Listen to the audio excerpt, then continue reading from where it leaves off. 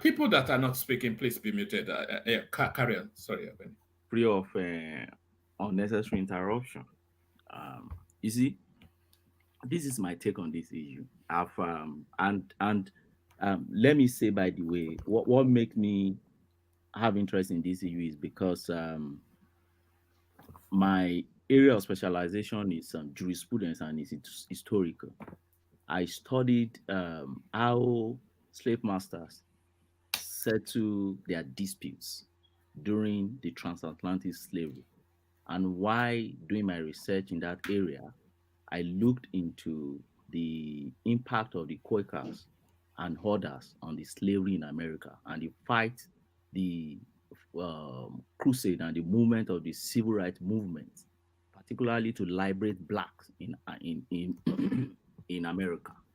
And that makes me to have a little understanding of what an average black person, not a Nigerian, that traveled to America, but those ones that you can say they are indigenous American but black, their experience. First and foremost, I learned everybody saying, or many people saying, "Oh, um, they are putting on victim attitude." I don't think so. When you're a victim, you're a victim. If you're a victim and you're claiming to be a victim, you are not putting on victim attitude. You are simply a victim. When somebody come and say you are putting on victim attitude, the person does not really understand your situation. An average black American is not the same or does not share the same experience with a Nigerian or an African that is just coming into the shore, because you have a good parental background, you have a good family structure, you're you are well educated before you come into that space. Many Nigerians that travel to Americans are, at least you have your first degree, many, before you're traveling to that space. So there is a level from which you're starting from. Even if you're going back to ground zero, there is a prospect, there's a potential you have ahead of you. But you don't compare yourself to somebody who psyche has been battered over years, who has no good parental background, who have no good family background. Don't compare yourself to that kind of person at all. As a matter of fact, you can't put yourself in their shoes.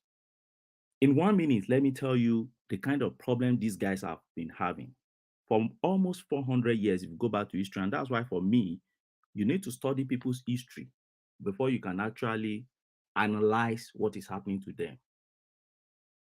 1495, Christopher Columbus discovered that place, or discovered them. They were already there.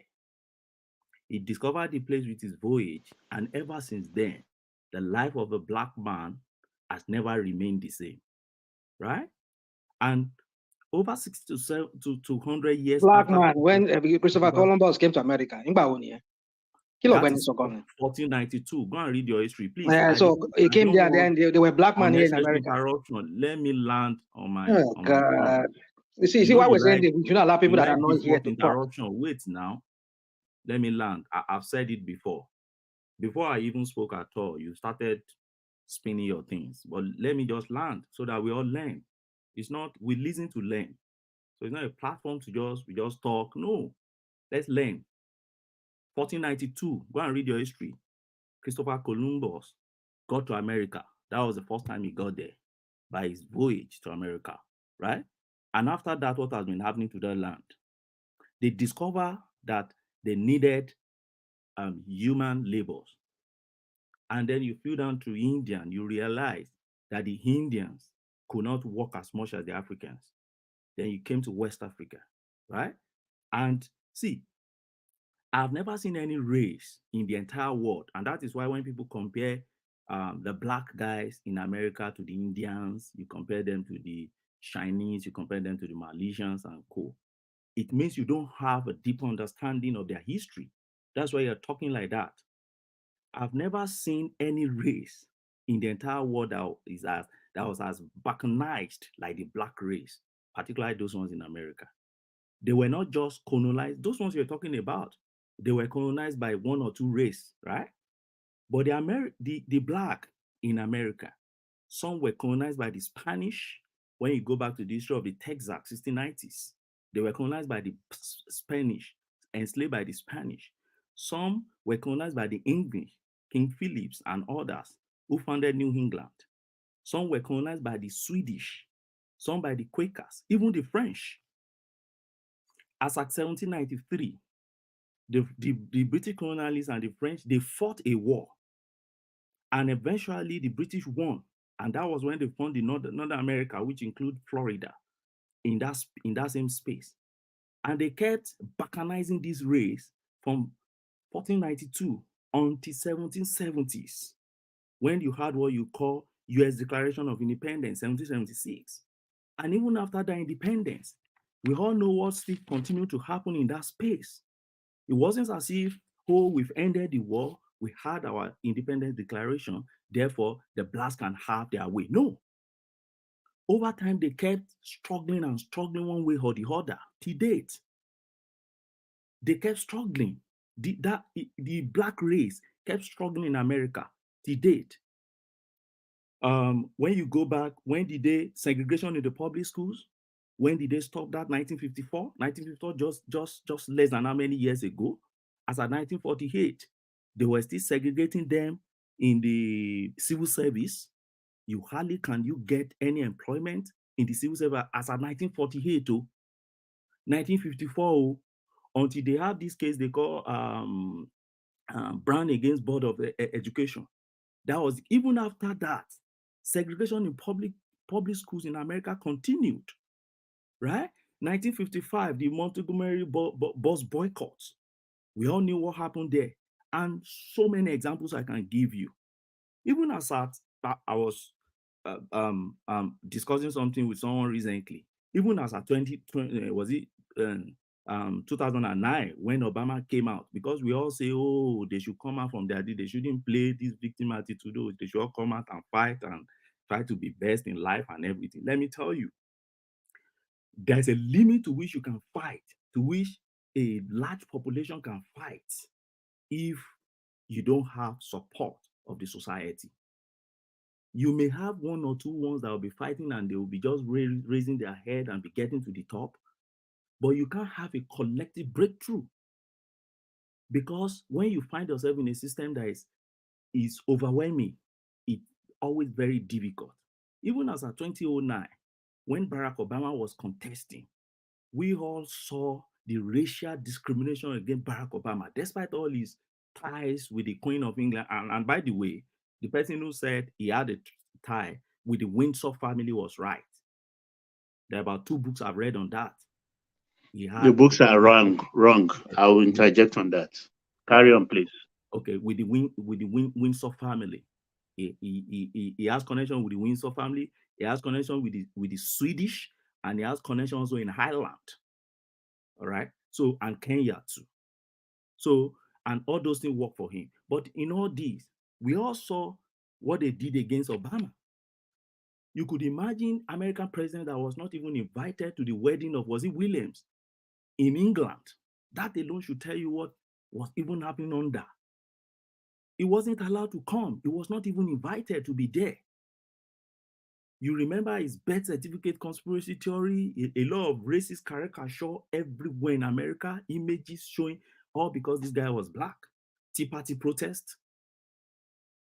And what do you call this guy? That representative, Joe Wilson, that attacked Obama, and a lot of racial discrimination against this guy. You go to social media back then, a lot in 2009. But yes, out of all these, yes, he emerged, he became a president, first black man and everything. But how many black guys do you think can even fight that kind of, fight the guy fought? So my submission is this: see, the black Americans are fighting this, they are fighting a system that has been woven against them.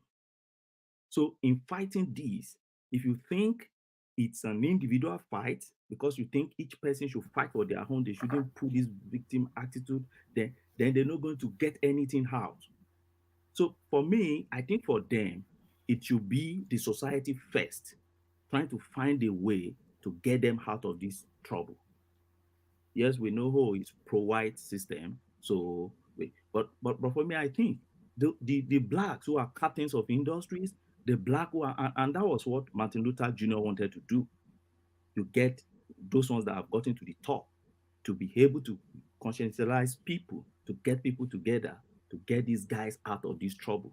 But we can never blame them for where they find themselves. That's just my submission. Ogwene, what about what Princess was saying earlier on, that she goes into these communities, there's a lot of facilitation in terms of grants towards education, employment opportunities, but they want to subsist on the welfarist state because they've just traditionally been within that space. It's not as though there's not a pathway out of where they are that society provides, but they don't avail themselves of it. Oh man, this is my answer to that. And I will use an analogy to answer that question. When you go to Nigerian space, they will tell you opportunities for everybody in Nigeria. Education is for everybody. After all, primary schools are there, secondary schools are there. So if you don't find anybody going to school, then it's the person's problem.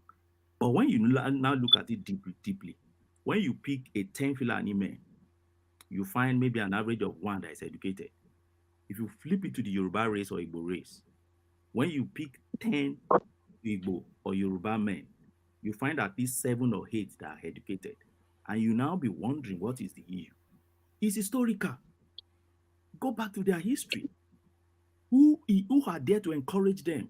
Somebody gave an example. Is it Baba Jale Kuku that said most of the American or many of the American kids were raised by their mothers.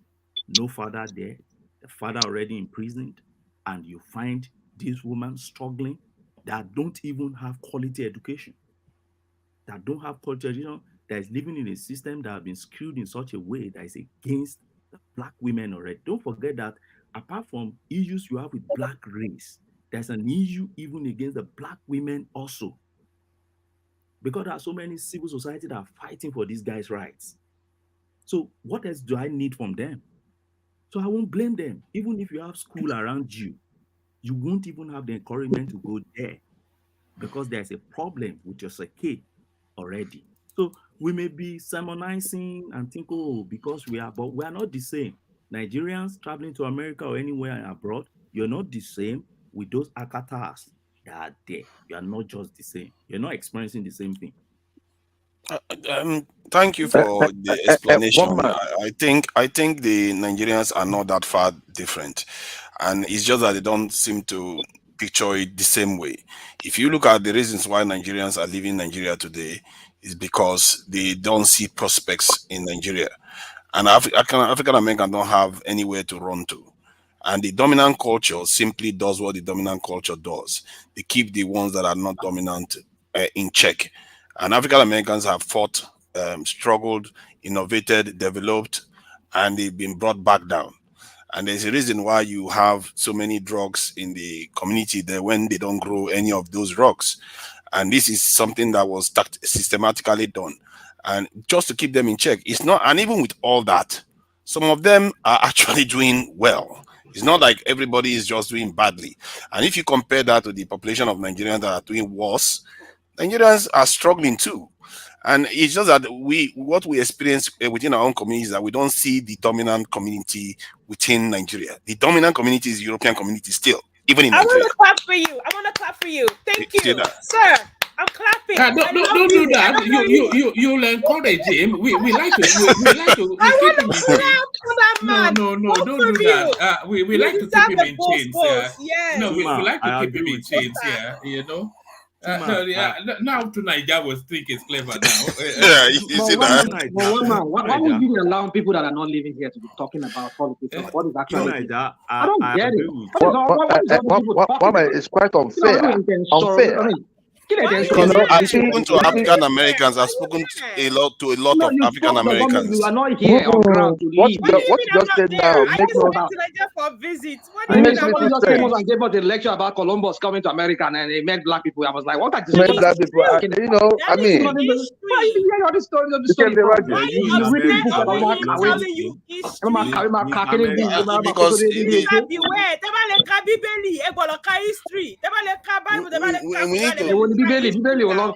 to. Let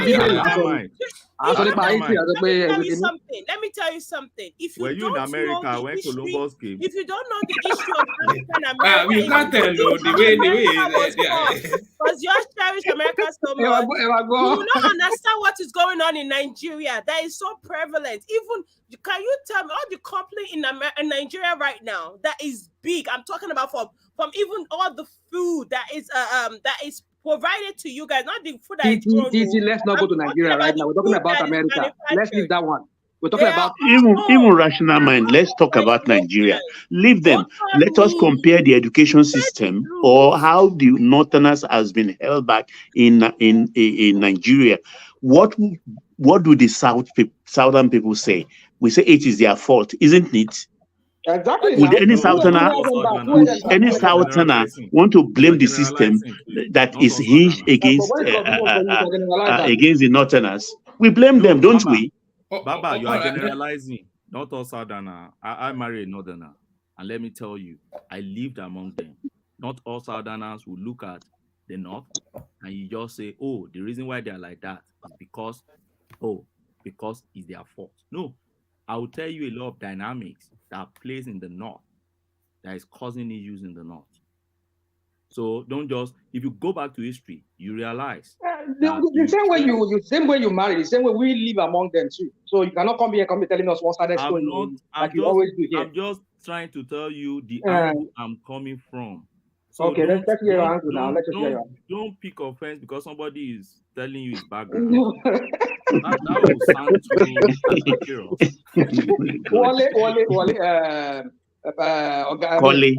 Wale. I mean, you know, the man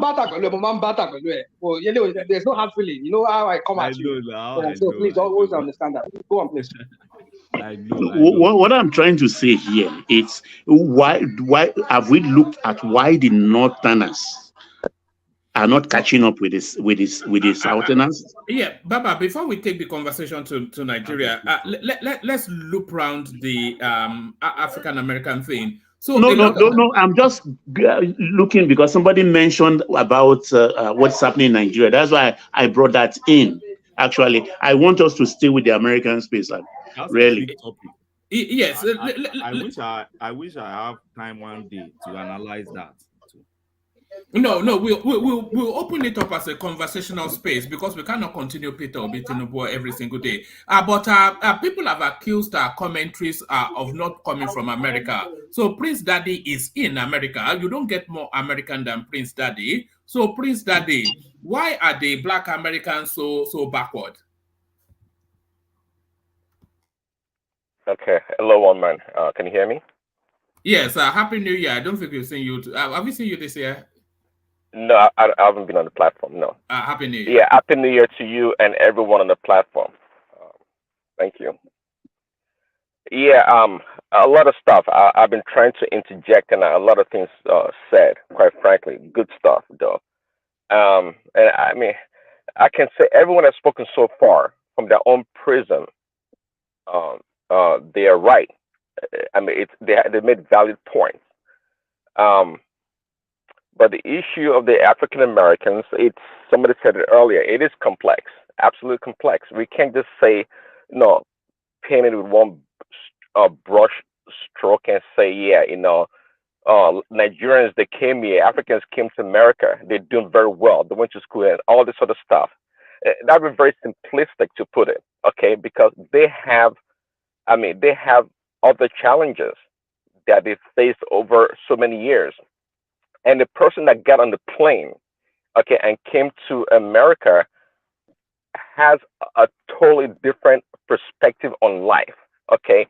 If you're going to invest, I mean, we know about a lot of people that sell their properties, sell everything they have, and came to America or went to Europe. They have a mission. They have a mission. Then somebody that's been here, that's been beat down for such a long time, and they can't really seem to get things going. But I'll tell you one thing, one man, I don't make no excuse for the African Americans. I think Titi was saying earlier, I mean, she made a great submission, especially when it came to the school system, the educational system, right? They have a lot of challenges. Somebody talked about that family orientation, one single mother, household, and all these things. All these things are valid.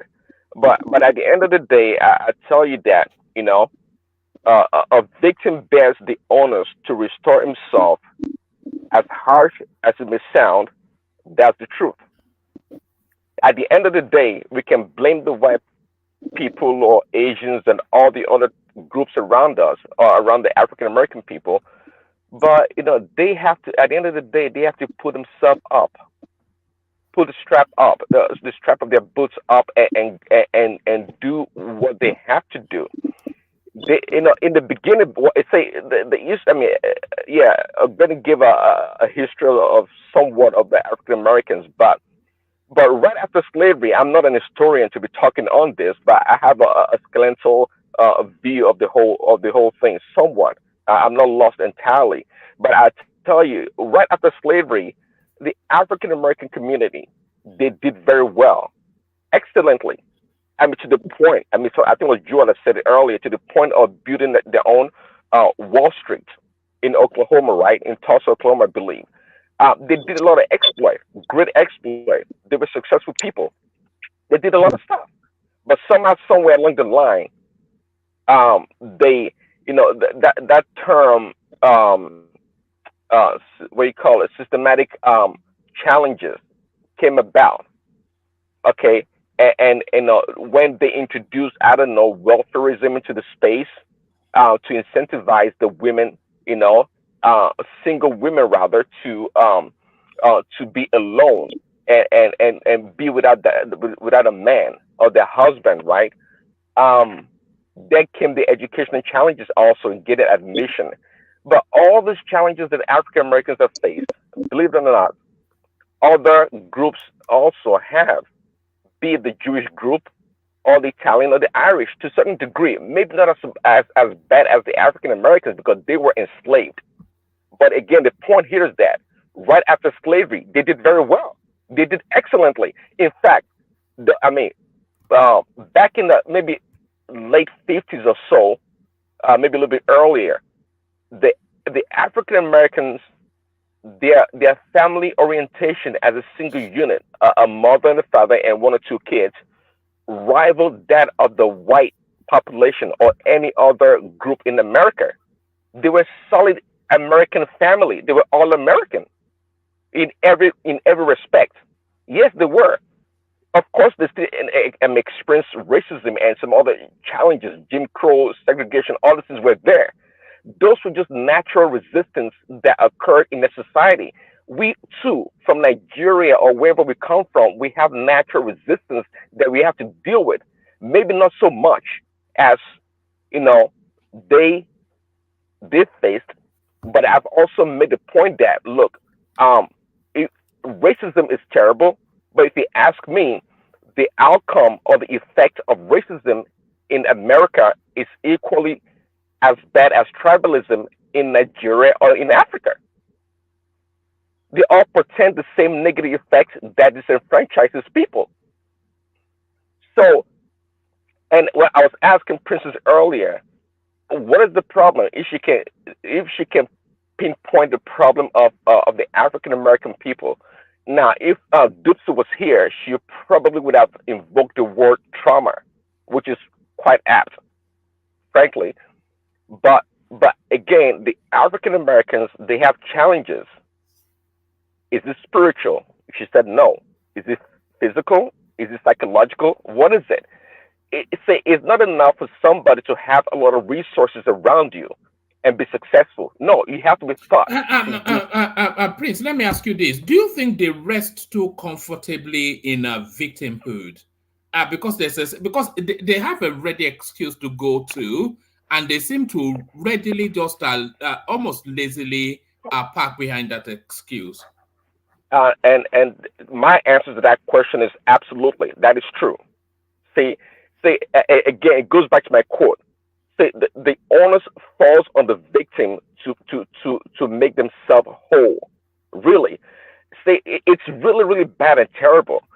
I mean, I have some I've had an interaction with school system also, but this young African American children absolutely they carry this victim mentality.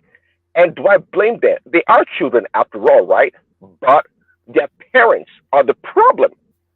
See, when their parents will not correct these children when they do wrong, and they're quick to point a finger at the white man or the Asians, it's a big problem. It's a big problem. See, at the end of the day, if you ask me, the African Americans, they are their own biggest challenge or problem in trying to free themselves or restore themselves in the American society.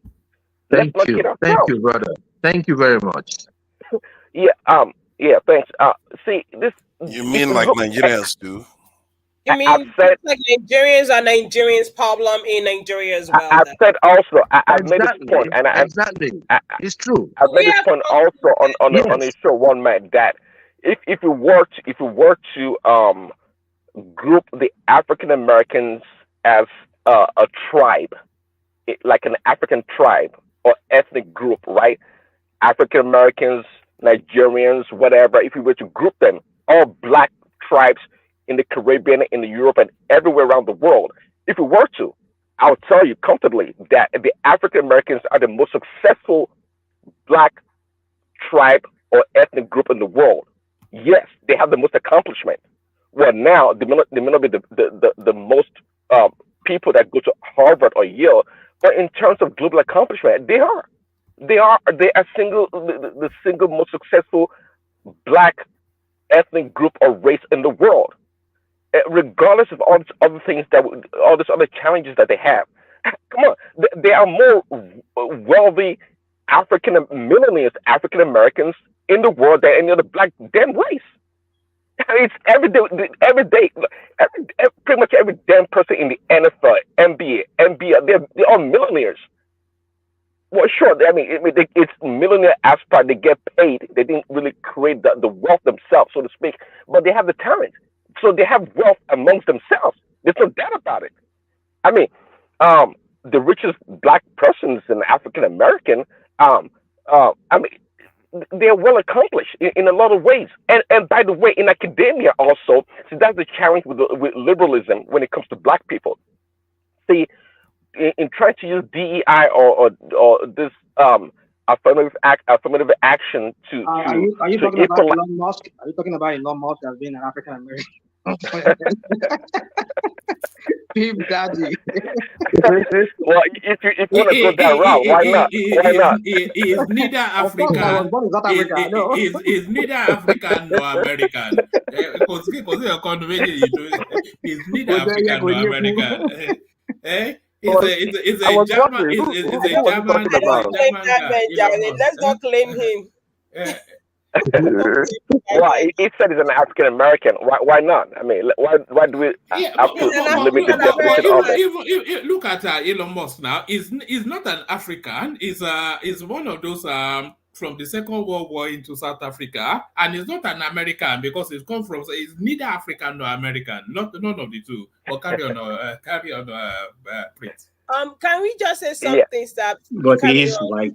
we just say one thing, please? If you guys are going to talk about the African Okay, great. American in the chat or even in the post, please do not insult them, okay? Because we're trying to liberate ourselves and come together. I agree with that. So insulting them is kind of separating us. So don't let us insult Are you new to YouTube? Titi, you're asking people not to insult on I'm begging. We're trying to liberate now. I did those was I even see you insulting them there, but carry on, please. Sorry. That's all Yeah. right. So yeah. Yeah. Again, they have a lot of challenges, but it's not as easy as we put it. You know, America has a lot of resources. Let them go get a job. Let them do this and that. Let them go to school. Yeah. You know, easier said than done, but nonetheless, they they lack. See, they are human beings just like everybody else. No, their leadership is also greedy. See, their leadership are also they've sold out. Let's not kid ourselves. If, for example, if you want to trace the formation, the origin of the NAACP, for example, what that and I was talking about it when an institution changes, meaning that they digress from their core mission or vision, right? We have to recognize that and call it into question. And a good example of that is the NAACP. Gone are the days where they actually try to push for the betterment of African Americans. Now they just are part of this corporatocracy in trying to siphon money from the white corporate world in order to pad their own pockets. They don't care for the African Americans. They are part of the exploitation. Exactly. Exploitation is the right word. Exactly. Do we start to mention names here? Jesse Jackson's Rainbow Coalition push, that's a joke also. They exploit their own people. They exploit the African Americans. And this person that I despise, I'm not the one to despise anyone, Al Sharpton, is the worst of the worst. Is the worst of the kind. Is the worst black leadership out there. These people, they sell out their own people. They don't have the interest of the African Americans. They don't. But they like to point the finger at the white man as being the problem. Not at all. See, in life, we all face challenges. The Jews also, they face a lot of challenges. Are you kidding me? From Spain? From Spain to all around Europe? Do you want to go to Nazi Germany? Come on. In fact, if we want to be honest, it's a flip of a coin, Prince Daddy. Who is the most persecuted person on the planet? The Jews or the blacks? They've suffered persecution. I don't know if it's as much as blacks, but they've suffered thousands of years. See, I know you don't want to go into, we don't have to go into the Bible to give an account of their suffering, but all we have to do is just stick to the modern times. Let's stick. Who suffered? Are we talking about many black? Don't talk about them. You cannot compare. We can talk about them. I'm sorry, go ahead. Let's remove them from topic completely. You see, when you go back to the history, you can never compare how the black race in the world has been balkanized to the Jews. You cannot. Let me give you an instance. After Holocaust and the Jews were coming out from the whole issue, almost the entire world rose up to hate them. They were getting hate back and forth. There were reparation. There were resettlements. Did we get that at all? The black race? None. We did not get any to date. Even how do we go about that? Few African leaders that have come out to ask for reparation for Africans have been killed mysteriously. Go back to history and check them. So please, you can't leave that reparation out. Well, yeah, I see your point of Benny, but at the same time, if they pay you reparation, you still it's an unworkable thing. You still continue, and it will be. Please forget that reparation thing, please. Hold on. What they you with black? The Jews got it. Why? Because the Jews got it now. Because they are united and they know what they're doing. They actually work for it. They actually work for it. Yes, they work for it. They asked for it. They were outspoken. They defied. Who works for what? They compile records. Yes, but look at evidences. Even by the time one black man is raising it, another black man is telling you, forget about it.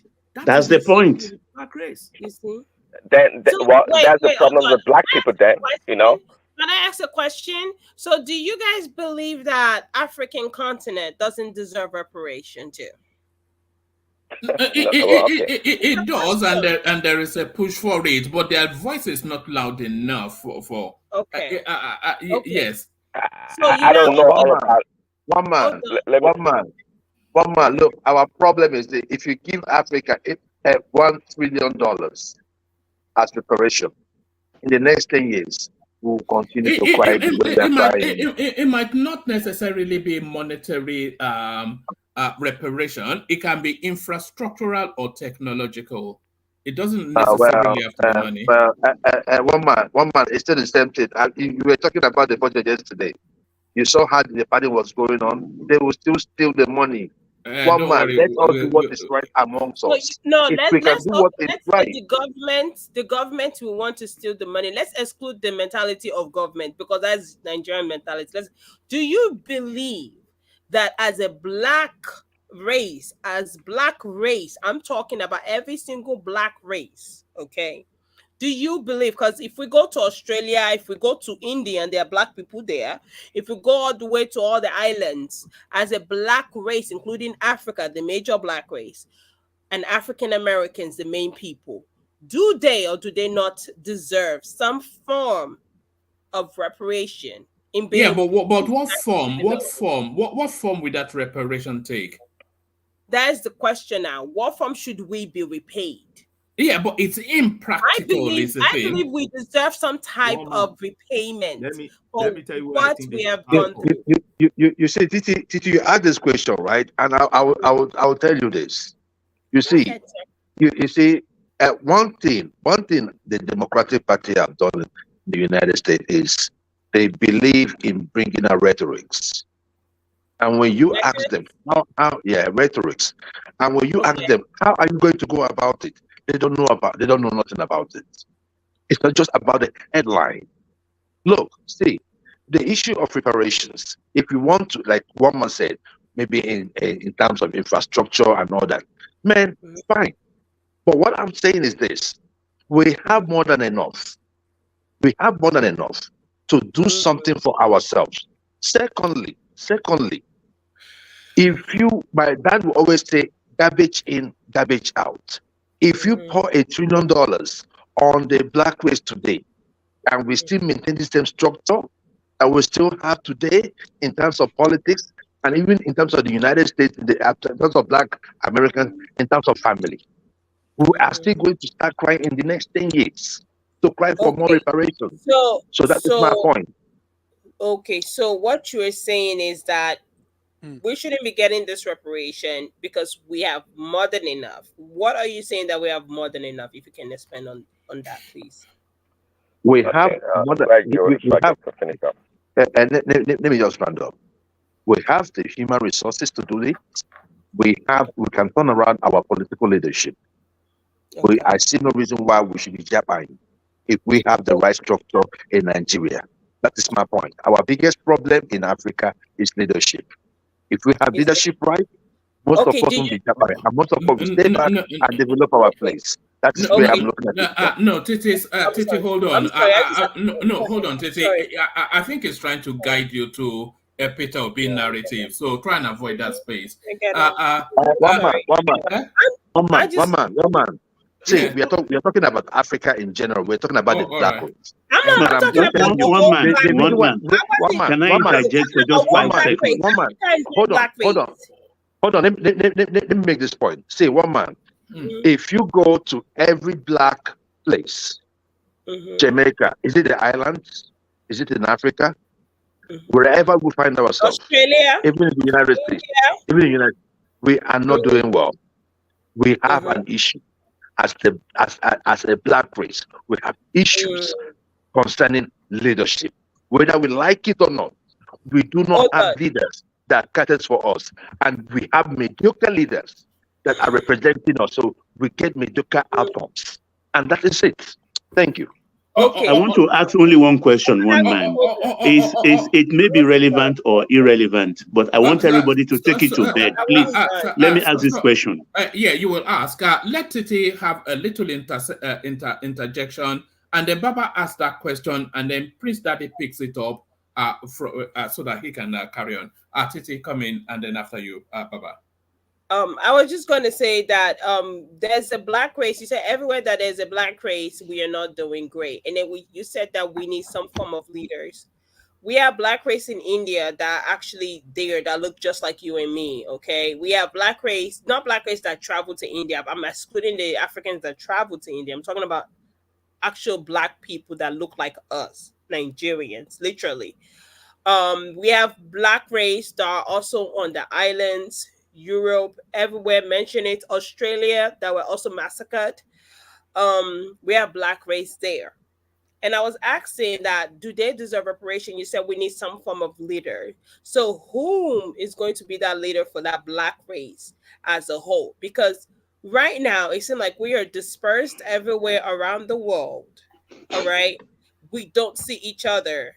And we we as Nigerians, I always say I'm grateful enough to be in a safe space. I will always say safe space in Nigeria. We don't see each other, we don't understand each other, and you're saying that we don't deserve a reparation because we have the manpower. So what is separating us in coming together as a whole group of people and being able to trump down tribalism? People that is the tribalism, the people that are separating us in general, and being able to have our power back. Because you're saying government, government, government. You have to understand Nigerian government's only rule for Nigeria. What about all of these black people that are everywhere else? So what leader are we going to look for? What leader do we how can leader come out?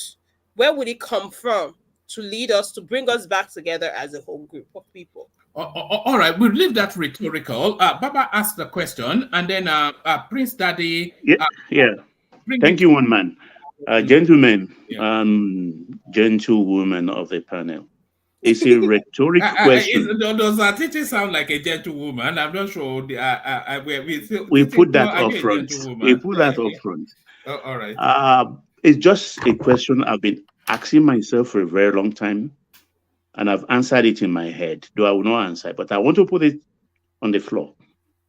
Let's go to bed with it. Or those who have the answers, let them answer right now. I'm not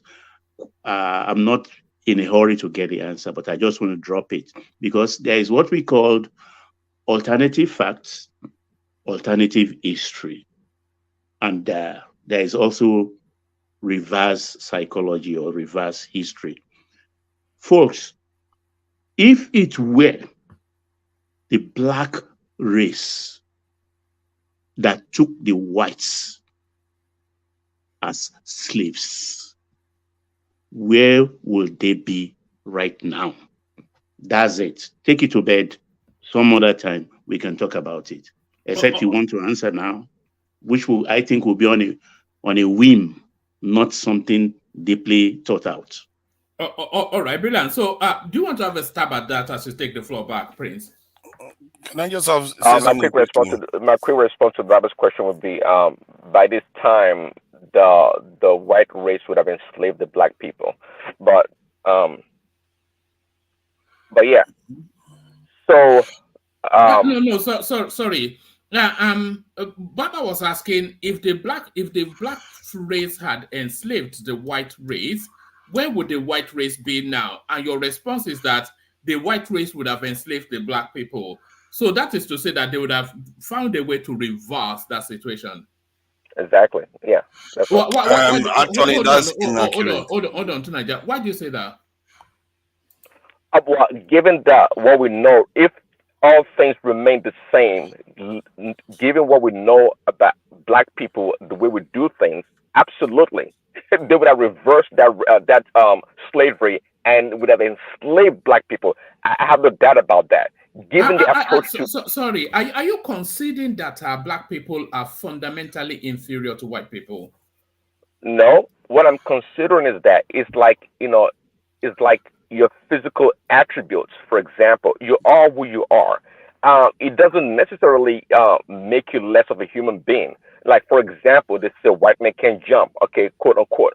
But black people naturally have this what they call a high twitch muscle. They're more likely to be able to jump higher because of the way they are. They're structured, their genetic makeup.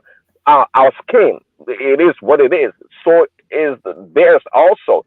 So my point is that the way white people are, how more practical, systematic they are to approach in everything that they do. By now, from day one when they were enslaved, they would have been planning to eventually displace or dislodge the black people and enslave them. No doubt. Can I say something to that? Can I say that is like a saying that I get what you're saying. I actually understand exactly what you're saying. Like someone was saying that while the blacks, African, were fighting among each other, white people were already taking all of their lands. The point is, white people, palm color people don't like each other, but they will come together for one cause and one cause only, getting ready to either fight for themselves to free themselves, or getting ready to either destroy and work as a group. That's the only thing that will come together. But they don't like each other, and you will never know this.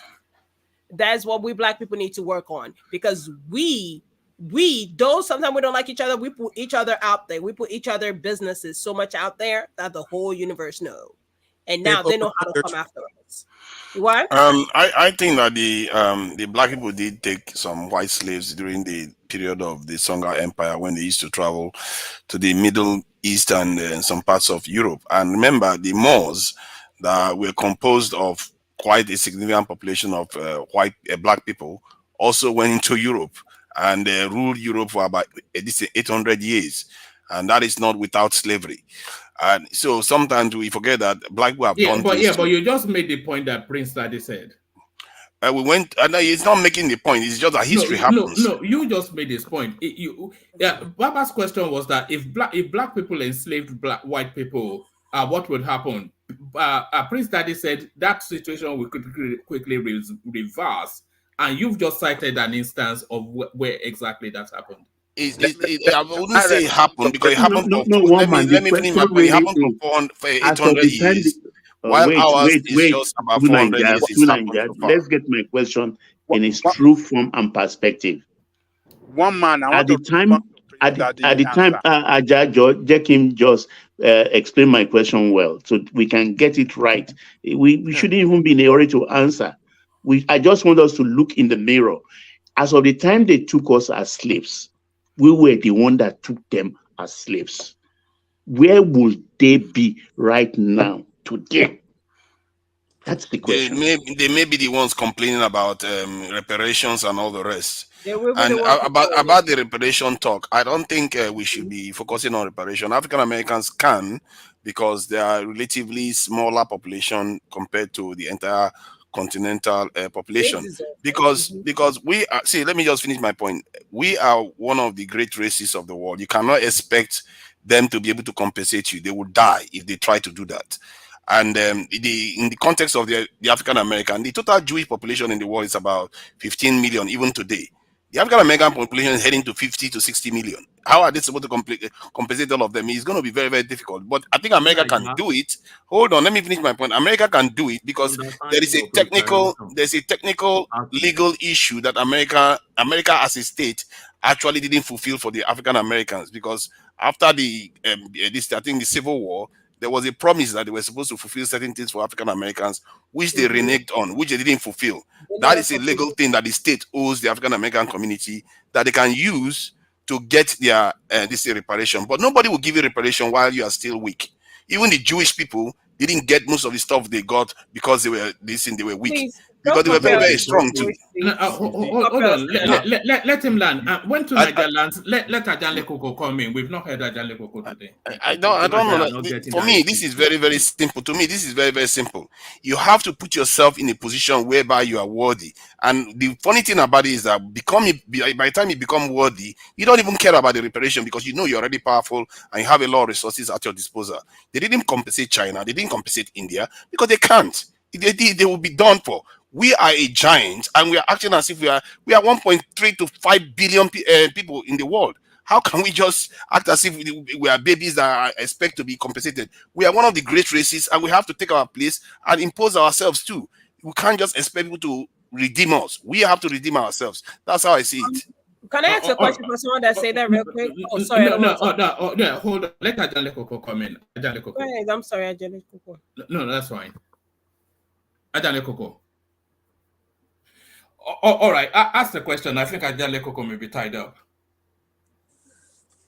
Oh, I was gonna say, do you believe that Black Africans should also come together and claim back all of their people that are abroad? I'm talking about the African Americans, everyone that was exiled.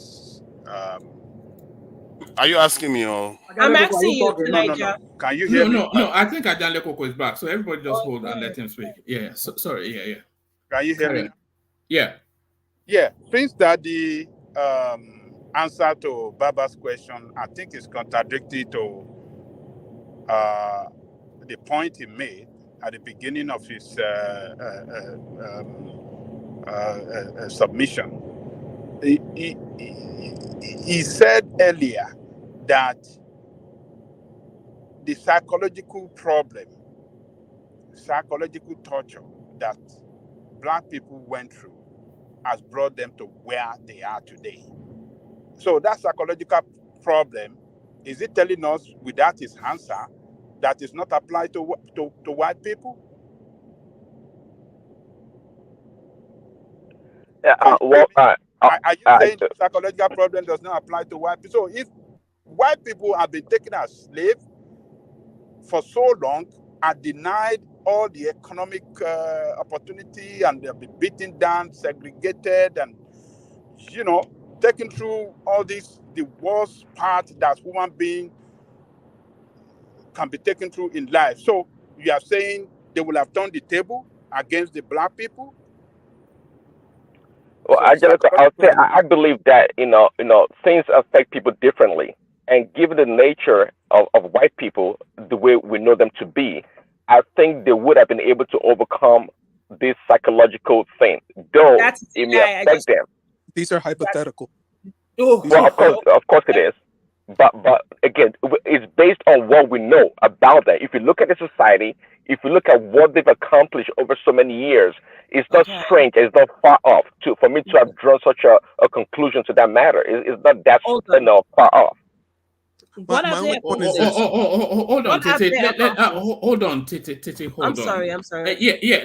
Let Prince Daddy land, and then after Prince Daddy lands, I want to bring Chuku into the conversation. Prince Daddy, carry on. Is Chuku not Pansat? No, Chuku is not Pansat. Chuku is an intelligent young man. Pansat is a psychiatric patient.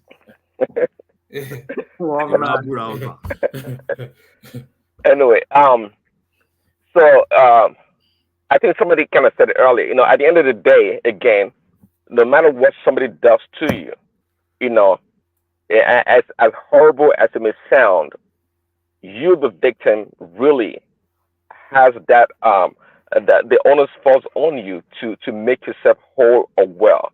It's tough thing to do, and really at the end of the day, you look at your society, you look at things, and you try to make sense of it. And I've said, look, if the challenges for African Americans really in American society, as bad as they may appear to be, it's just what I call a resistance. And we can't just fold our hands and sit back and say, oh, no, now let the white man fix us. Now, that's a joke. And if they ever did, you would never be whole or be a true, full person, human being. You and your community and your leaders have to come together and fix the problem. Okay? There's no doubt that there's so much machination, if you want to put it that way, against the black people in this country. But again, I'm taking it back to the 50s, right after slavery. Somebody said earlier that the freed perhaps wealthy black people had 6 horses in their carriage, while the white man had only 2.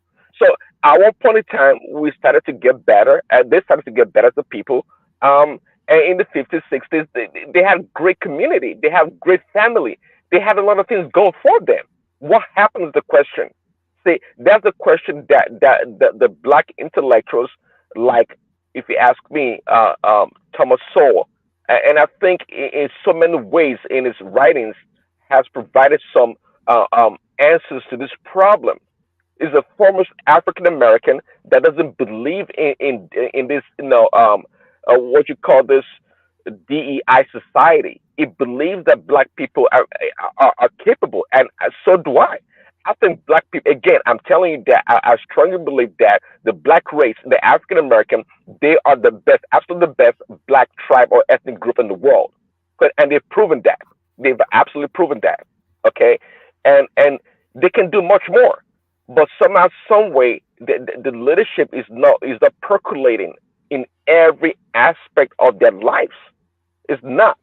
They have greedy leaders. You see, their leaders are equally as greedy and bad as our leaders back in Nigeria or Africa. I'm telling you. And this reparation thing we're talking about, I can understand the issue of the Jewish people. They only have one country. It's called Israel. One little tiny country. But we Africans, we have what? If you want to remove the Arab nations or countries in Africa, we have about 50 or so countries, black nations, we call black nations. What are we doing? If we genuinely care about the suffering of Black African Americans in America and elsewhere around the world, then we should have done something about it. Why should we have to always wait for the white man to come and do things for us? I mean, the notion that one man thinks that reparations should come in form of our infrastructure development, I don't buy into that. Why do we have to wait for them? After all, we have the resources. Hold on to this. After all, we have the resources. We claim to have the intellectual capacity and ability. How come we can't do things for ourselves? How come? See, if we were a serious people, we could have so much connection with the African American. I know they're trying to do right now in Ghana and some other places, but it's such a crude and crass way. That's how they're trying to do it. But I'm talking about real development, trying to tap into the talent of the African Americans here in America to bring them to Africa to help us. Yes, they are. I mean, you'll be surprised. We'll look down, and I'm not one of them. And I don't like to talk down on any group for that matter, but especially the African Americans. See, it's easy for us to come from, to carry our bags or whatever from Africa and come here and start looking down on them or go work, go do this and that. No, I don't do that. To me, unlike many Africans, and I know you Africans, I say you African, I'm assuming everyone here is African. You African, including myself. No, I'm not African. I'm not African. I know you are something else. Yes. It's not even of this world. Never mind being African.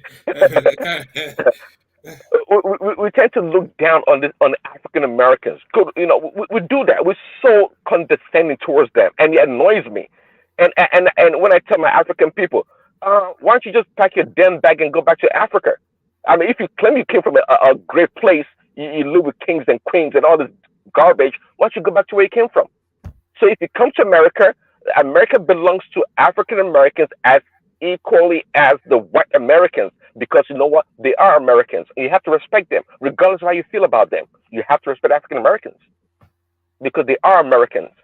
Okay, they paved the way in so many ways for you people, But people, there's so much lack of knowledge amongst ourselves, lack of knowledge, and the wrong information to the African American community. I'm telling you, these people are a great people. They've gone through a lot. Remember, they did a kind of a selection process in breeding the slaves. Prince Daddy. No. Let Prince land. I want to hear from Chukwu next, so that every voice is. Yeah, give me a couple more minutes. Yeah. They breed as African people. So the survival of the fittest, or the best of the best, was somehow brought together to create this community of African Americans.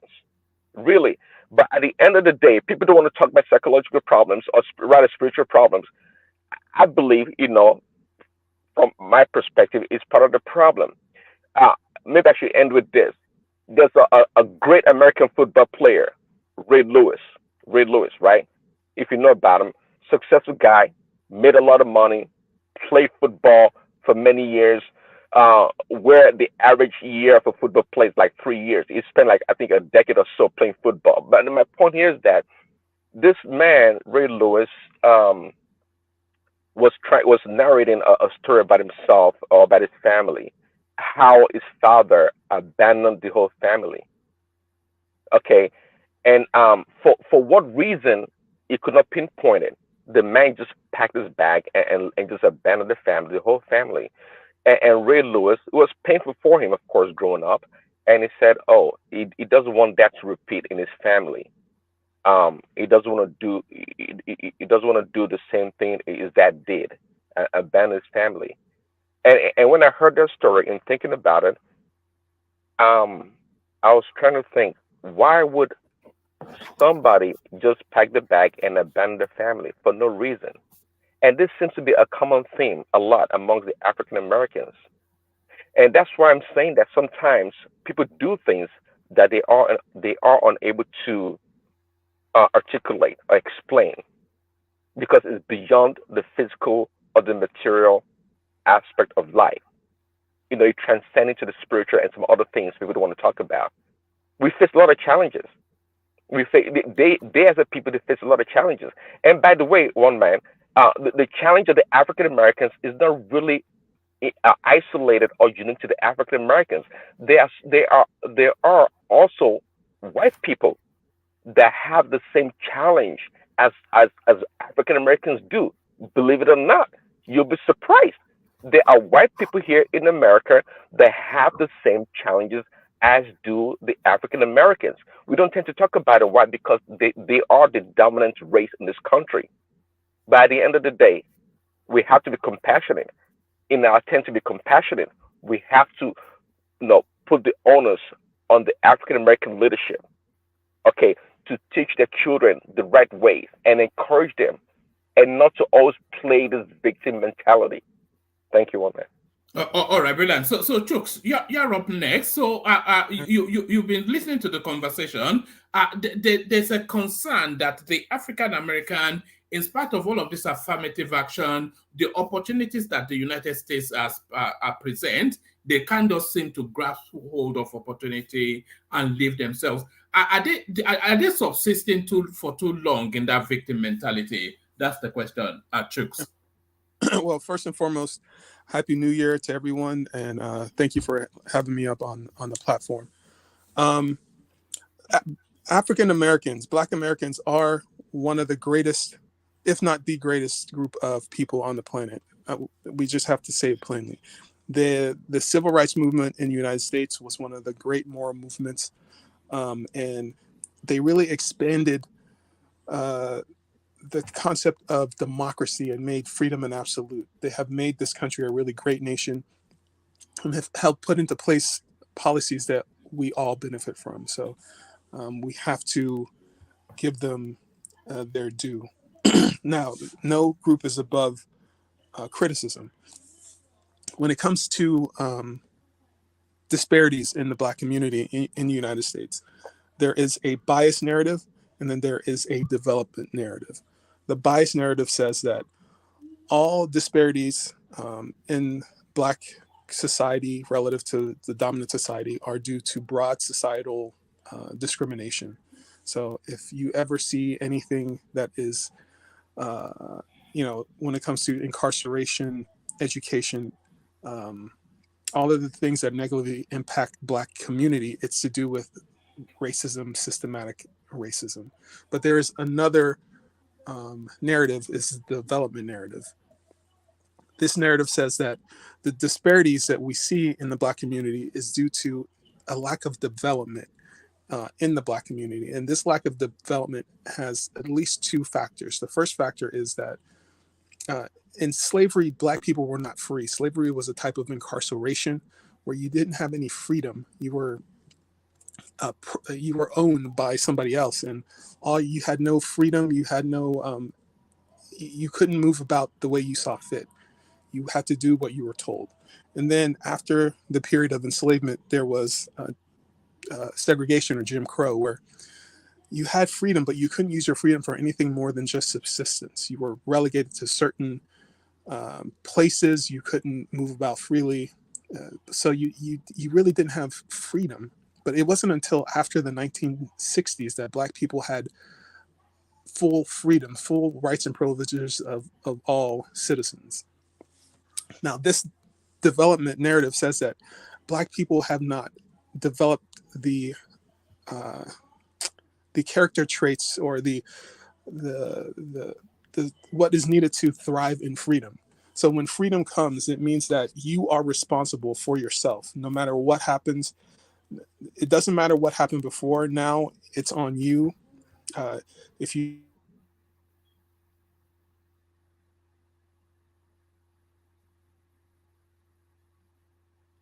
Can anyone hear me? I can hear you loud and clear.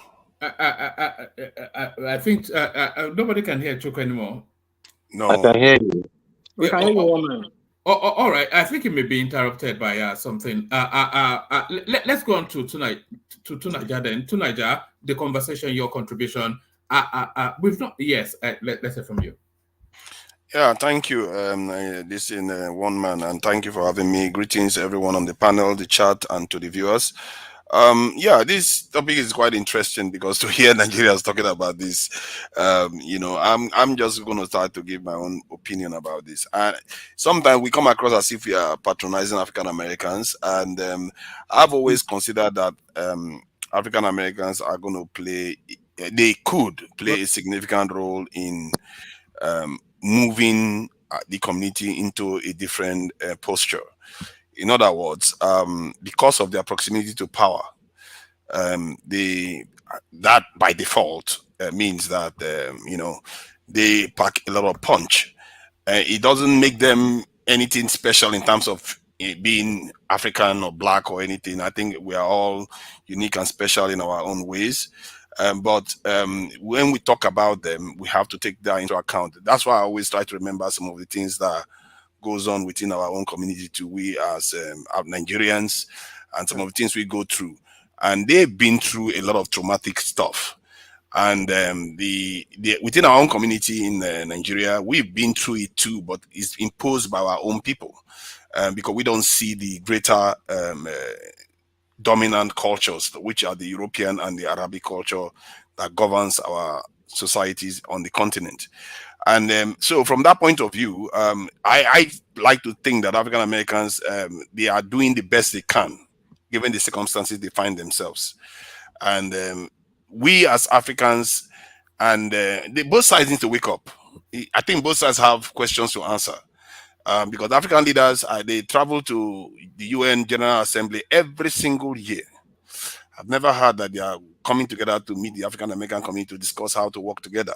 Why not? There's no reason why you shouldn't be meeting them, because the Jews do that all the time. I'm not trying to, it's a good thing. You have to meet your own and discuss how you guys can work together and strategize to better yourselves, because clearly we are not doing exceptionally well. Whenever I speak to my African American brothers and sisters, I always remind them that, including South Africans, by the way, that they have to remember that when you are in societies like this, you want to put yourself in a situation whereby you start controlling strategic aspects of that society. And so far, the only space they have been allowed in the US tend to be within the music and entertainment or sports area. And that is not good enough, because clearly there are consequences to these things. If you go by the history, you saw the people that were put in the gas chamber. Those guys used to buy slaves. They used to own ships, and they ended up in gas chamber. It tells you that there's no substitute for power but power. And we have to recognize that and start working with each other. And I believe that if Africa starts getting its act together and collaborating with the greater diaspora, I believe that our potential has no limits. What gas chamber are you talking about? What are you talking about? There are only a few people that have been to gas chamber, so I don't need to. Elaborate. They used to own slaves. Is that what you're saying? Yes, they used to. And because where did you read this from? It's a fact. They are the original slave traders now. Even in the yes, and then they sell them for what we call this molasses. Even the good book didn't go against it. They were the molasses. They buy molasses, then trade it for one of us, and then after they trade it for one of us, they use the molasses and sell it back to us for an alcohol. Are you saying the J also were also involved in slave trade? They were very much involved in it. Even in the trans-Saharan slave trade, they were there as well. Can I ask a question? Can I ask Tunaja a question? Yeah, carry on. This is new to me. Okay, Tunaja, I've listened to your understanding of the African leaders and their relationship with the Black American guys. I want to ask you a question. Have you read about Gaddafi's efforts to or connection with the Black American guys before you make that statement that African leaders don't go to even have any close relationship or anything with them? Well, sorry, that was to the Nation of Islam, and that was radical. Can I say something, guys? Hold on, Titi. When was saying something? No, I'm not saying anything big. Just one thing. I want you guys to look up something called a Memorandum 46 Look it up. It is how the whole thing was played out, what American did. So you guys should look up Memorandum 46 and read about it. So we did have relationship with them, but they kind of messed it up. I actually have it here too. So if you guys want, please include the link. I would like to check that out. Hey, no, carry on. I'll bring that up whilst. Take it. Let me tell you. And somebody just dropped it now. Farrakhan and Gaddafi, they were very close in terms of relationship. Gaddafi really tried. So don't make a general statement that African leaders don't go to that space. No, they do. Gaddafi, there was a party called Black Panther Party. I don't know if you are aware of that party. That party was established in the 60s until it gone to extinct in the sometimes around 1980, maybe 2 or 83. And that particular party was this African. I thought it's a movement, a radical movement for blacks. Yes. Yeah, the Black Panthers. Yeah, it was founded by this. We really need to be having just okay. I think your point about Gaddafi. Your point about Gaddafi. Can I just? No, let me just land. Whenever you see Gaddafi in America, go and watch him very well and read about Gaddafi. Gaddafi would always go to that space. You find Gaddafi most time in Jamaica to talk to them about why they must come back to Africa. So don't make general statement that African leaders don't go to them. No. But Ogbeni, have you thought about the 6 millions of us the Arabs took, and we never saw them till today, except Baba, a very few? If you are talking about the 6 million, how about the 10 million that King Leopold? No, we know that. That's what we are talking about, because you're talking about the Arabs now, and I'm telling you that these people are hypocrites. I don't even like talking about them at all. But they took 6 million people, and I can't find anyone today. Somebody killed 10 Focusing million. on the past is We are not talking about 6 million Holocaust. You see, those are the things we should be talking about as Africans. Seriously. All right. I think Chuku is back, but Prince Tunaja rather has the floor. So Tunaja, continue with your submission, and then after that we hear from Chuku to pick it up from where he was. Thank you. Yeah, I take your point about Gaddafi, but that is equivalent to being trying to be saved by somebody that is not even of your race. After we've got how many 40 something to 50 something countries on the continent, you are referencing somebody that is technically within their country. They are selling black people right now, and so if they were so pro-black, the legacy he should have left behind would be different. And so you have to use your teeth to count your tongue to count the number of teeth in your mouth. You have to look for your own, and our own are not doing it. You don't see this in Buhari or Abacha or any of our leaders. Very, very rarely. See, Gaddafi is African. When I refer to African leaders, I'm talking about black African leaders. That's what I mean. Okay. Is African only about the people who are dark in color or brown? No, they are African, but the ones, the family the African Americans come from is not from North Africa, clearly. No, you're getting it wrong. You see? Well, yes. Many of the black guys, when they trace this thing, they trace it to West Africa, right? But you have the trace of Africa. For instance, the same you mentioned Shongai. Shongai was Mali, was at the Mali area, the Upper Sahel. So if you are citing them as an example of the black race, why would you now exempt Gaddafi from being an African leader? Because Gaddafi is from Libya. Kwame Nkrumah and all those guys. I've never seen a leader that you could actually pick as an example in African soil like Gaddafi. No, I'm not saying he's not. He didn't Gaddafi out of African leadership. Hold on, I'm not taking him out of African leadership. Even if you try to say, Gaddafi is African leadership and he went to the African American, it's just one amongst many. And so many. Let me give you another example. You see, that's why I said try to go.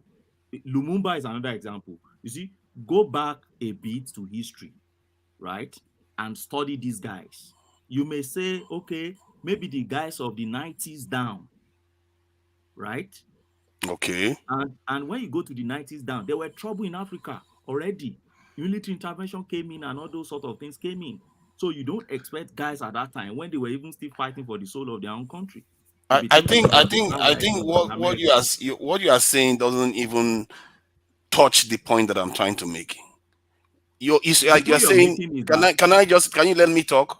Okay, that's fine. Let me talk. See, if you make contact with somebody once or twice amongst possible 50-something times or 60 times, would you consider that contact? We're talking about contact that has to be continuous, collaboration that has to be continuous over time. That is not what we've had. And we are talking about 50-something countries on the continent. You mentioned a few leaders within decades of each other. So that is not contact that I'm referring to here. I'm not saying that we are completely isolated from this thing. I'm sure even the Nigerian leader has met the African American community. Ghanaian president has met the African American community. I'm sure they have. But that is not what I'm talking about. I'm talking about a massive, continuous collaboration that involves, if you look at other communities, the way they cooperate continuously. They sign agreements. They are always reorganizing themselves. If I go online now and pull the page of agreements that Europeans are signing, I see they've not had enough agreement. These people are in NATO, they are in the EU, they are in Schengen, they are still signing agreement every year. How many times do you see that within African American community and the African continent or not? They barely even do that with the Brazilians or any other group. Hey, look at this situation that Haiti is facing right now. Our community is completely in tatters. There's no structure to it, and I take that I recognize the fact that there are some African leaders that are trying to do some things, like the Kenyan president and even the South Africans are trying. They are trying to reach out to the CARICOM organization, which is the Caribbean nations, and they are looking to work with them, but not that much more. We are not doing enough to collaborate within even within our own diaspora, not to mention the greater diaspora. We need to collaborate a lot more, because those ones that are in the diaspora have access that we do not necessarily have. They have insights that we do not necessarily have, because most of our people on the continent, the way we perceive Europeans is very different from the way African Americans perceive Europeans. They see through the kind of language that they use. They can call out certain things that we cannot necessarily see because they are used to them. That is the point I'm making.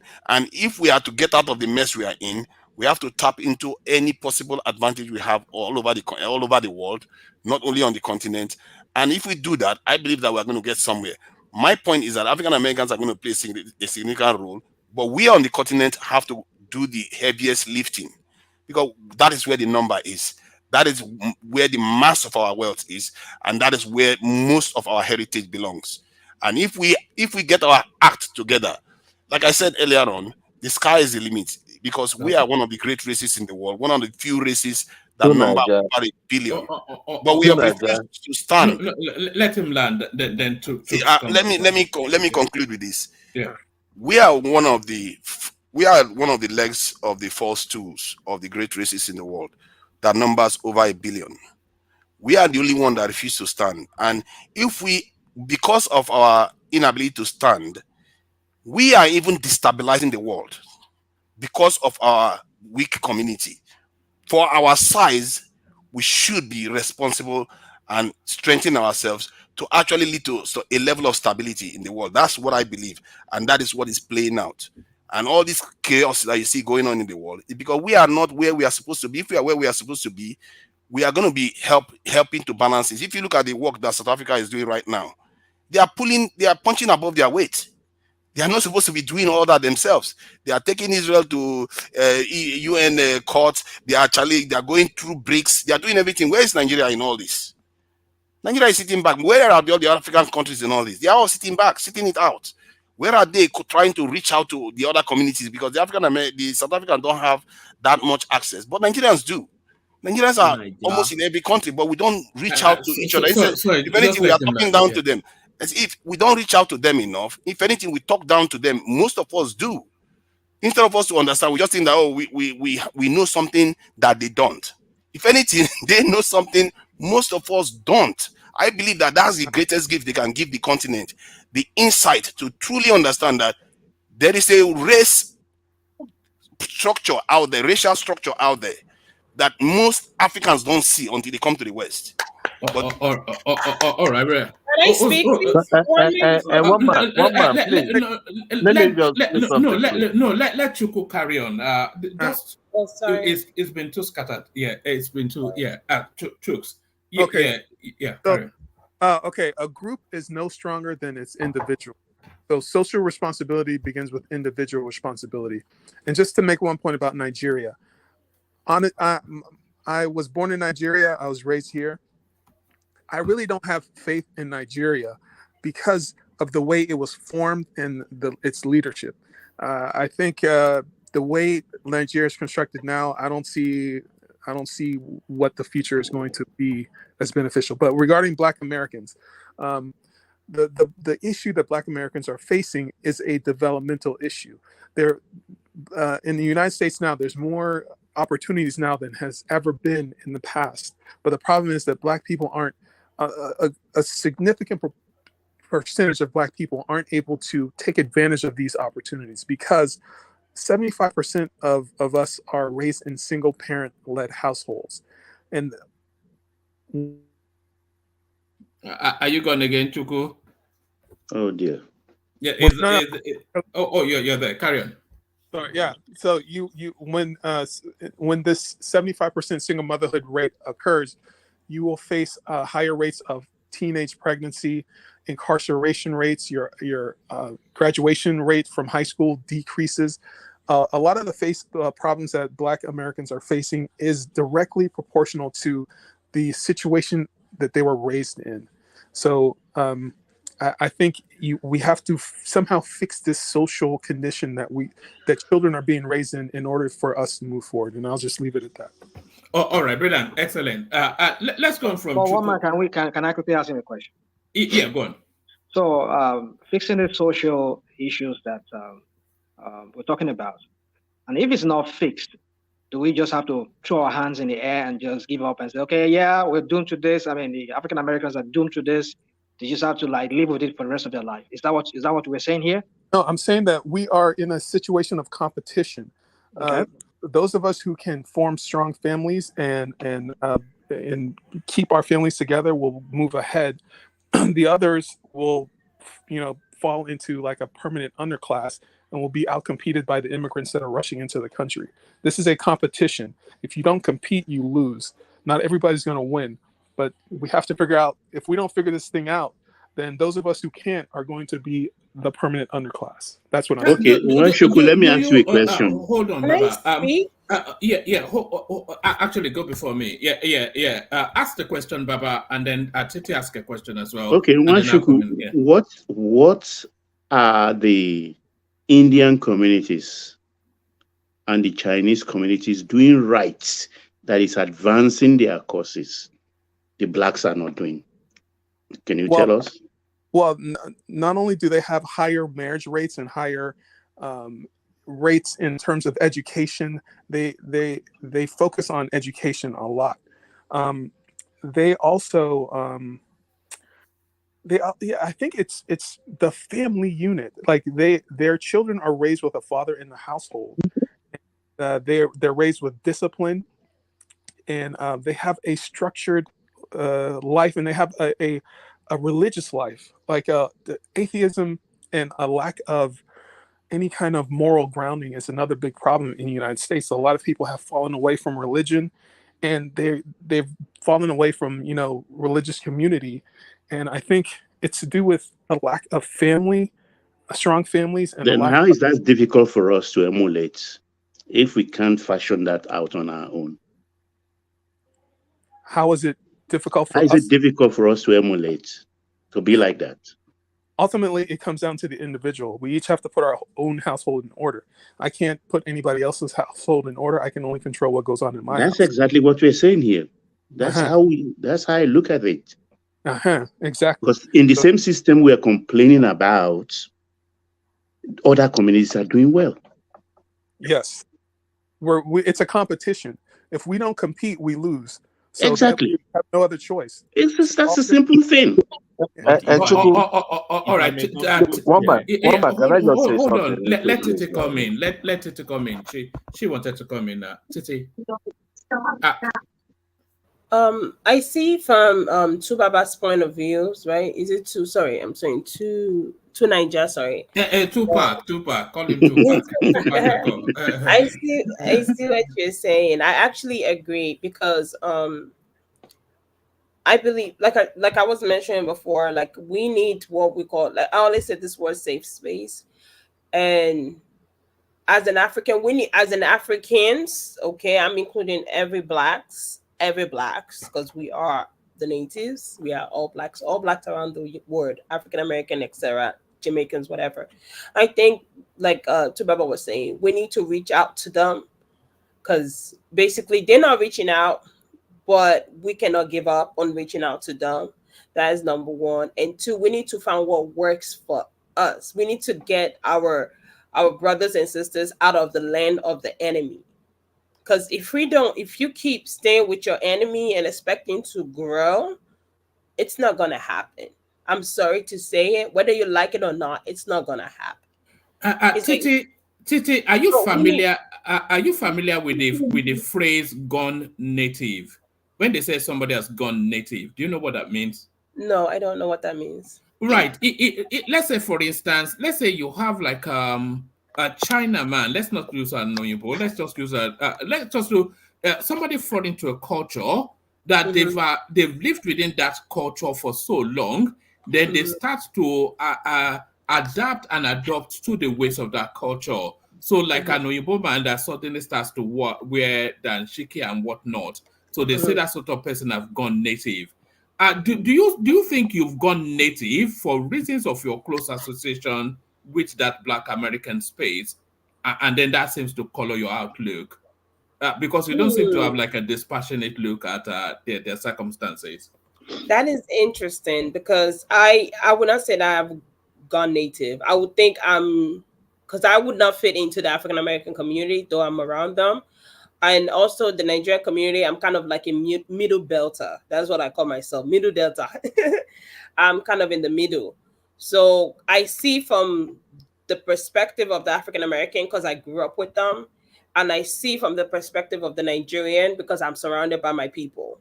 Because I'm sure, Chuku, you're probably aware of this if you're like me that grew up in America. We Nigerians, we are like a clique in America.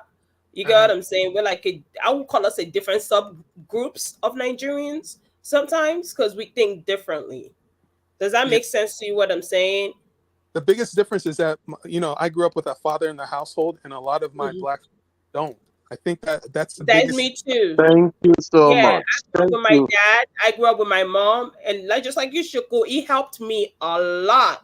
And I see the differences because we are safe. Like Shuku, like you get what I'm saying? Like we are safe. And I grew up in a community of Black people. So I'm able to see from their point of view when they come to school and talking to me. You get what I'm saying? Yeah. So that really put us in the middle belt. I didn't go native. It's just that I'm in that middle belt where I'm able to see from that Nigerian perspective, and then I'm able to see from that African American perspective. And then studying their history and everything give me more insight and understanding of who they are. And I believe that, like I said, we need to reach out to them, as I would say, particularly Nigerians. We need to reach out to them because whether we like to say it or not, Nigeria is a giant. I'm not trying to disregard any other African countries, but just like the Sahel matters. But Fansat is making a point here. Bill Clinton did not grow up with a father. That's a different topic. Can I just say something, please? Come in, Joel, and then after Joel, Ogweni.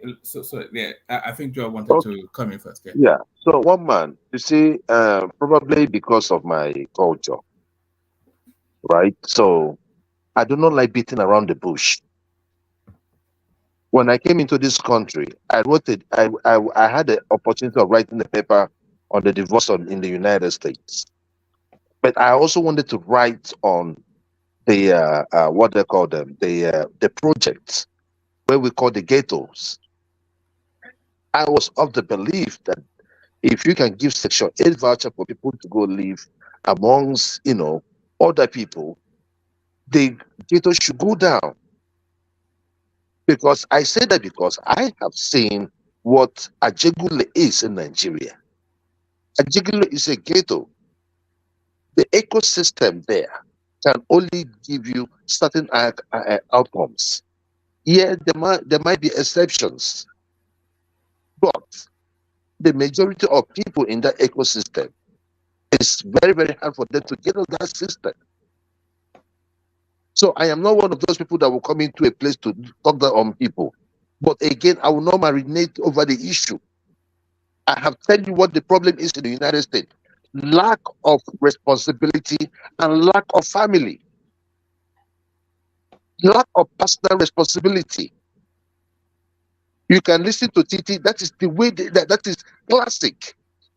They never take responsibility. Everything is about the one. Even some of them that never experienced slavery. Yes, I understand the effect of it. But for how long shall we continue? Most of us don't have that easy. We didn't have it that easy. But when we came into this country, we just took a route. If you do not take that route, it is that simple. In the United States, your not audio really is helping shaky. You are breaking off quite heavily. Yeah. All because right. because somebody is calling me as I'm talking. All right. All right. Yeah, I think we got the thrust. People like Titi and the rest, they're all woke people here. So Yeah, Titi is very woke. I think very she's woke. not. I mean, just continue victimizing these people. Let them figure things out themselves. One man. Yes, hold on 1 second. Let me round up with this. Let me round up with this. At work, one man, this thing we are talking about has gotten so bad that you know that even at work, you will know that somebody, you're not doing your job.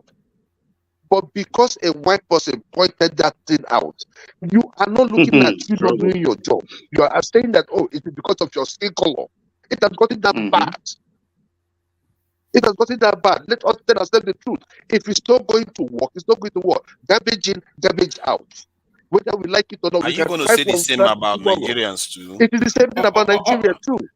Thank you very much. God bless you all. Exactly. So let's all take responsibility. When you come in.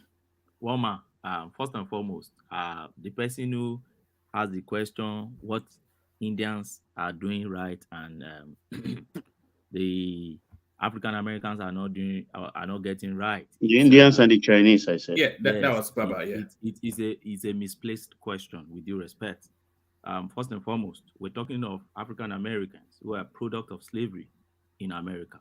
How many Indians do you find in that space? How many Indians? The Indian American you find in America are not even up to 5 million. And check your statistic. And African American, you're talking about almost 15 million people. So what are you comparing here? So, but if you're saying what is it that Indian is doing in their country back home and African in their country or continent are not doing right, yeah, I will agree. But not to be comparing Indians in America with the African Americans who are product of slavery. Okay, this is why I said that, Benny. Let me put it in the proper perspective. We've all talked about that we cannot reinvent the wheel here.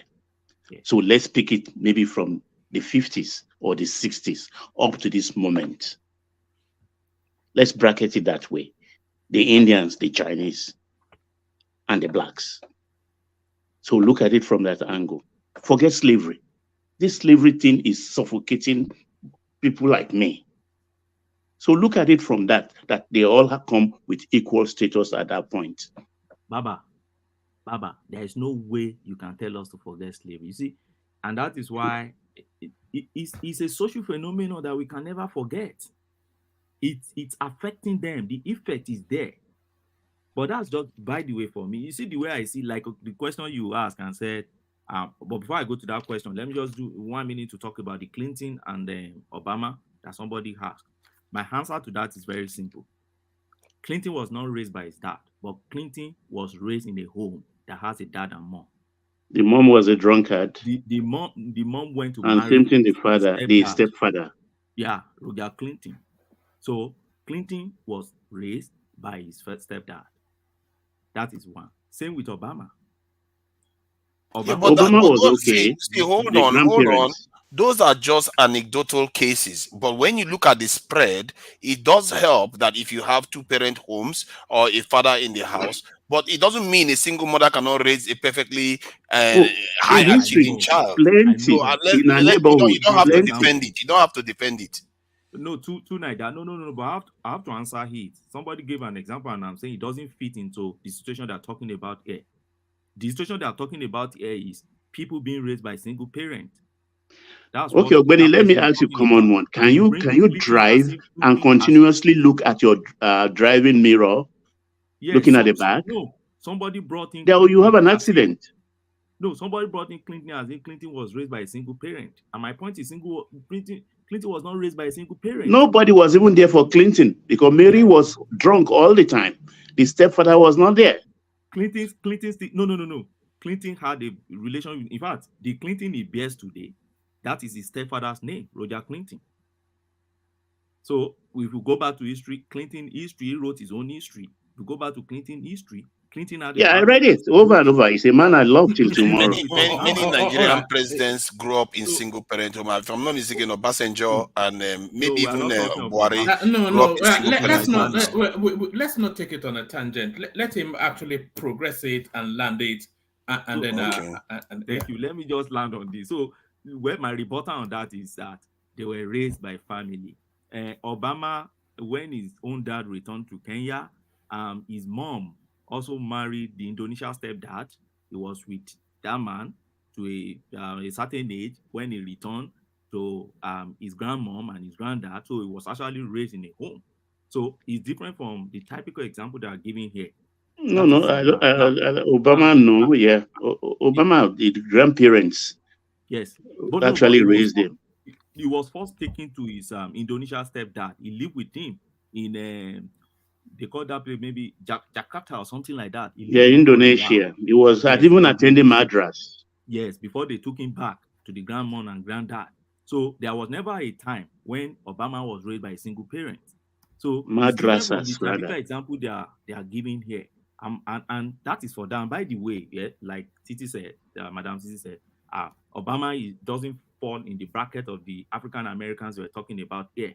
I don't calculate. Look at Obama as a black man. Honestly, Baba, give him a moment. Yeah, his own dad came from America. His own dad was like me and you. He migrated to America. He had a very good education in Kenya. He came to America. He had a good education. So there's an average life he lived, and then married a white woman. So he doesn't fall in that category of the African American I'm talking about. But let me quickly talk about that aspect that you has a question that if we spill it to the other side or reverse the situation, and it happened to be African that colonized or enslaved the Americans or the whites. Now let's say the whites. Then what would we be talking about today? See, with my little understanding of history, Africans have colonized before, and I think Nigeria also made that point. You see, different nations colonized, but the problem I have with the African home is that we happen to be the last on the ladder, and I think that is where our problem actually comes from. We happen to be the last on the ladder.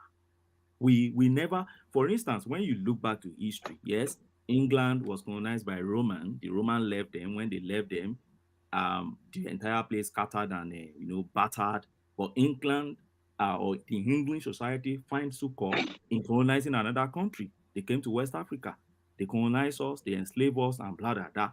Then when you talk about the slave masters in Europe, like Portugal, the Spanish, and even these Romans, they were also colonized by some people. For instance, the Portuguese were colonized by those guys there was a reign of Moorish rule. Those Moorish are the Muslim of North African origin. They colonized them. Were they not Persians, now known as Iranians? The Moors were like Persians. Yes, no, they are Moroccans. Yes, they were Berber. They are Berbers, yeah. Yes, Rationama, you're right. So I'm black. Yes, they are black. They are the North Africans. They colonized the Portuguese before they gave them. The same with Spain. They also colonized Spain until sometimes around 1460 something, when they allowed them to go with the Roman. Look at France, for instance. The French society also was colonized by Roman Empire. But what happened? After they let them go, they also fed on us. They came to Africa and started dissipating our space too.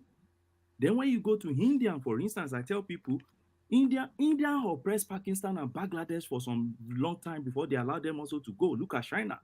After they released China, China has never left Hong Kong and Taiwan and all these guys alone to date. But when you now come back to, and I'm not making any excuse for Africa here. I'm just trying to look at trajectory. I'm looking at history. United States of America today, I know Babajale will go after me on this.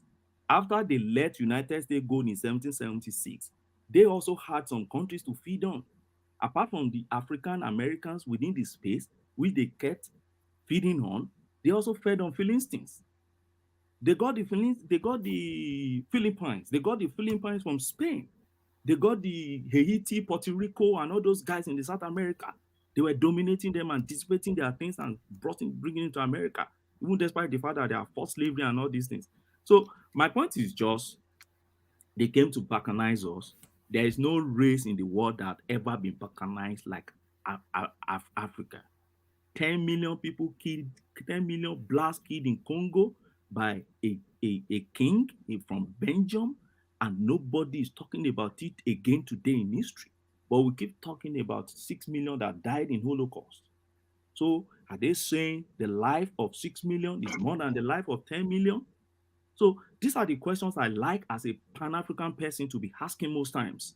Don't you think you are contradicting yourself?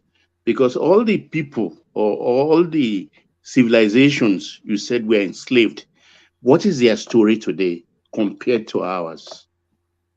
Those ones that were enslaved. So my point is, the British are, look at the British today, look at the French today, look at the Spanish people today, and look at we blacks today. Baba, get my point. When they let the British go, when the Roman, the Spanish, the Danish, all those guys let them go, they came to feed on us in Africa to build their own society. When they let the Portuguese to go under the Moorish, they came to us, they fed on Africa. When they let the French to go, they came to us and fed on us. But when they let us go, who did we feed on? I'm not making an excuse. They didn't let us go, by the way. I don't know where you got that. Trajectory in history. These are history we should look at. They used our society, they plundered our resources, both human and material resources, to build their own society. Okay, Ogbeni, let me point you to a modern time story. At the height of the apartheid system in South Africa, the ratio was 5 black to 1 white.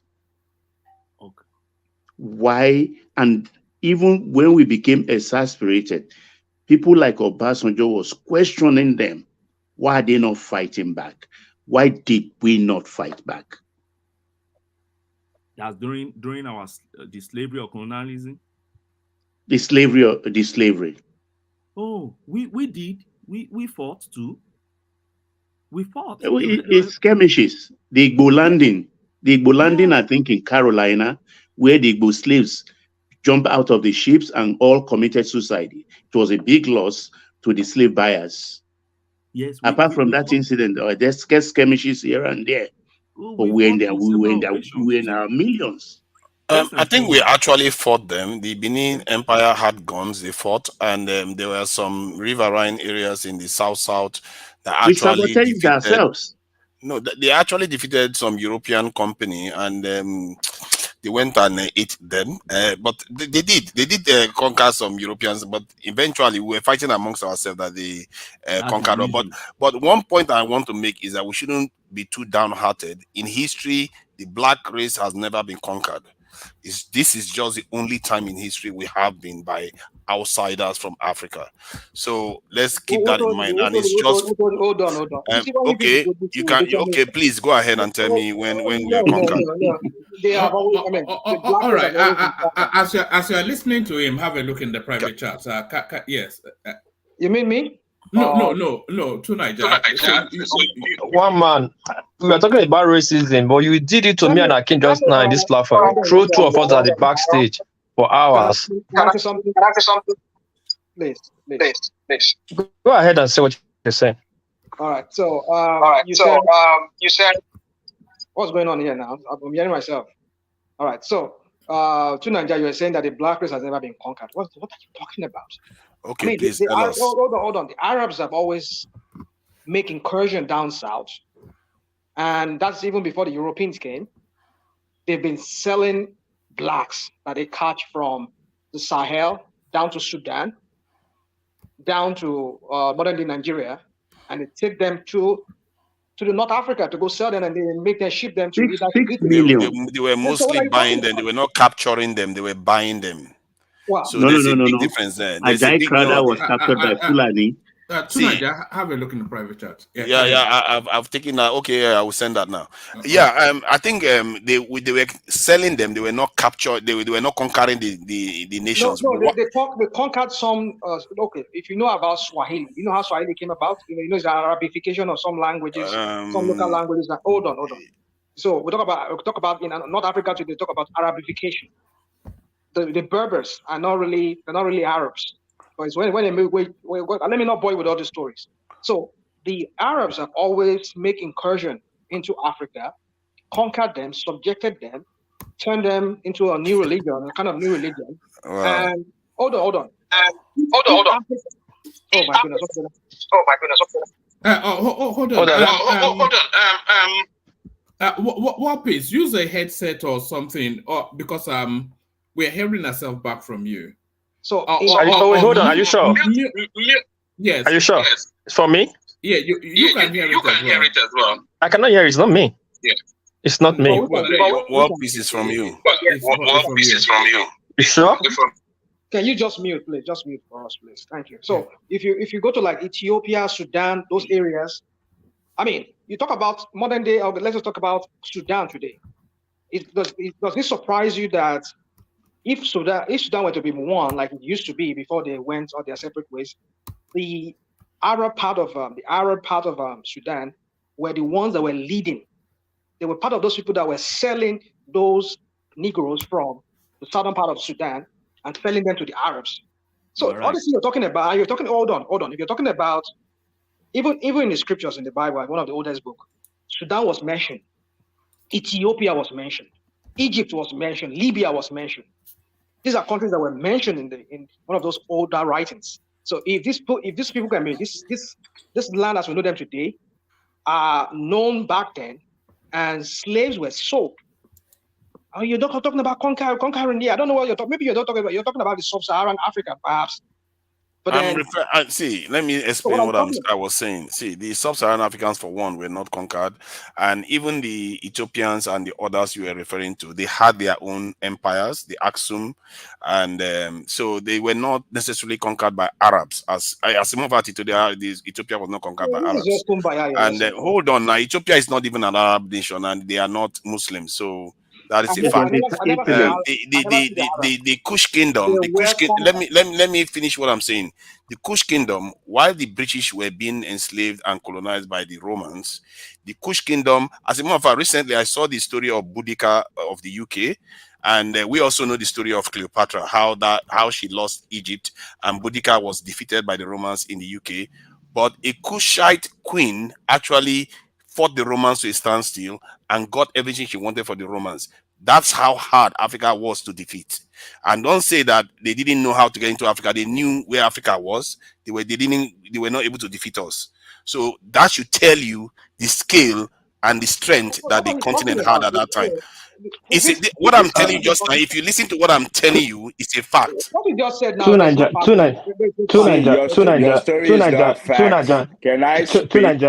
Niger. Sorry, please let me speak, please. What you're saying they don't know is far ahead of them, but they will get there. Queen Sheba fought with 2,000 elephants, defeated the Romans. Go check it out. But you guys are not yet there. The Muslim. Hold on, please now. The Romans, the Muslims didn't conquer. They couldn't win any war in Africa, but they penetrated Africa through Islam trade. It was an agreement, partnership to allow the people to come trade and all that. That's how they spread most of their Islamic whatever. Let's keep that aside. But what I came to fellow Africans are the ones that spread Islam for them in Africa. They hardly conquered within Africa itself. Yeah, what I came to say is this. Columbus was not the first to arrive in America. Russian man, you do your studies well. Actually, there were people were there one, and there's a reason it's called America. The first guy that arrived in America he arrived in the areas of Panama, Guatemala. American Vespucci. Yeah, he took that name from the blacks in Guatemala. Americos, I think Ameri means in Latin means black, something like that. He was the first to arrive that area, but on document, because the Spanish have to clear authority over that area, they make it Columbus. And again, you didn't even know Columbus was once arrested in the oasis of Mauritania and Ghana, which is called Ashanti. The one of the Ashanti arrested him in one of his voyage. The only time they could sail to America is when they discovered the equatorial whatever in Africa, where they could sail through Africa and go to America. So are the things you need to know. And the Jewish were heavily on slave trade. Actually, they were the aristocrat. They were the ones building the ship. They have nothing to do because they were being persecuted all over the world. There was not accepted in Rome. So all they need to do is to sail. They were building ships for the Portuguese and every Spanish. They were sailing. They were actually selling slaves. They owned the ship for slaves. During the British height of slavery, it was controlled. The economy was controlled by the Jewish. The Jewish, go and check it out. It's all archived, but they're hiding it, so you don't read about it. You the floor. Thank you.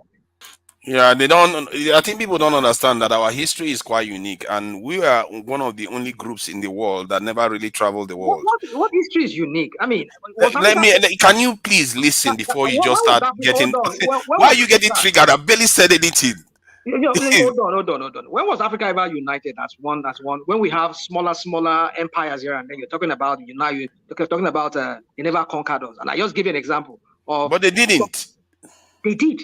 Some tribes in Africa. I'm giving you one of the major empires. Sudan. They were not conquered. It was more recently. No. Older history. Ethiopia was under the Persians at some point. Then the Romans came, they conquered, and they took some part of Ethiopia. Even Egypt came under their control, even up to Libya. So what are you talking about? If you talk about where are you reading that from? Okay, yeah, that's it. So you go and do your research. Just go to hold on. It's being said it's everywhere. Wait, hold on. Abyssinia is the only country being not conquered and not colonized in Africa. What? Right from time of Egypt was conquered. I'm not saying Egypt. Listen, I said Abyssinia. Black Africa. I'm talking about Ethiopia. Abyssinia was the former name. Abyssinia separating Black African from older Africa. Ethiopia was the older Ethiopia, not the one. Abyssinia was taken by Rome. No. Where Rome took Abyssinia was the world by this guy. What's this guy that killed the Second World War? What's his name? That during this guy's time, Rastafari, what's his name? The last of the emperor. Selassie. They couldn't even win. We're talking about contemporary history. We're not talking about history. We're talking about older history. I'm telling you about older history. That older history, I'm very vast in it. I'll tell you how. Hold on now. I'll tell you how the Muslim. Hold on. Don't be shouting now. I'll tell you how the Muslim got to. Hold on now. I'll tell you how the Muslim got to that area. And again, but in Libya, the Benghazi people are Arabs. That's the problem in Libya. The Gaddafi people are Batu. The Gaddafi people are the originals. The Benghazi are the Arab slaveholder that conquered or get to that area through Islamic whatever. Apologies, Warpace. I'm going to end this stream on my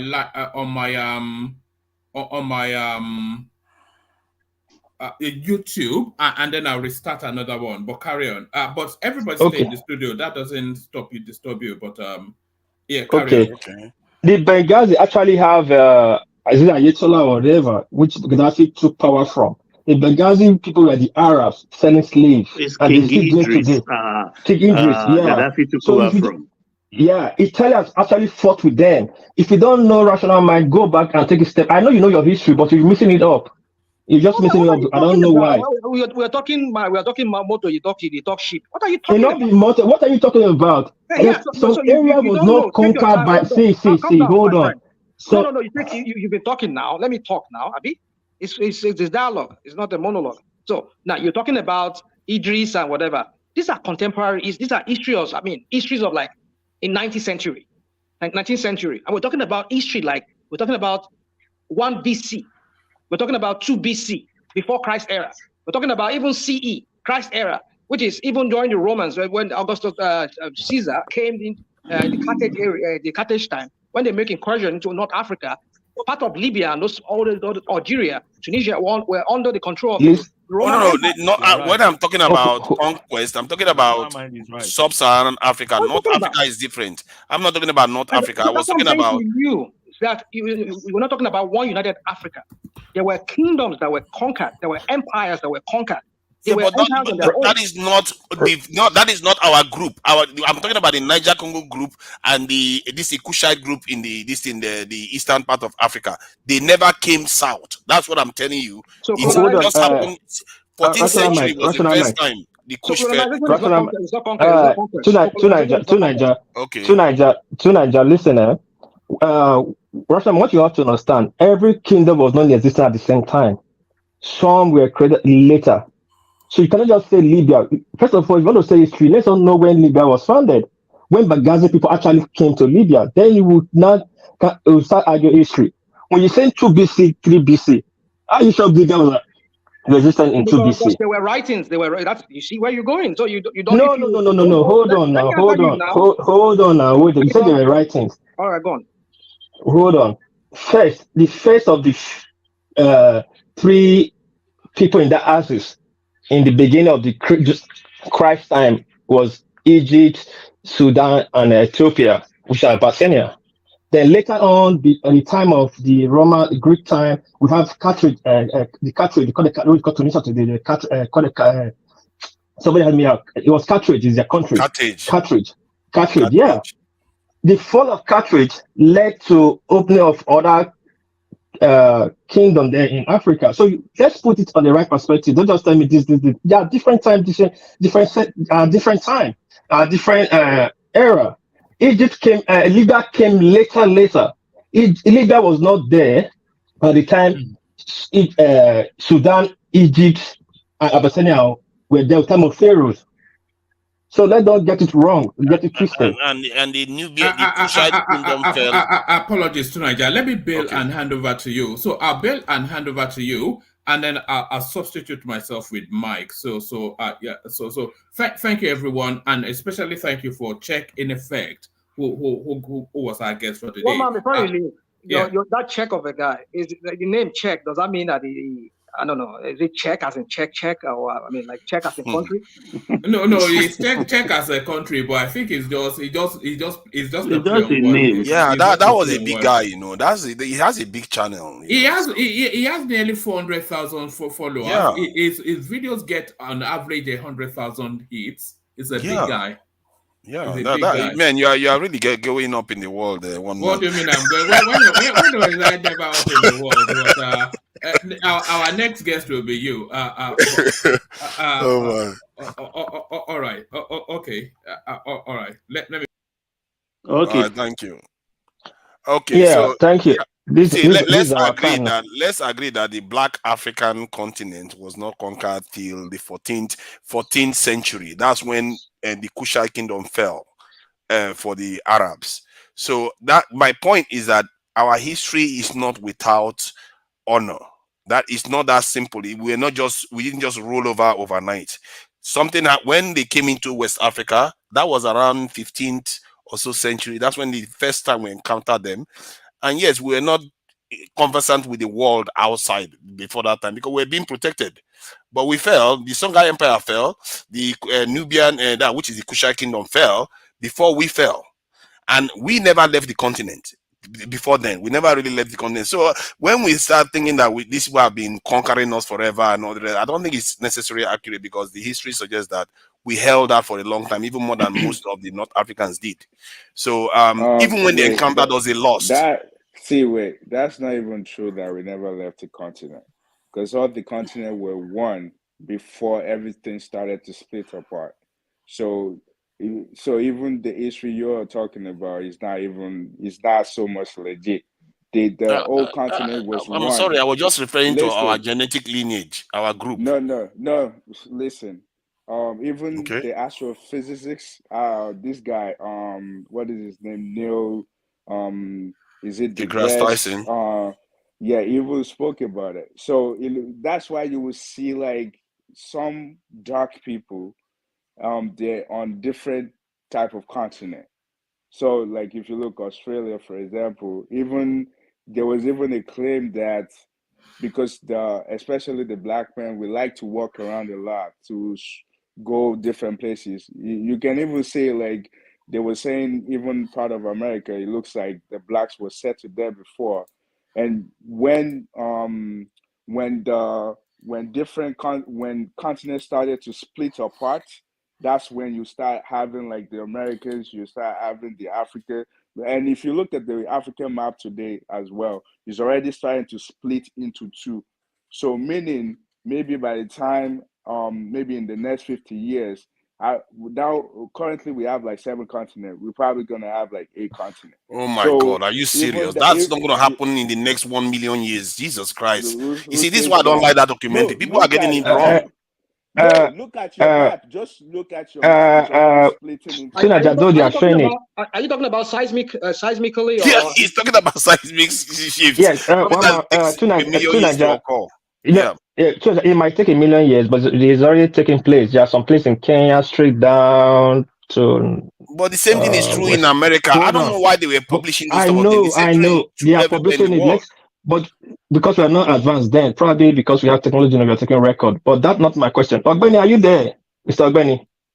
Yes, I'm there. Oh, please. Please, please. Do you know more about Obama? Barack Obama. Yes. Have you read his book? Yeah, I've read some of his books. Yeah, I put it here before that Barack Obama is related to the Bush, is related to the Buckingham Palace. I've confirmed it. Okay. Confirmed it. Yeah. Then again, you would have put it to say that he has a lineage connection with the Windsor family. You see, the royal family you have now in the British family, they are originally called Windsor. So there's a connection he has with Windsor family through his maternal part. Yeah. Then again, I want to go. Let me say this. I mean, Obama's mom is Jewish now.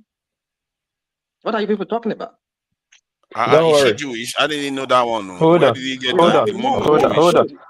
Hold on. The thing is, Jewish is not ethnicity. You guys should understand. Oh God, Jewish is not ethnicity. What are you? Wait, hold on. We are just mangling the conversation now. Let's not make this about. Wait. It looks like we're not about Jews. I mean, sometimes we just confuse ourselves. I know that would be on that particular topic. I'm for you because I've said it before. This kind of, but let me go to the point again. I don't know if you have read about if it's related to the king. It has nothing to do. Even if wait, hold on. So please, before I forget, they don't see him. He's still a black man, so nobody recognizes. Even if you read the book and it says he has a part of white lineage, he has nothing to do with that. He's still a black man. So I don't understand how that has to do with this topic. That is background. That's actually mixed race. What background? What does that make him? His connection actually help him among the elites in America. No, that's not true. Obama was never raised a poor kid. Sure, you guys know all those. You need to read. All those things you need to read those things. Yeah. Nobody said he was raised a poor kid. Nobody said that. But I'm just saying that just because his lineage is related to the king of British United Kingdom has something with the way he get ahead in life. It has nothing to do with that. It really does. That See, if you're informs mixed, his see, background. that's the thing. See, that's what the lady was trying to tell you guys, and I think we spoke about this. See, the bottom of the chain is the black flag. So if you're mixed, they still see you as black, but you're above us that we're 100% black. So if he was able to get ahead in life and become the president, that's because they're not so much scared of him compared to me as a black guy. They're not as scared of him compared like that. The thing is that the lady was trying to say, or the thing is, it's hard for us to understand because first of all, if you're born African, you're already blinded with two things: slavery, you know nothing about it, and second, colonization. So you have two problems dealing with us already, and a lot of us, we especially if you grew up there, you have no idea. Like everything you will be saying, because I listened to everything everybody was saying. It was more like you're already blind. You're blind. Like you can't get it, and it's not your fault. It's nobody's fault. But the kid that you have, because you're so blind, is actually affecting the kid as well. You're not right. You're not blind, right? You are the only one that sees, right? Well, and Obama's mother is not Jewish. I don't know where people got that one from too. Let me tell you how I'm not blind. No, she's not. Let me tell you why I'm not blind. I'm not blind to the fact that I'm not blind. You want to go blind? See, you're so funny. Just listen. Okay, yeah, I'm funny, but I can hear how you will say someone is trying to give you a different perspective, but you're not seeing that perspective. I can be in those people's shoe. I can fit in their shoe because I've seen the other side. I've read about it. I've lived the life. So I know what's going on. You don't see the other side. When they're trying to explain it to you, you don't get it. Why do you think most of Africans ran here? The only difference between me and most of you guys will be the fact that I didn't come here by myself. They had to bring me here. If I was brought here when I was adult, I'll probably be saying the same thing as you guys. I didn't see it like you guys because I wasn't. And it was more like I had to learn, I have to fit in, I have to see things in different perspective. That's the only difference. And when people were telling you this is how someone feel, you shouldn't challenge it. Every one of us that came from Africa, it's just because they needed us. It's just because they need you to do the job that other people, their people won't do. That's the only reason why a lot of us were here. You think they really wanted you? You really think they really wanted you? No, they don't. That's why the people that are coming in, they will let them come in because they know a lot of people already that were living here. They won't do the job that those people want to do. Like it's just like another type of slavery that we guys don't know. Like they did what's the thing that makes people come from not just Africa, other countries, the lottery. You think that lottery is that's another type of slavery for you guys. We just didn't know. That's why a lot of us cannot sit in our country and fix it. And when we talk about it, that okay, let's go back and do this thing. A lot of you guys just thought you would talk. But when you go back there, you can't do anything.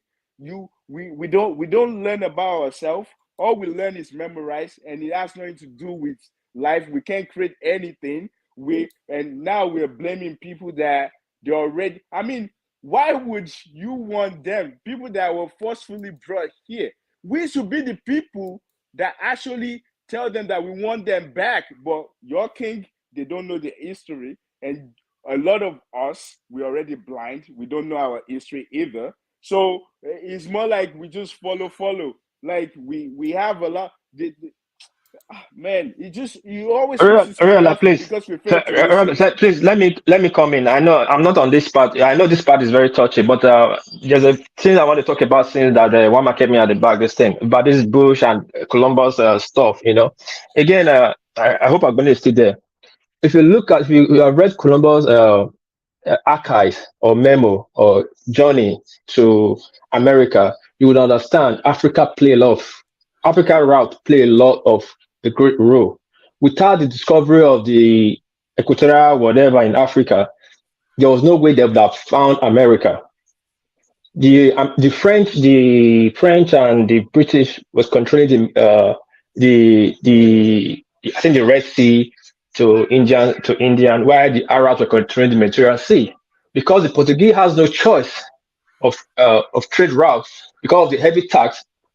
That led the first guy. What's his name? This guy, I don't know. The first guy that made that sail around Africa. Because anytime they get to the equatorial section, it's very hot. They always go back. And when the guy made the sail route, he now found out that you can actually sail around the world if you can sail around Africa. That's how they found the route to America. There's three current waves to the world from Africa. That was African coast. One to South America, second one to the Caribbean, and the third one to the Mediterranean.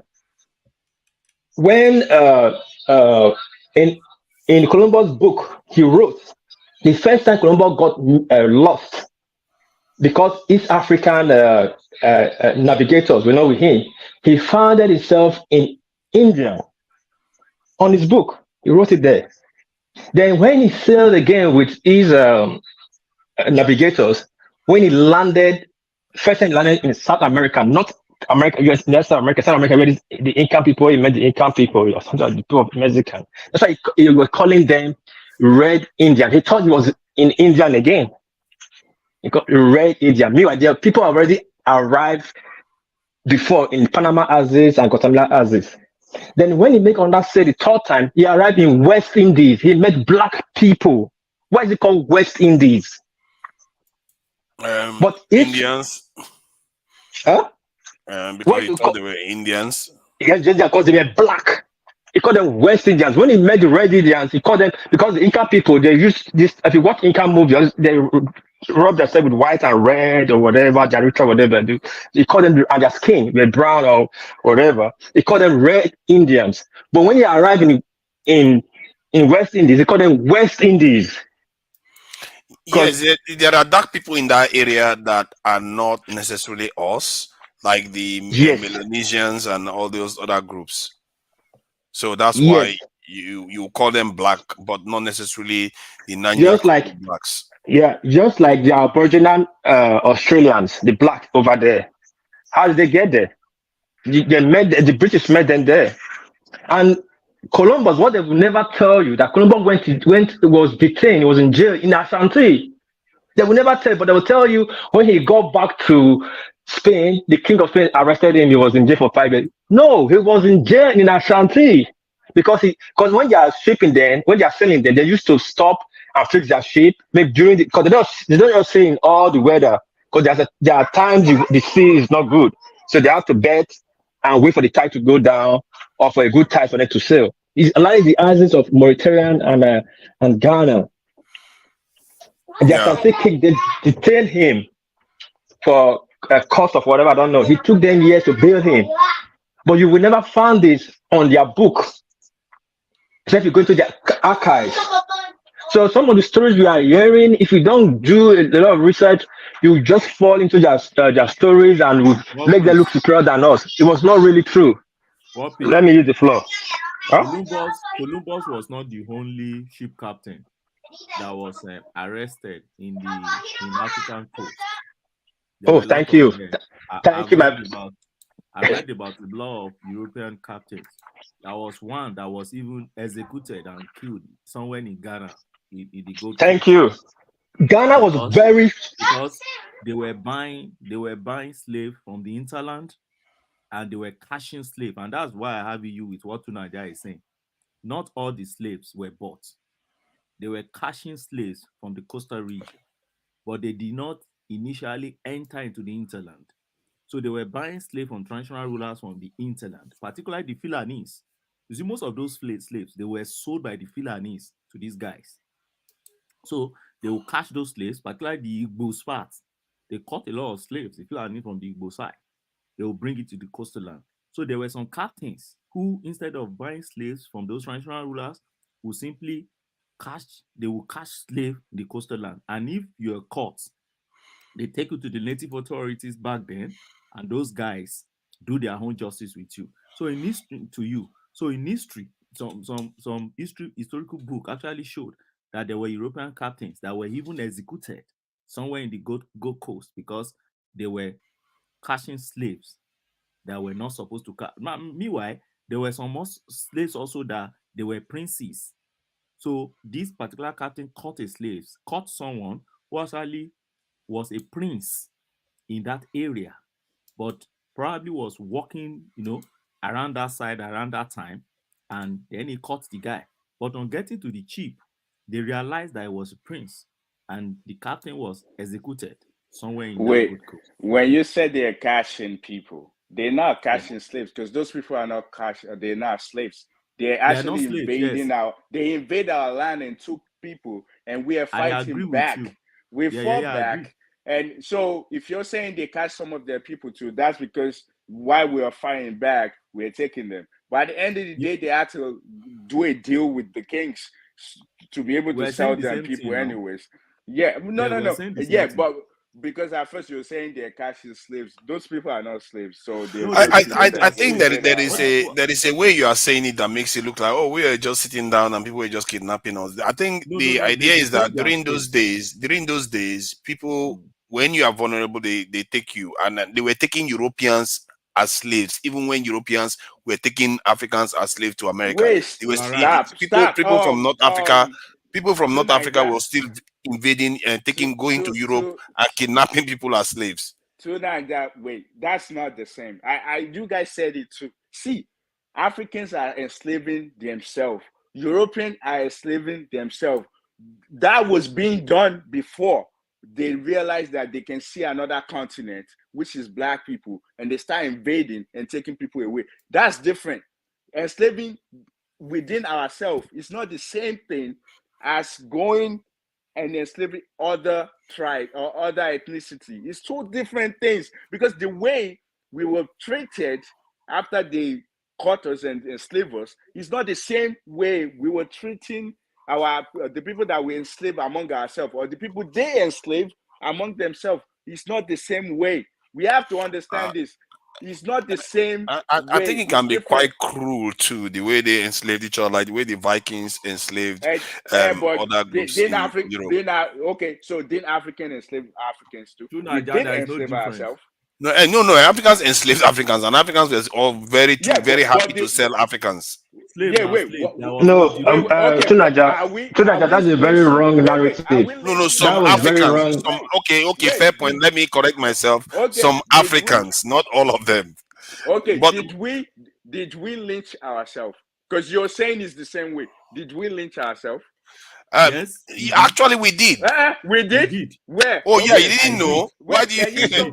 I need reference for that, because when Europeans outlawed slavery, many of our leaders still want to sell slaves. See, when Europeans outlawed slavery, many of our leaders still want to carry on selling slaves. We're not talking. We're not talking about that. We're talking about when it first started, and when it first started in 13th century, and they start catching us before we actually joined. I'm saying to you guys, before then, we were enslaving ourselves. They were enslaving themselves as well. But what goes into that, like lynching, making they would make people big, so they can use them to work. And what were they doing? They cut. Yeah, exactly. They cut off their manhood and make them big so they can work for them. We weren't doing that. We were doing it. They're not doing that to themselves. I don't know what Africans. I don't have any evidence that Africans were literally breeding slaves. I'm not sure. I've never heard of that before. Doing that. Does anyone have any evidence for this? Because I've never heard that before. Ogbeni, where's the reference now? Yeah, give us the reference. Let me tell you. And don't tell us the book that white people wrote. Let me tell you. They can't write about us. People. Yeah, because that's the book. Give me a book. Give me a book. You read a book, right? What's the name? Wait now. Now, 2 books I will refer you to. There's a book of Kingdoms of Yorubas. Please go to eBay and buy it. No, I don't need to. Go ahead. There's another book. Yeah, please go and buy it. Then there's another book. I'm coming. And Kingdom of Yoruba, they said we're castrating ourselves and we're lynching ourselves in Kingdom of Yoruba. I will tell you how we maltreated We weren't ourselves. even named Yoruba then. We were your empire. Because I'm not sure let Ogbeni talk now. Let him talk. No, we are conversating. I can ask him question now. Nak, why is Nak calling us slave catchers? You see how Nak, you can come on this thing now. We are trying to understand here. We are not slave catchers. Calling us slave catchers is not very helpful. Nak, can you come? If you want to come, you can come in and have your say. Please go ahead. Okay, so the point. I can't remember. I can't pick the second author now, but I'll check my shelf. Once I stop talking now, I'll go and check my shelf downstairs and find those 2 books. I can even capture them and send it to this platform so that you see. That Africans were breeding slaves. No, let's hear him. He has the history. We were castrating our slaves. Oh, okay. I think that one. I think we probably did. No. Wait. I have question. Let him land because I have question about. Yeah. We're listening. We were castrating our slaves. Now, I happen to come from a family of slave owners in Ekiti. One check is Aduloju family. I came from a family of a warrior too. Yes, I came from warrior family as well, okay. and I know. Aduloju was a great warrior, all right, in the interland. Who is from Uluode family? Well, I'm from Oyo Empire, and from Oyo Empire. Whether Uluode or Faji, my grandfather is one of the warriors. Go ahead. Okay, so Aduloju happened to be a great warrior who was in that interland from Ekiti down to the Ondo region,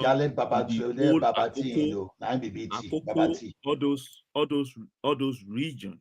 Okay, now we were made to know in our history that we had people called Eru, we had people called Iwofa, and we have people we call Okun. Now the Okuns are the castrated slaves. I'll repeat again. We had Eru in our compound. We had Iwofa in our compound. We had Okun in our compound. They were slaves. The Eru are slaves. But the Erus are slaves that can still buy their freedom by hard work. Nak, because sorry, I want to let somebody on the chat know something. Nak, sorry, I'm really sorry. Nak, I'm trying to get the link to you because I'm hosting from a different platform, but I'll get the link to you. Just be patient. I'll get it to you. Thank you. Okay, so the Erus, the Eru were the slaves, that when Aduloju went to war and plundered the place, he will come back with the Erus. He will give to the kings around their own and had his own portion. So his compound was full of slaves, and he can pick anyone and sleep with anyone and have children from them. Now, the Erus, they are the one you caught from your your wars and other things. And when you bring them, by hard work, they can still buy their freedom. Now we have the Wofas, right? The Wofa are your servants. We have the Okuns. The Okuns, they are those the slaves that you don't wish them, or you don't want them to have freedom at all. So you castrate them and you send them into the forest to farm for you. Now we have the second layer of Erus. I've forgotten the name they call them now. If I call my dad tomorrow, I'll get that name for you. Those ones are the children of the direct slaves. Okay, and Aduloju was so powerful that he had traders that were taking his own slaves down to the coast to go and sell in Leko. So to now tell me that all right, now before you go, put date on what you just said. Put a Aduloju date on reigned in the 1811 to 1860. I beg, we're talking about before 13th century. See, that's what I'm saying. The history you just read to me It's what they copy from the white people, what they're doing to their people, and so they start doing it. I did not read it on book. Listen. I'm telling you, wait now. Before the 13th century. If you're talking about before 13th century now, then I'll believe what you're saying. You're telling me And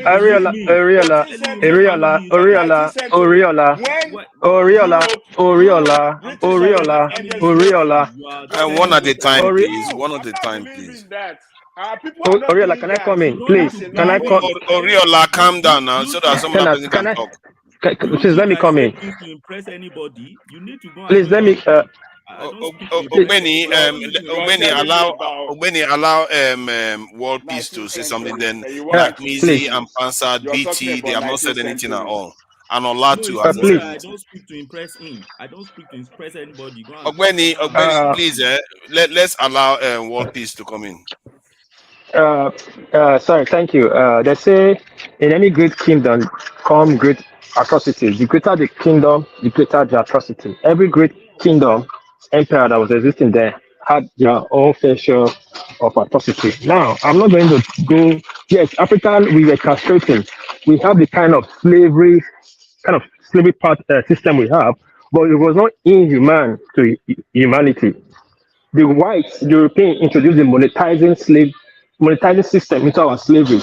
They showed and taught our leaders that was in the 19th century, rather, the monetization of slavery. But as early as 14th century or 15th century, I agree with Ogbeni, they were catching our people that you catch fish. Now, when it comes to castration of slave, yes, true. Yes, really break it down, we did. And I'll give you date and when. 1515, the war between the Benin and the Igala. Today, the Igala people you see that's almost gone extinct. If you know what we did with them, at the last batch of people they sent to Benin, it was around 1840. When we won that war, the Portuguese fought with war with us, side by side, to defeat the Igalas. They are basically not a law that every year, the Igala will send their able-grown men that is grown to be a manhood, warriorhood men to Benin. Do you know what we did with those people when they come? Did you? Can you guys hear me? Listening? Can you let him finish now? Can you let him finish? Hold on now. He's sharing something now. You're too please let him emotional. finish because I think I want to understand what he's saying. Please go ahead. When it comes about castration of slaves, that's what I'm just telling you. They are slaves, but it's not for sell. It's not for. They still have their freedom. They are slaves. Some communities where they conquer you, take you as a slave. We call them ovien. You will be working them in their farm. You have your life. You can marry your own body, your own self, and all that. But you are not in that system. You're not in that community. But you have your life. You're not. They're not taking your freedom from you. Not like what they do in the West. Now, when we won that war, we're not a law so that the Ghana will not do a revenge attack or they should not come back to attack us again. Every able young man that grow in that town, that maybe 18, 20, grow up, will be sent to Benin. And when they get to Benin, we know what we do with them. We castrate them because we don't want them to marry with us. Those are the people some of the people, hold on. Those are some of the people that dug the Great Benin moat. They were sending batches of people in thousands to Benin Kingdom almost every year at Igwe Festival. I'm not proud of it, but it happens. That's why you see the Igala people today almost went to extinction by the law we enacted. So there are cruel things that happen, but the most cruel one is selling your own self, which the white man introduced to us at the late 18th century. Start selling for money. That was a different topic. Thank you. So are you saying that the Benin fought with the Portuguese against the Igala? The Portuguese joined the Benin to fight against the Igala. Yeah. The first time we used firearm was side of side with the Benin. 1515, precisely dated record. Wow, that is tragic. See, the Oyinbos did not introduce purchase of slaves to us. See, in those days, before we had contact with the Europeans, our people were already selling slaves or exchanging slaves to other neighboring warriors in other towns. You purchase things with your slaves. And they were great warriors in the hinterland, particularly in the southwest, that you can mention the followers, the Ogedengbe's, and others. These guys had slaves, and they were exchanging slaves to other warriors for exchange of commodities and so many things. So the Oyibo came because they saw all these things and they came with their own mentality of having it. They will stay by the coastal region. Our home people will go and sell to them, and they also started cashing by the coastal region. So that's the way I see this thing. But to now say you exonerate our home people from this heinous crime and only face Oyibo, that's the only thing I can't really understand. Thank you. If you you're for referring to, that. can I say something? If you're referring to me, I never said that. I'm just think saying I agree that. with Ogbeni. Who is talking? I don't never. even know who. No, this is okay. It's Oriola. My name is Ola. I never said. It's not Oriola. My name is Ola. Two different. You say my I know. Ola I'm is a speaking warrior. as well. No, my Ola is original warrior, not Easy, big one, eh? Sure. What me I'm saying is this. I don't disagree with the warrior. Oriola. Also, the thing is this, right? Well. I've listened to us no. in the beginning today. Can I say We something like, Ola, See, like I think we have to allow other people speak. Ola, please go ahead so that then Nakmizi can come in. BT can say something too. Because the reason why I want Nakmizi to talk, because he's African Americans and he likes to, say that we sold people and stuff like that. So I want to hear his take on it. Don't set me up before I speak, brother. I'm not trying to set you up. I'm just saying. Ola, please go ahead. Let Ola say something, then you can go. Ola, you wanted to say something. We can't hear you. Okay, can you hear me? We can hear you now. Yes. You can't hear me. Now we can hear you now. I said one thing about us is this. Okay, one thing about us is that we like absorbing ourselves and try to blame some other guys as if we did nothing wrong. Like when he was saying the other time, see, Oyinbos, they may have their own interior motive of coming here to maybe capture us to do things. Huh? Well, please, I made a great point. Go ahead. Yeah. So when they got to when they got here, understand, they made this slavery thing in place so that we were nice to ourselves. That's not really true.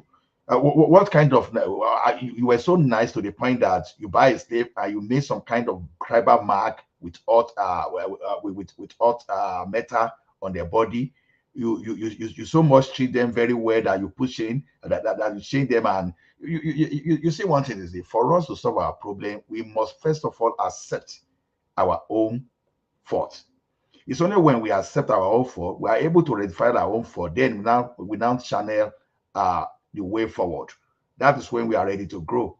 So I was listening to how people were blaming the colonial masters. That even I know that Ogbeni Su even contributed that just because many people let's just call them Europeans instead of masters. We can just call them Europeans. That master thing.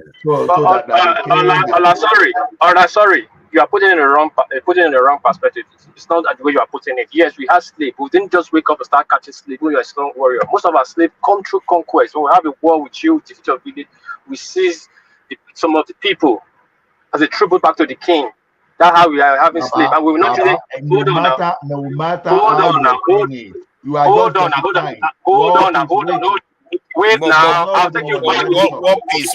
Let him finish so that other people can be able to speak. Don't worry. I know. I will drop this so that you can wrap up.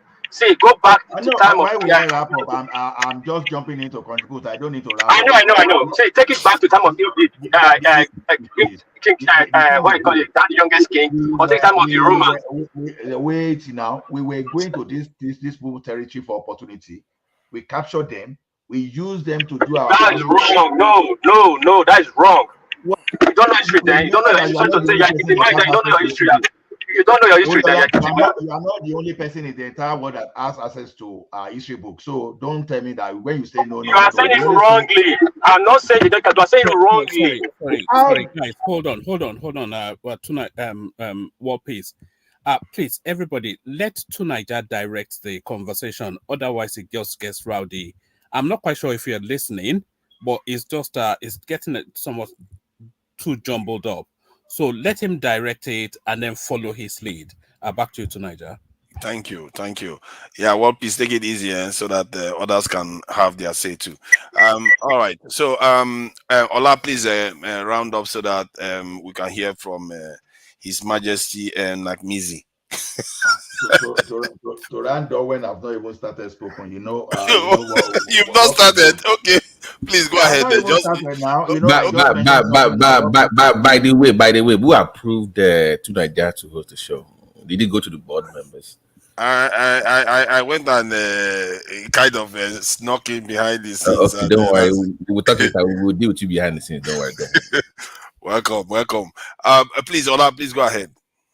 So, like I said, you understand. So, we all read this book. We're not alive then. So, saying that I am the right person, another person is wrong. I don't know when we are drawing that conclusion. Why you are so sure that your own version is so right?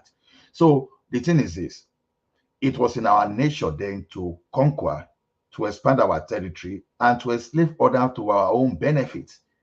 Alaafin Oyo was in fact, Alaafin Oyo then was a typical example that it conquers so much, from to Dahomey to, in fact, when you are talking of one of the largest empire in Africa, or let me say sub-Saharan Africa, you trace that to Alaafin.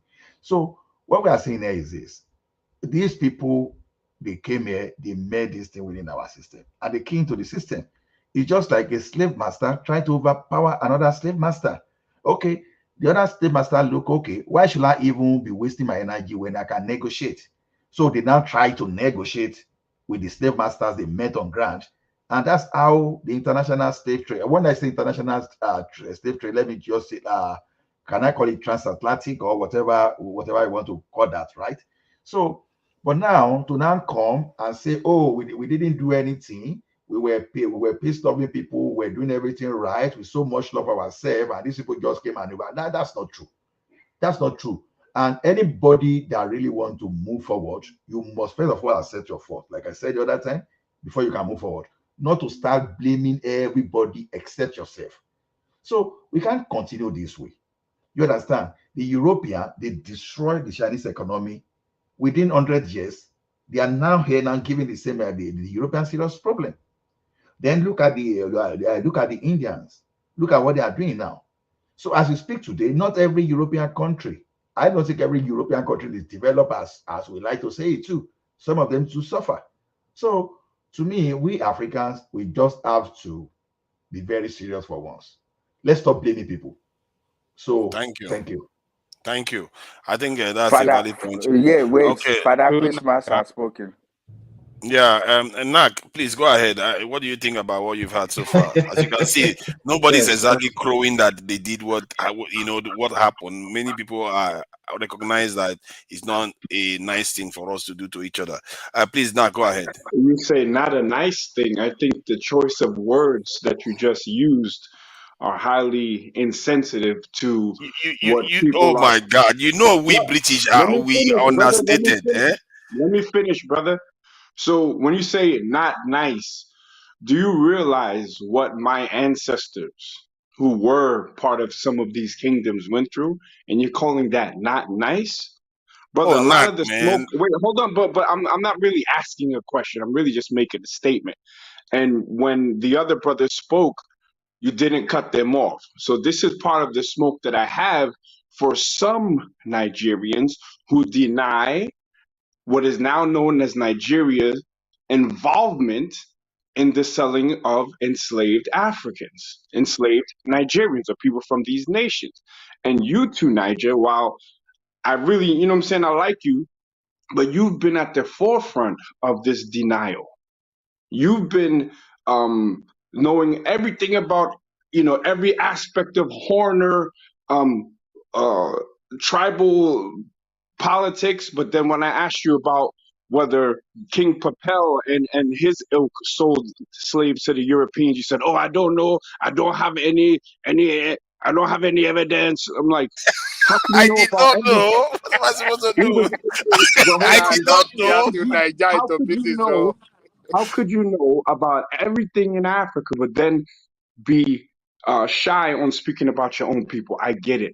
It's not something to be proud of. But what I'm glad that I've heard on this panel is that there's been people who just kept it real.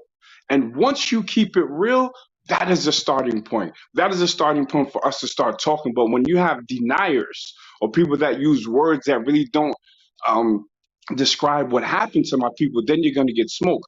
There's one brother who's always on a panel with us. He doesn't speak a lot, but he always super chats. He comes from a line of people that sold other Nigerians. I have no smoke for him because he admits it. Once we realize that Africans, and I don't like to say Africans, I want to keep it to the region where most of my DNA comes from, right? That what is now known as Nigeria fought with each other. That is a human trait. They fought with each other for resources and other issues, little beefs and spats, and the loser got taken in as slaves. Okay, we get it. Did they treat them nice? They treated them differently, but there's some places where they were castrated, where they were buried alive with their former masters, where they were treated as a permanent caste, permanent slave caste, and their progeny was also treated as a permanent slave caste. So it's not nice. But what's different is that the chattel aspect, they weren't breeding them for the purpose of creating more slaves. It was easier to just sell them to their European partners, okay? So much that the English said, hey, guys, this ain't right. For whatever reason, in 1808, they decided to stop it. And then some leaders wanted to continue with it.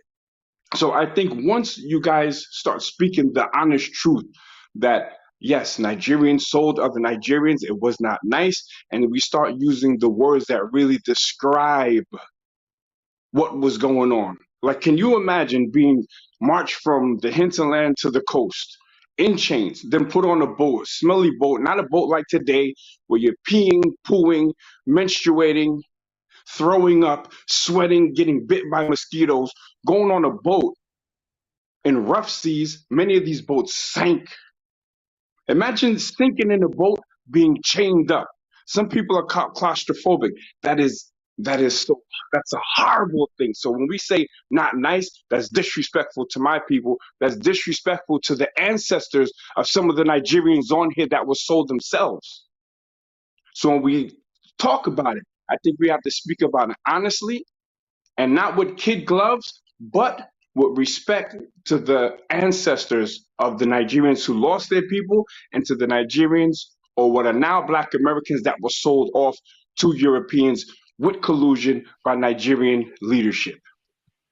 Yeah, I think thank you for that. Wait, can I say something? I'll actually like to respond as well. Naija, please, can you give me this microseconds? Let me say something. Probably I'm not articulating myself very well, but in my own, from where I'm from, we all have history, tradition, everybody's well known, but we allow our elders to tell us the story so that we don't mislead people.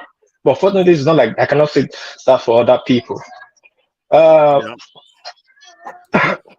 Slavery, what we use slavery today is a white man term. What we have was not slavery, but we now paint everything as slavery. Let me take it back. Even in the time of Egypt, of Alexander, we never talk about Alexander the Great again. Alexander have the most slaves in the world. Every city Alexander conquered, he took slaves. True or false to Nigeria? Yeah. Okay, there have been a form of slavery in the world, not because they just wake up to buy, catch them and sell them, but through war conquest, they take them for military purpose, working and all that. Now, in my own times, we call them Ovie. When my kingdom capture gold, they didn't just go to your kingdom and capture you. Probably there's a problem between my kingdom and your kingdom, and we conquer them. Sometimes we take their warriors, so they're not to be able to fight back. Now, we're bringing back to our town. They live a good life. They live their life. They don't treat them badly. World peace. There is a bit of a noise in your background. Yeah, it's my daughter. It's like quiet. So now, Yeah, what I'm trying to say, right from day one, from the onset, there have been kind of people moving people by people. Even Saladin, when he took over when he took over Jerusalem, the Third Crusade, he didn't touch one slave. But at the Second Crusade, when the British took, when the Europeans took over, what did they do? They massacred so much that the blood pile was up to their knees. Right from day one, the Muslim when they win or conquer a kingdom or a tribe, those that convert to Islam, they leave them. Those that don't convert, they take them as slaves. They can do whatever they want to do. It's in their book. They can do whatever they want to do with it, or they can sell it to other people. It has been there right from day one. But what was not there is the monetizing. And they taught us, the European taught us that, which is very bad. And before they taught us that, it was not from the 14th century. Hold on. Yeah, okay, come in. Yeah. No, I have to go after him. I asked. I actually asked if I could well, go. please give me a brief. You have already spoken and you are taking too much time. Let me finish. The problem is that you are putting the cart before the horse. We just mix everything up. We just talk slavery. Oh, we did this, we did it. Then we now become the victim. No. As early as 14th century, we are not selling slaves. They were capturing slaves. The Portuguese were the first to come down there. They were stationed in a settlement principle. They were catching they were catching people around the coast. They brought about Arochukwu. Go and check about the Arochukwu conspiracy. The Arochukwu were not capturing people. They were capturing people. And again, people they brought to the shrine like he has an offense. They said go to the shrine, but they didn't know the shrine have two on that bust out. On that is a two-way shrine. At the end of the shrine, there has a boat that would take them to the Portuguese. They were capturing people. And 14th century, Ekiti was not in existence. As 14th century, Oyo was not an empire. We must set the record straight. No, that's not true. Hold on. Ariola, hold on. When is here, you can confirm what I'm saying. Ekiti was founded. Hold on. Ekiti was founded 15th century. Everything led. The war in Dahomey led to the founding of Egba and so many other places in the 15th century. We must know all these things. They were in the 14th century to the 15th century downward was slave capturing. But from the 18th century downwards, the British now taught the colonial masters, they now taught us military slavery. Then British or Europeans, there's no need to call them colonial masters, please. The Europeans. Yeah. The Europeans, they start bringing different people to our shore. When they conquer, most of our kings fought against it. When they conquer your kingdom, they install somebody else that's a grand chief. They direct him to start catching slaves for them. When they come, they buy wine, they buy whatever they want to buy. Like Badagry is an example. So I read about Badagry. So we don't be mixing all this thing up. Thank you. I give the floor. I think I will ask you next time. I think you are very passionate about this world peace, but I will because you have spoken at length. Others have to speak. So, but I will definitely like to know why you are so passionate about it. Oriola, I'm really, really sorry. There are a lot of people that haven't spoken at all. We have to consider them. I just want to respond to the other guy. Okay, 15 seconds. Respond, then some other person speaks. 15 seconds. I'm sorry. Just say condense it. That's fine. Yeah, that's fine. So whatever is being said here, it would be good for us to actually go back and try to make sure that every single thing that's being said is correct, not just like take everybody's word.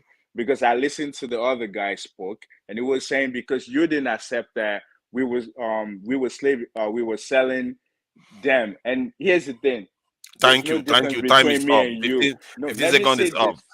Sorry, I'm sorry. You get your chance to say that. Let him make his point so I can cook him. Oh God, we are not here to cook people. I just want because there's parts that BT hasn't said anything. Come on, let's be considerate of other people's time. Just let me say. Nigeria, let me give my time to Ade to use. Okay, so let me give you my time to speak. Okay, go ahead. Ade. Okay, perfect.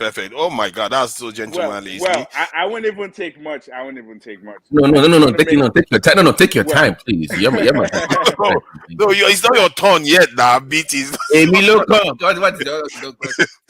Okay, please, Oriola, just say what you want to say. I just want I want him to I just want to make sure is this. You're saying how our people or my people. See, there's no difference between me and you. People that was actually selling or people that took us away without our knowledge before they join the league and start selling. Those people, they probably just feel the top.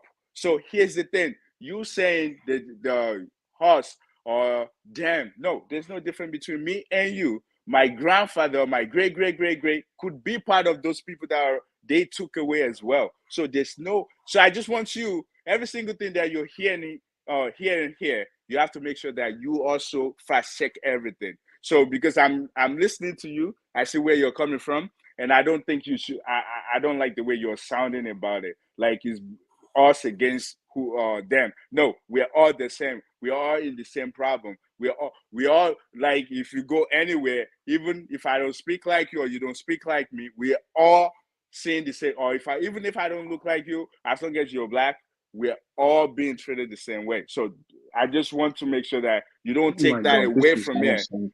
Don't take that All right, away. brother. Let me Like, respond, and I'm gonna super chat after I get off in about 30 minutes, so I can pay for my words. Now listen. Oh God. We would never. I always leave with my wallet when it comes to these panels. We were never the same. That's why if you change the topic to this conversation to Nigerian politics, it's going to be more confusing than a Nigerian wet market as soon as it opens. Everyone's going to be all over each other. We were never the same, and we are still He not the was same. saying that we are the same at a certain level. No, Of wait, course, we are but not I'm the same saying, at all I levels. totally let reject that him as land. well. Let him land. I see. Hold Here's on, the let me thing. land. Thank you, I'm thank you. listening to you. Yeah, go ahead. Thank you, brother. I There's appreciate no it. need to And you say it see, like that. every There's time I no need to speak, say it like tonight just that. I'm starts cutting listening me to you. off. Thank you for listening, but tonight just starts cutting me off every time I speak. Second time. So we were not the same on the continent, which is why we had wars with each other between different ethnic groups. 400 years later, mixed with West, Central, European, and Native American, we are definitely not the same culturally. So I don't play that we're the same nonsense. While if It I doesn't didn't have matter it doesn't Wait, matter but how brother, you say it. Let So me here's the finish. thing. You need to You just see. asked me to let me land my Here's the thing. plane, so let We me all land it. need to. Let me land Oriola, the you give him plane. time. Let him. You will come. You because Let you me have not land used the BT's plane. time completely. So just let him land, Let me land my and plane. then I'm so that very Pastor concise can with speak. how I speak. So I'd like anyone to refute that we were the same in Nigeria. We've never been the same. That's why Nigeria's, some people will say this is falling apart now because these ethnic groups don't deal with each other like that. We weren't the same then. We're not the same now. We have different issues in America as Black Americans, as a Igbo or Yoruba or somebody from Benin. We've always been different.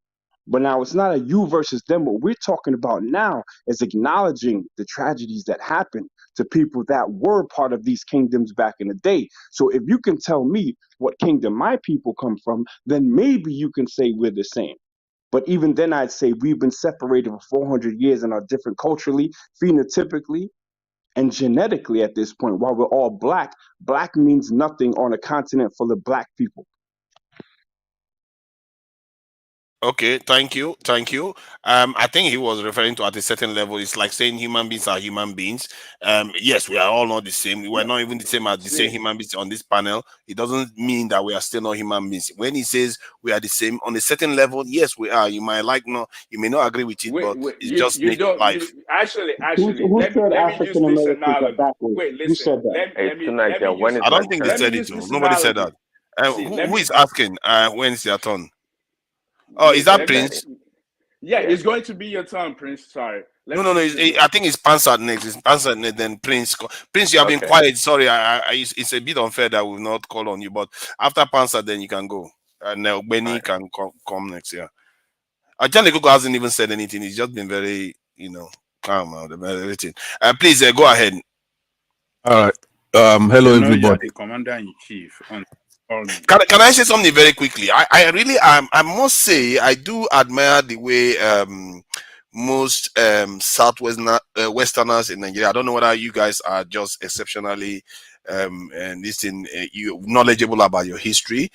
The way you remember the dates when specific parts of the Yoruba areas were created and do the details that you have. As a matter of fact, one of the first time I heard about Nigerians losing family members to slavery was from, you know, somebody in the Southwest. So they actually, you guys tend to have more details. I don't know whether because the other side of Nigeria, we don't talk about it enough, that we don't, it's not because we don't know the detail, we don't talk about it enough. I'm saying it because we have Pansat here, so maybe you can come with timelines and stuff if you have them, because that would be useful, because I do get the impression that the South Westerners seem to be more in touch with that aspect of history.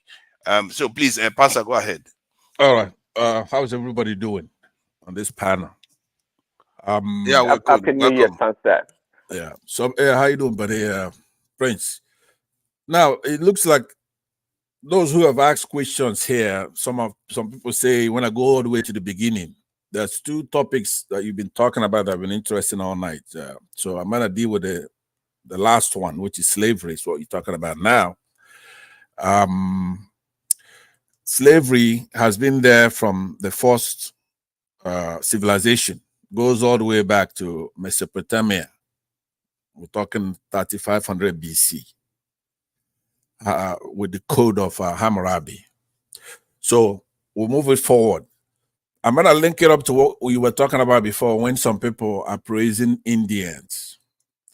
Obviously, those who are talking about that don't know that the Indians have what they call a caste system in India. So I'll conclude with that. But let's look at slavery today. What I mean today is contemporary times, 100 years ago, 200 years ago, right? And then we're going to also talk about slavery as it's in the Constitution. Oh, yeah, by the way, we also talked about the differences between us and Black Americans, and that is particularly a conversation that we should be very careful about.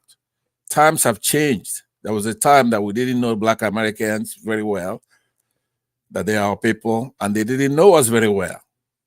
So these people went through a lot. We also went through a lot in Africa up to today.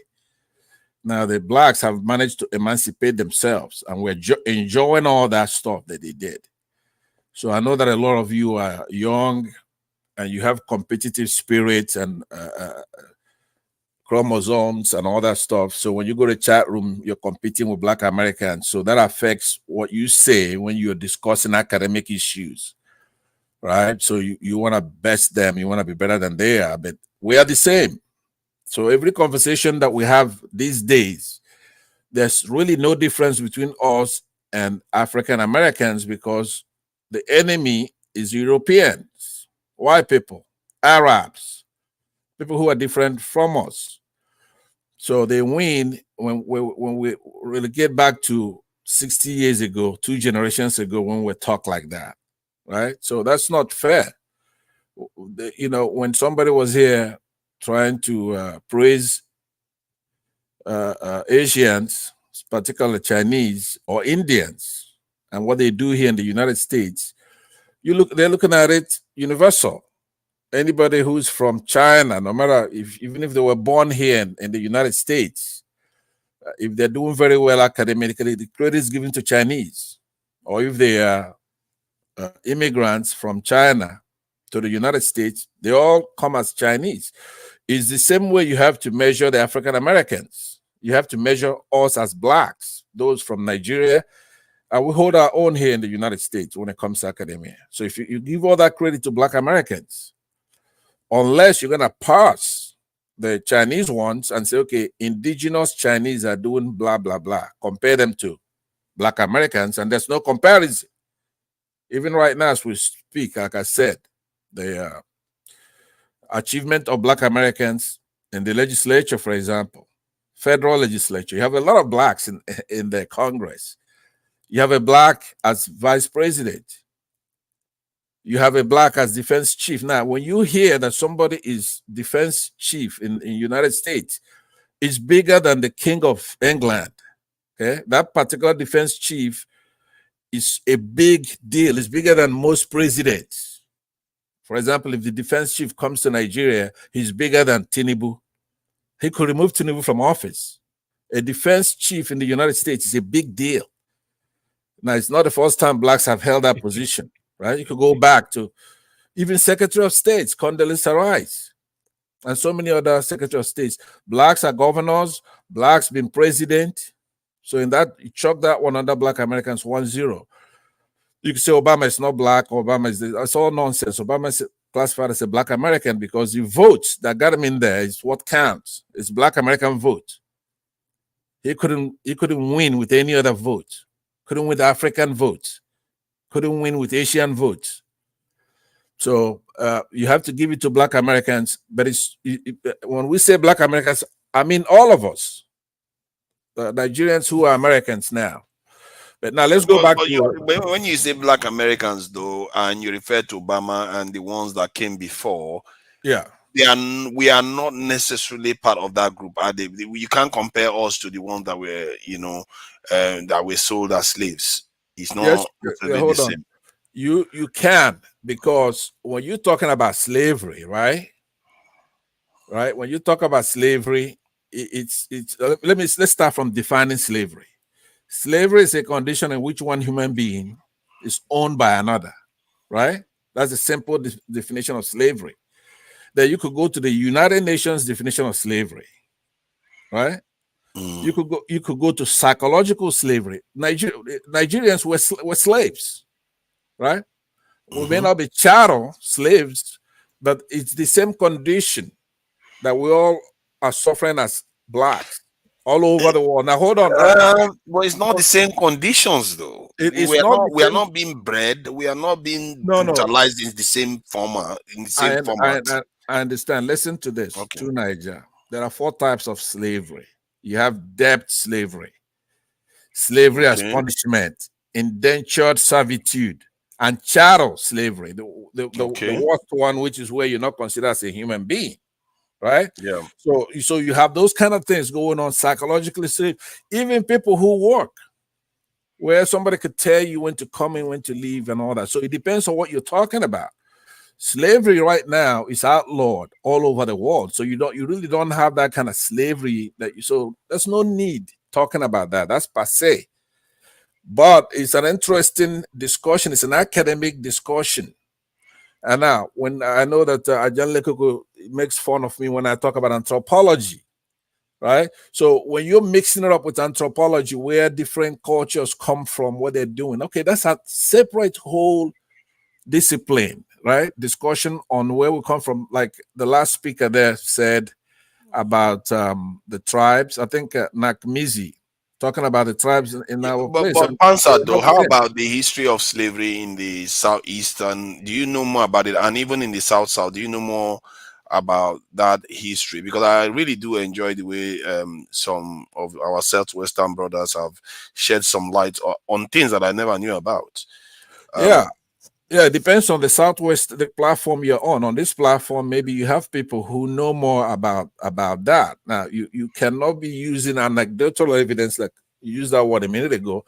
This platform probably has more people who speak about the Southwestern issues. Issues. But all our people, they know. Oh, you do speak about Southeastern issues, though. You mean me? Yeah, you do speak about Southeastern issues a lot. Sorry to interject, Tunaja. I'm not from Southwest, and I think when it comes to history in this platform just today, I think I'm the only one that put time and date and figure to what I'm saying. That is true. Yeah, that's and I said Arochukwu, the only slave trade that was going on in the 14th century is in the book, is in the fact, is Arochukwu conspiracy. I know. I'll cut to your Benny. I was coming to I will not leave here. Sorry, but World peace. It's only fair that we say that you go and take care of your family, because there's a lot of noise coming from the background, and it's not fair that we are taking you away from your family. Yeah, it's interrupting me. That is the most important reason. Why interrupt me? I give him credit because he does talk about that and he knows a little bit about that. The people from his side, they participated in capturing their brothers and sisters and selling them into that's slavery. wrong again, Pastor. Let me never sold the slave. No, you sold yours. You sold your clothes extension. You sold the EB bills. You sold yourself. I'll tell you date when and where. Let me land. All right. So we'll deal with World Peace, let him say his side of the story. Then you can give us more. World Peace, I really appreciate the way you are coming across. You know, you seem to know a lot about these histories. Please, Pastor, go ahead. Yeah, thank you very much. So, like I said, we're all over the map on this, but these are the kind of topics that I really don't make too much differentiation when it comes to the tribes, right? There are issues that are universal for us as Africans. And when we say Africans, what do we mean? We mean everybody who's black.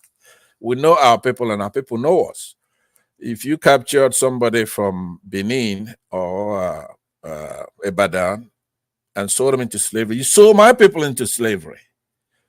And the emancipation, it's important to me. So if you go to Haiti, you see a lot of people from the Southeast who were sold into slavery over there. Historians will be more, equipped to tell you those kind of things. Who sold those people in Haiti to slavery? Who sold them? I mean the Southeasterners? Yes. Yeah, it's like somebody mentioned earlier, there were wars, right? And some of those of our Ezes and chiefs were complicit in that to a lesser degree. But you also have Arabs. Like I said, they're the master of this. They've been doing this for a very, very, very long time. They actually started this slavery stuff. So they participated. Everybody is guilty of doing that. There are some of our people. I learned that, like you mentioned, some Ezes, they sold some of the Easterners via the according to what do you call it, Asari Dokubo, sold them to his ancestors. Yeah, one thing you must avoid is to quote Asari Dokubo. He's a buffoon, right? Because they are closer to and he's not somebody you should quote. No, but hold on. What is Ajanegogo saying? Are you saying that Asari Dokubo is saying that his forefathers were sold to the South or something? I didn't catch that. He said his own forefathers are traders in that business, that the Igbos will sell themselves to his own ancestors, and they will unwillingly pass it on to the Europeans. Yeah, but he's lying there. But there are incidences in the past where people fought wars. So who are the Ezes selling these slaves to? Who do you think? Who do you know? Don't get me wrong, right? I am not giving you any anecdotes like this is a so what happened in those days was a mixed bag, right? If you're in one clan, even if you're Igbo, doesn't mean that you consider somebody you're fighting a war against as okay, brotherhood were Igbos. In those days, people were divided according to all kinds of chiefdoms. Do you understand what I'm saying? Clans and stuff like that. But right. The Igbos are a welcoming tribe. It's a big tribe. So people who come from Ejo, we consider them as part of us. But a lot of them were coming and capturing people and selling them into slaves at that time. They were doing that. I know that as a matter of fact, right? Because when they used to rain a little bit, even in my day, they would come, invade, and people from Benin, people from Ejo, they were involved in that kind of activity. So there were bad actors now. Are there corrupt people in office? Yes. You look at human development and human behavior, it's the same thing as human beings. You have bad leaders who can be corrupt. So if somebody comes in with goods and cash, they're able to get slaves. Yeah, but what seems to be clear, because I think I've heard some other lady testify to this, that have parents for grandfather was like a trader of slaves, that they capture slaves in the Southeast, take them to the South, sell them there. Just like somebody, I think Ajane Koko just testified a moment ago, that they will sell them in the South, and the Southerners will sell them to Europeans. So that's how the relationship seems to work. Look, to Nigeria, I'm not going into the mud, right? In essence, Nigeria is a stratified society that you have a lot of jingoism. people telling those kind of stories normally are small minds talking about superiority of their tribe or something like that, right? So those stories, they're widespread, but it's pedestrian, it's stupidity, right? That's not what I'm here for. The point about a continental problem. Hold on. Let me 1 minute. make this point. You will continue. It seems that you are getting Asari Dokubo wrong. Asari Dokubo was not saying that they came to conquer Igbo and took them as slaves. He didn't say that. What he said was that Igbos were selling themselves to his own ancestors, who then will now sell it. I heard what he said. So he didn't. But he is not an authority. Are you saying that it was? Listen to me. Listen to what I'm saying. Or what are you really saying? Here's what I'm saying. Asari Dokubo, okay, is a buffoon. There's nothing he says that you could go elaborating or talking about. But there's another case that just said the same thing. So I don't know why you're saying it's a buffoon. Look, I heard what he said. If you go further back, you're gonna hear him say that he's an Igbo man, right? If you go further back, you're gonna hear him say something else.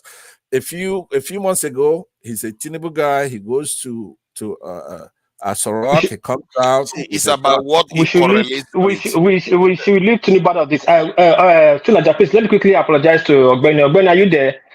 Sorry, before you go, I know it's a late time in your time. Yes, Ogbeni. I'm there. My great Lumenia, sorry. When I was put the correction to that, I said south. I was coming to southwest. I know you're another person that know history with time and date, but just that I stayed too long to portray my point. But I'm sorry, I wasn't trying to undermine your knowledge. All right, okay, all right, thank you. So like what I'm saying, let's not degenerate, okay? You just keep calm. Let me finish my statement, unless you have something important to say. I'm not here to push Asari Dokubo. You like Asari Dokubo, that's your business. But what he said, try to run so that when he can go. Yeah, don't worry, I'll let you go. Yeah. So what I'm saying is that when if you have an academic discussion, then you're gonna have to keep it pure, right? You're not going to invoke characters such as that, right? It's not important. So now, one of the key points I said I was gonna make is that those who are praising the Indians, you have to know that they have a caste system over there. I just have to have you Google it and check it out. The segmented society they have in groups over there, right? Determined by birth. It's a hierarchical system where I guess the head of that hierarchy is what they call the Brahmins, Brahmins, and it goes all the way down. So probably up to 5 segments, and blacks are at the lowest level. Black Indians. Somebody described earlier that these Indians look just like you, and I thought it was a lady when you were having that discussion. I don't know if you recall that. Yeah. So how could you be praising people like that? So you juxtapose the slavery where people actually owned people, right, with the modern day definition of slavery, which is totally different from that particular slavery. So the 13th Amendment here in the United States dealt with slavery and that issue legally. Okay, can I ask you a question? Yeah. I will ask you this question, please. When you complete, then we can move. I think it's Prince Daddy or Benny that is next. It's regarding what do you think will be what would be the best way for like we Nigerians, Africans, to a kind of build bridges with the African American, Caribbean, as I always call them, the greater diaspora, the ones that were sold into slavery. What would you suggest would be a good way to bridge that gap? Now, I take it that our current conversation is helping, but in terms of on a greater scale, like on a national and continental level, what would you suggest? Look, that is the most important question anybody can ask when we're on a platform like this, right? It's in Kuwait. That's INCHOATE. It's rudimentary, but it started. If you should see us a generation ago, okay? So, but there's a lot of headway. So we have to be good ambassadors, no matter what's happening on this particular topic.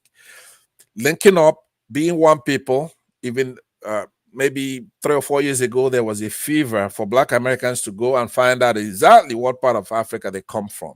And they were doing so by going to a website, ancestry.com, and they were excited and they trying to find out where they come from. We're one. They're Afrocentric now. African American, I mean, replaced Black Americans. It's actually not, what do you call it, in vogue now to say Black Americans. They call themselves African Americans. And how wonderful. Do you know how much you dash this people? Let's say they sneak in here and they're listening to the conversation we had earlier. Except to say they are savvy enough to know these are our idiots. Those are the people talking like that, right? We are one. So the question you ask is important. We carry ourselves in the spirit of oneness. We have to know who's holding us down. How do we even get to punish them for what they did? Because we hint there were vestiges of participation by our people, our bad actors in those days in slavery, but the bulk of it, 99% is still Europeans, Arabs, Muslims coming down and enslaving our people. But I don't necessarily subscribe 99% of it. I don't subscribe to that. Our people were very, very eager. Some of them. I've heard you say that before. It wasn't like that. Like I said to you today, right? We have bad leadership in the continent. It's a continental problem. We haven't solved the leadership problem in Nigeria. So leaders, somebody like, let's say, president of a country, can do a lot of damage to you. So selecting a proper leader is very, very important. The character of the leader is very important, because without that, that's why it's not like we don't know. Okay, it's even here, like the United States. The American people are savvy, generous, good people, but they get bad administrations, but nothing like we ever had. Over here in the United States, the trash gets picked up. At least they have some class. But in those days, when you have uneducated people, we still have the same problem today. They're not educated. So they did a lot of damage to us, but no, were they faring? Did they go across to the Atlantic? No, these people came down to us, right? Okay, then how many, if they participated in slave trade, they would have bought some Oyibo now. How many do we have in the continent, right? In the marketplace, there's buying and selling. It's not just selling. We would have had people who had money. There's a historical fact that the richest man ever to live is an African man. I forgot his name now. Mansa Musa. Mansa Musa. How many did he buy? How many Oyibos do you have? Yeah, he bought a lot of slaves. European and Arabic slaves. Yeah. Okay, but so what I'm saying is that the question you asked me is the spirit you have to go by. Ambassadorship is not just somebody that's appointed by the government to go around and promote your culture, promote your people, be a good exemplar. In essence, if Black Americans come here and listen to this show, they should go with the mended heart. Don't try to suck it to them still, because we're here. For example, here in the United States, you have all the hoi polloi. They're imbeciles, they're crazies, they're drug addicts, they're poor, not poor, just destitute ones, right? But if you go to Nigeria, I'm rounding up with this, and I want you have your ears open. Sometimes you have to forget that you are moderating and listen. Move to the next person now. I'm tired of this guy. I want him to round up. So he's going to round up in 30 seconds. Yeah, people like war, peace. Those are the kind of problems we have in that continent. People like this, they are averse to progress. If you're making sense, he wants to dump you down, maybe because you're a tribe or something like that. So small.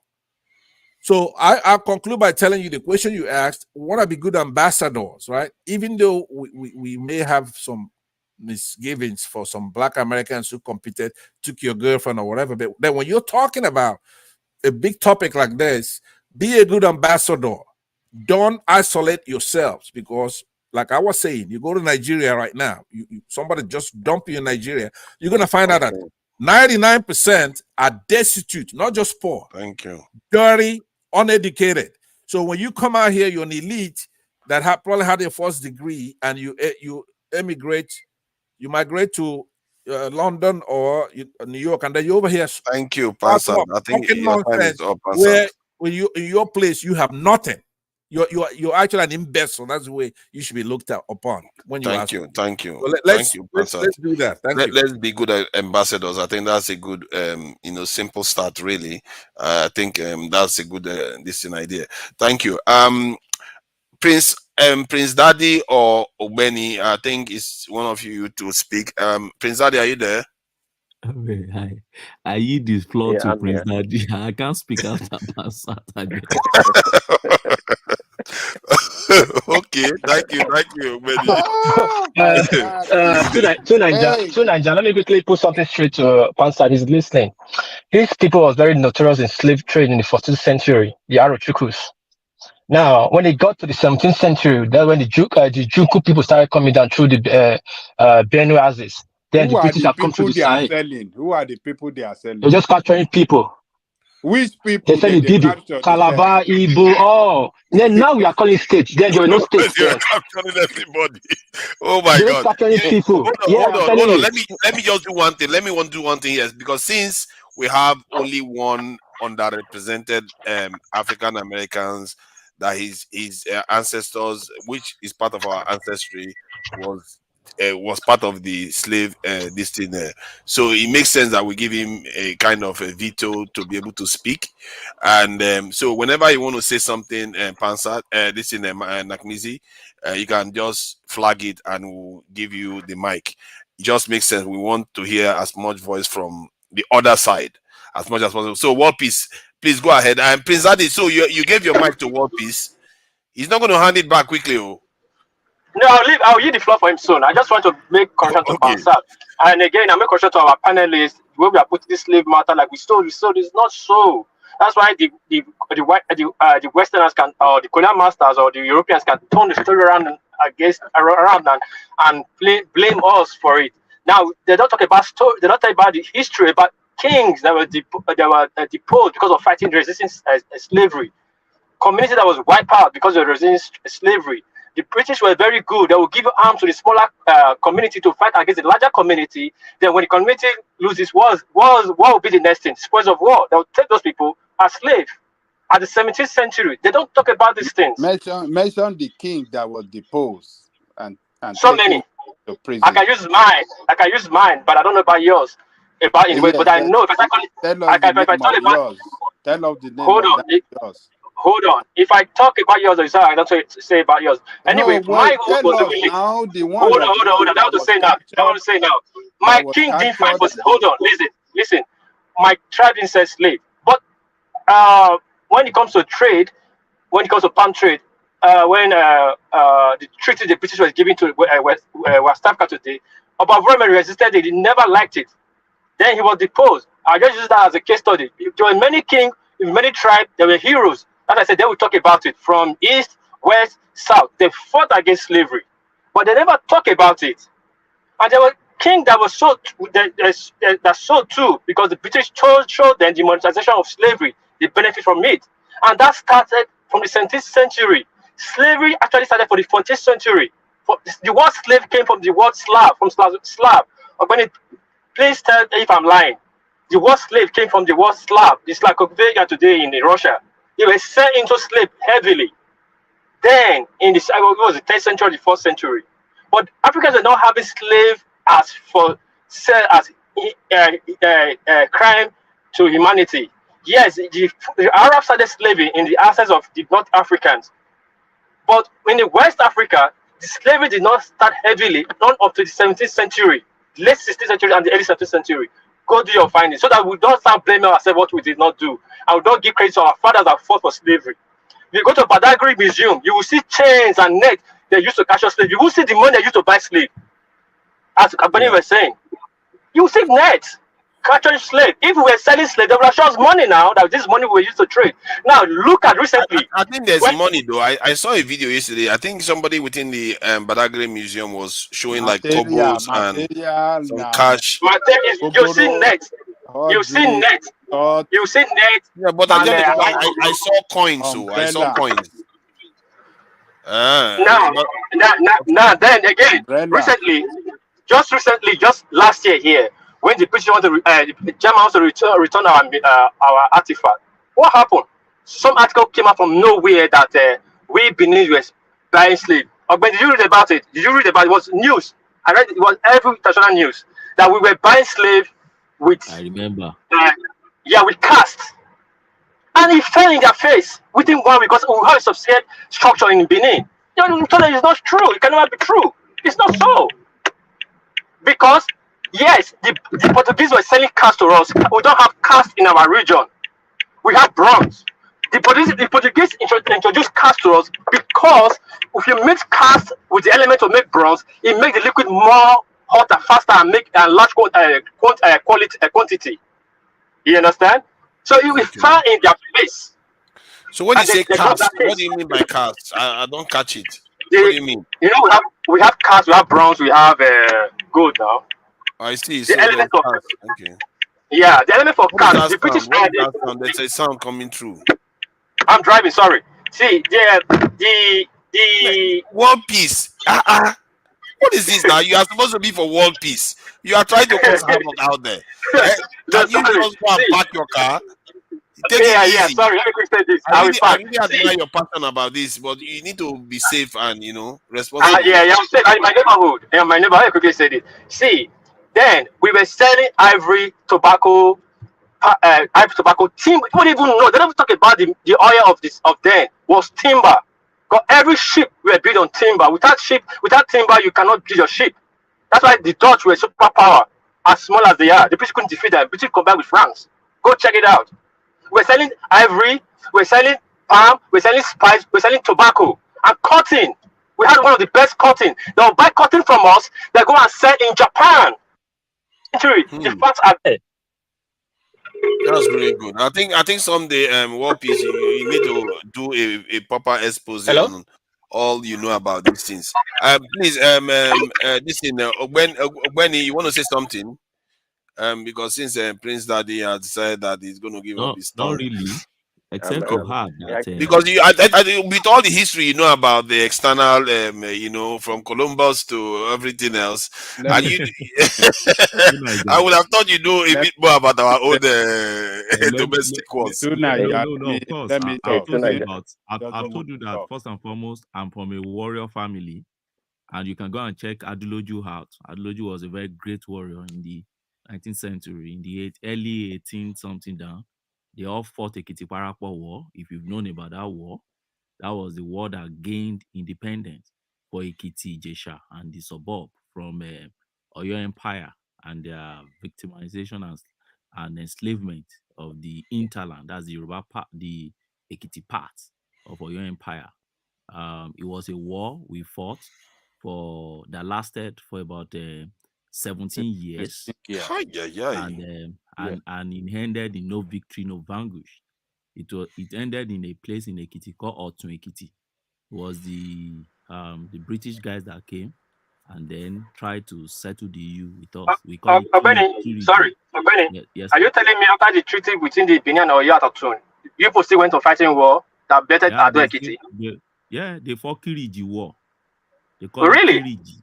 Yes, go and find out about it. It was Kiriji War. So it was a long battle. And the Southwest is crazy, man. They were just fighting constantly. So not now that you're just all docile and easygoing. Please go ahead.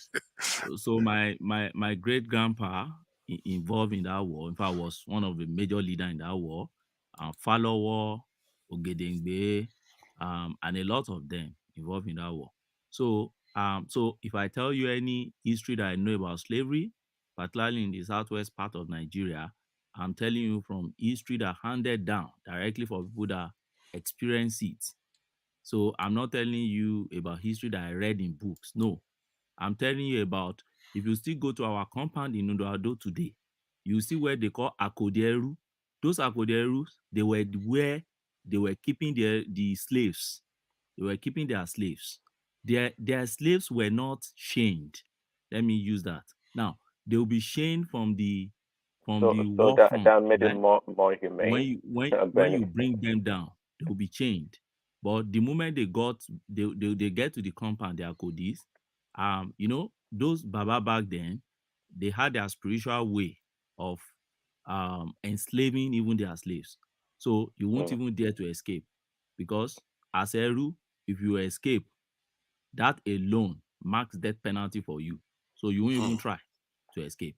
And don't forget, like somebody mentioned, when you brought your Eru to your place, there are marks they make on their bodies. Those things were not friendly. They brutalized them. You use hot iron to make mark on the human being.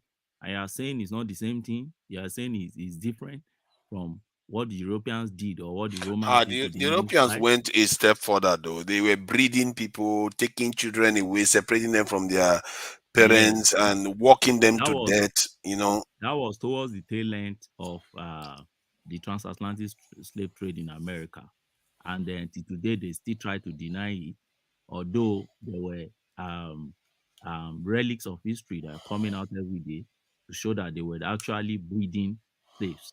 When Chinaja, can you hear me, or can anybody hear me? loud and clear. And they refused to allow their ship to move across the Atlantic, so they started breeding human beings. They started potting, mating. They put one man in the same space with maybe about 8 or 7 ladies to have children. They would select those ones that are healthy. They will kill those ones that are not healthy. They will castrate those ones that they believe that are not fertile enough, and all this. These are facts that are coming out from history from that angle, and they are trying to kill that history. But every day there are evidence to show that such slave breeding actually happened. But there is one area I want to touch. There are Igbos, who were slave owners and slave traders too. And history showed, I'll give you history of Moremi. There was Moremi. I don't know if you've read before about Moremi. Moremi reigned in the 12th century in Ile-Ife. Moremi was from somewhere in Ofa, present-day Kwara State, and he traveled down to Ife. He became Ayaba of Oromio. So he was a godmother. He was a wife to Oromio. So there were these Igbos who were coming to get to kidnap people and enslave them from Ile-Ife. And Moremi happened to be a very tricky woman, a very wise woman, who the story ended by that Moremi surrendered herself to her allowed to be enslaved by those Igbo guys, and then he was able to get their secrets. So what they were doing was, when they traveled down to Ile-Ife, the moment they got to the border, they would put their masquerade mask on, and then the moment the Ile-Ife guys will see masquerade their mask on them, they start running away, and by then they use that trick to pick slaves from their land, and they will take them to the Igbo land to farm. So Moremi actually tricked them. She behaved like a slave, and they took Moremi down to their town. There were different historians talked about where the present town is today. Some historians said somewhere in Enugu. Some historians said somewhere close to Ugoja, today. But every historian, there is consensus among every historian to show that they were Easterners who were traveling down to Ile-Ife to steal people and make them slaves in Igbo land. Wow. And so Moremi realized that it was palm front that they were actually using, and they were wearing as a masquerade. So she sneaked back. She found a way to sneak back to Ile-Ife and then reveal that secret. So it happened that the time they came last was when they came, the Ile-Ife guys confronted them and then set fire on the palm front, and then arrested some of them and executed them. So where I'm going is this. You see, this slave trade thing started within Africa. But within Benny, can I interject you? I think the history he just told us now about the Igbo. Moremi. The Moremi and the Igbo people. I don't think it's this present Southeasterner that are the Igbo that they are referring to. Is actually the Olugbo of Igbo that we have. There were controversies among historians. I also mentioned it over where is that Ugbo. So I think my own perspective is this, and what I read is that Olugbo of Igbo we have today in the present place they are today. Yes, they were the one that was occupying the throne of the present day Oni, the king of Ileve back then. And Oduduwa, when Oduduwa came from the war front, he sacked them and they left Ilefe to where they presently are. And they were very, very mad that they were sacked. And the king that was reigning then in Ilefe was Obamakin Osongogon. So they sacked Obamakin Osongogon. So he moved to their present place where they occupy today, the Igbo, the Olugbo. So, and since they were sacked, they said they will show Ile-Ife and they will teach them lesson that Oduduwa that sacked them will not enjoy his reign in Ile-Ife. And that's why they've been, using those tricks, as you describe it, to come and, to wage war against Ile-Ife and disguise in the way you describe it, and took some people and run away to their homeland. And after some time, they will run back again, to ravage Ile-Ife with war. So it's not the southerner. It's not the southeasterner. It's actually the Olugbo of Igbo land in Nigeria, in Ondo State. So yes, he was. He was the one. I've read that version of. And why I believe that is that the king of Olugbo actually featured on one TV interview, and he described it exactly like that. That was what happened, because his own father, that was, his own great grandfather, that was the king there, Obamakin Osogogon. They killed Oduduwa father. Oduduwa father was the king before their own, this Olugbo's great grandfather. So they toppled Oduduwa father. They killed him while Oduduwa was away. I think Oduduwa, as a warrior, he used to go on, mercenary course to go and fight war. In these present days, they call maybe Libya and some other part of Africa. So it was on his way back from the war front that he had the news that his father as the king has been toppled and been killed, and that was what was responsible for him to launch attack against Ile-Ife and sack Obamakin Osogogon, who was the king then, out of Ile-Ife, and they left to where they are today. So the king of Olugbo of Igbo today featured on a TV program, and he described the history exactly the way I described it now. So that's why I believe that his soul version, I think, is the true. I also think that maybe there is another physical aspect to this, because World Peace, I don't know, because you probably have your own history straight regarding the practicality of Igbos coming from the southwest, crossing the Bini Kingdom and the Ondo area to go and get to Ile-Ife seems like a tall order to be able to pull off geographically. Abio, let me tell you what. I'm happy that you hold on, just 1 minute. Let me hold on. Let me say something about what you said already.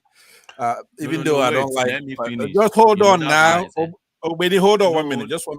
I said 1 minute, and then you continue. Papa 1 Dale minute, now. 1 minute. Then you continue. It's okay. It's your turn. But let me just say that in the topic of slavery, right? It's really childish to come talking about those kind of things. But if you must look at it forensically, okay, you don't have people in Igbo land, because when somebody's a slave, they normally don't forget their last name or their history. It's not like when you participate in slavery, then you just wipe out their memory. Slaves still maintained their culture. They maintained, some of them, their names. There's an activity where they're stripped of certain things, but slaves do know themselves. So when you look at it forensically, you don't have an Igbo land where you have people with Yoruba names or who trace anything back to the Igbo land. There's nothing like that. So I hate to be the conversation where we're always bickering about Igbo this, Yoruba this. There are some topics that are just not made for that. So everything you just said right there may be anecdotal. There are pieces of that here and there happening, but it's not true. It's a lie. They flat out lie.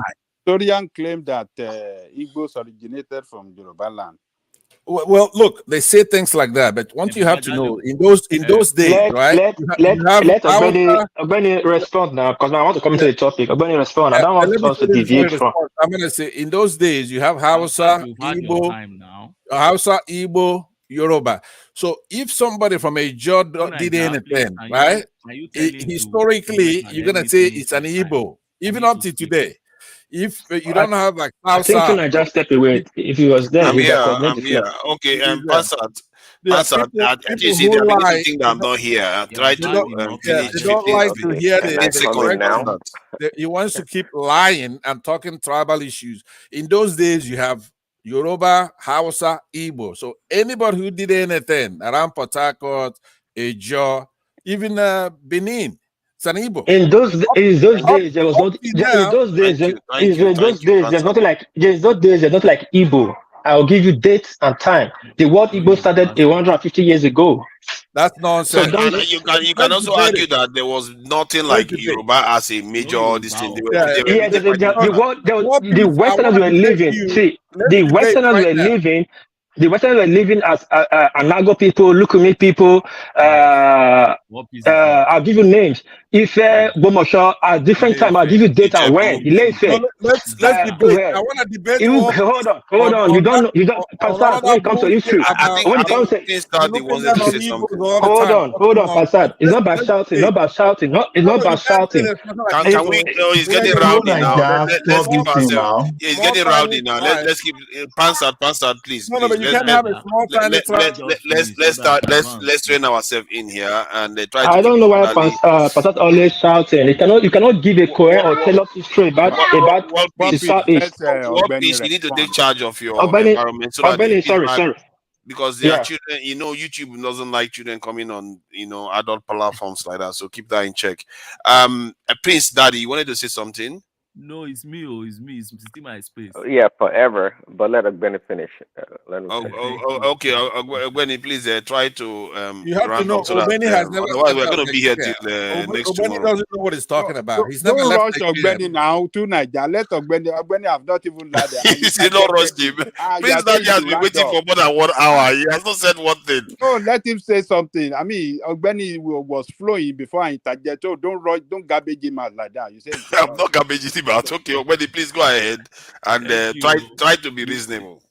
No, I've been, I just, you see, history is history, and you don't bring emotion into history, whether it affects But you have to you. tell the truth. History is history. If you don't tell the truth, like I you've been don't doing give all you night, space to every interject. time you Bastard, talk, you please, don't tell please the now Just, truth. let You it just just be go quiet. now. no, but Just Bastard. let he's me. not telling the truth. Oh, Why I are you think giving him all that? please go ahead, Benny. You see, history is history. You can't use your oral talk in this 21st century to be nullifying what happened in the 12th century. That's the reality of things. You can't. And if you don't know history, you sit your ass down, buy books, and read. So when people that understand histories are talking, so that you'll be able to That's how listen to somebody in them Nigeria talks. and I mean, talk at you. their What level. point are you making? You haven't made any So point. Make a point, right? You in Nigeria, you haven't stepped outside. So when Pansa, you let come him to a finish platform now. like this, you're supposed to be Pansa, let him listening. So like finish. that, mute him now, mute him now. You have the See, mute power. Benny, please go to the point now. You know, the guy is itching to say something, no, and you if just it's my space you now, keep so like slowing it that, down. you won't barrage me. He doesn't, he doesn't know the kind of person he's talking to. I know, but why You all the won't, sense of you entitlement? won't railroad me. That's the kind See, of person I am. So Benny, you never you railroad know, me. feel sorry for the panelists too. Just try to get to the point. Pastor, if we come to your turn, I could even yield my own turn for you. Let Yes, Benny, he let has I even know, but exhausted his turn. Angela Coco, he has not laid a foundation. I don't know. leave him Please. now. I mean, he What allowed you to qualification does go. he have?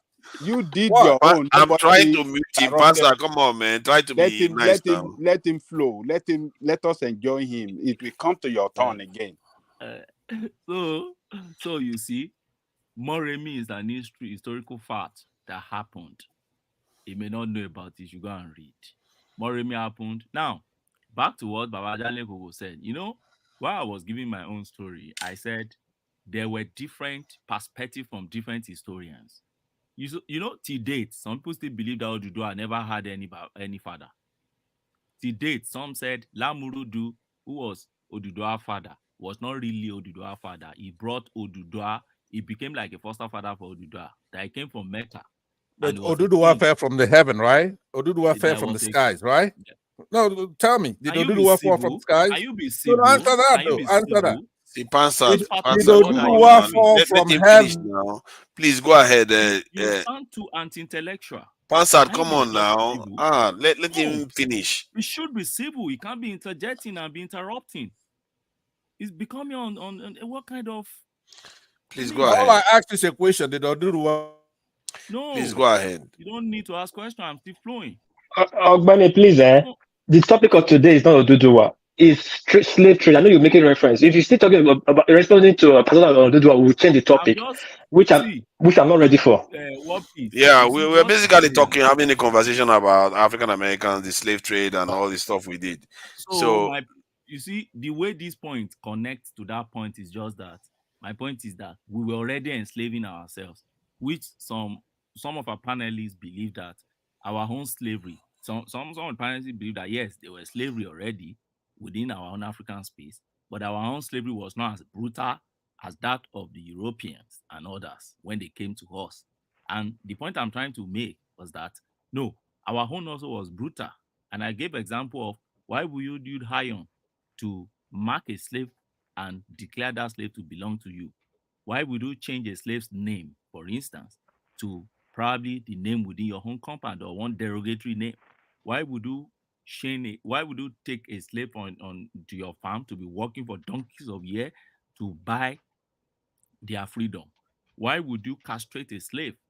So these were also heinous crimes that we also committed against ourselves. And then why would you sell again? So we're selling our slave too. And I gave example of cross-border slavery. That's you coming. Yes, I would have given an example of Benin Kingdom, coming to other neighboring kingdom. But World Peace has already given that example already. So I was giving you history of how some historians believe that the Hugbos who came during Moremi time were actually from somewhere in Enugu who crossed Edo to Hondo, to Ile-Ife, that is Oshun, back then. But some historians pushed back and said, no, it was not that Ugbo. It was another one from Ondo State who was that Obateru's town. But by the way, some other historians recently said, no, it can't be the Obateru guys because their hometown was not in existence as a 12th century because Moremi was 12th century. So they believe their hometown came to being around 14th century. And that their hometown came after Odudua had come and gone. So there were histories, just like history of Benin and Ile-Ife, back and forth, historian coming and up, and everybody giving his own artifact and everything. So it's not an attack against the Igbos, but that's his history. So, but you know, it takes somebody with mature historical mind to really understand history and take it the way it is. You don't when somebody is talking history, you don't. He's not attacking you. The person is just telling you. Well, you're not talking history. Okay, cite one book. Cite a book and an author right now. Cite a book that you're talking from. Cite a book. Don't come to my space. No, you cannot make any citation. You laid no foundation, right? No, wait a minute. Look, Tunaija is only fair, He's right? almost done. He's almost done. I will allow you to respond. I will allow you to respond briefly, Pansat. Let him just finish. Okay. When it comes to your turn, you talk. You are not civil enough to interject or to interrogate with me. Okay, I'll go after Benny, so that's fine. Benny, are you done, Benny? So that's just my point. And you are not even educationally qualified to even engage me. Benny, you're a troublemaker, you know. Can you let that thing go? Okay, let me respond. Can I respond before Prince Daddy? Let me respond to with you. I join you with Abadale Koko. Wait for your own turn. You don't need to respond to me. You are not educationally qualified to respond to me. Okay, Ogbeni, thank you very much. And we have been joined by two African Americans. This is here. And so, you know, anytime you guys want to say something, you can say something because you are quite underrepresented. But there are a lot of stories that I'm hearing today that I didn't even know. I'm in Nigeria. No wonder Nakmizi is accusing me of of lying and doesn't know the story of the slave trade and stuff like that. So, but I must say, man, I must commend most of the Southeasterners, world peace. You guys really do, you know, have your history nailed. Pansat, there's something going on in the South and the Southeast. We don't seem to have a clear idea of these things. And I'm glad that Asari Dokubo said a few things.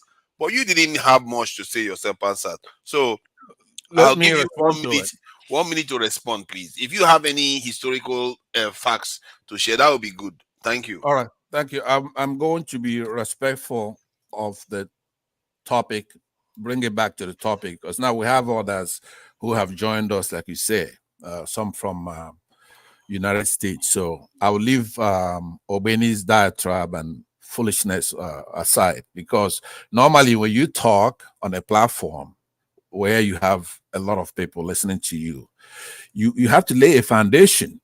You have to cite the work you did yourself, right? If you did a research, it has to be. I've got to go. It has to be. We have no chance to speak. Peer reviewed. Ola, sorry about that. These people are too hot. They don't let people talk. Please. Stop interrupting me, please. Don't worry. If he's leaving, just leave. So now, if you're not going to cite your own work, or if you're not going to show, this channel has become a shadow of itself. What I see people doing is the interjection unnecessarily. Even some people speaking off key. This sort of a guy. That's how you say Adewale should be able to speak to Ajanleko. Be very brief. Let me take it to you too, Nigeria. I've been on this show even before you acknowledge these two brothers from. That's true. And then you never even acknowledge it, and I've been listening to every one of you. It took you forever to ever interject and stop others that are interjecting. Honestly, I'm kind of disappointed. I was on the show earlier today. It was the same thing happening over and over again. I don't blame Hola for even leaving because you guys just keep talking and interjecting unnecessarily. I mean, this what we're doing here is academic. It's nothing. You're not in government. You are nothing. You bodies have no authority to provide a solution. But at the same time, people fighting and interjecting unnecessary. Even this same Pansat interjecting unnecessary. He once said he won't come back to this show. I don't know why he's even here this night again.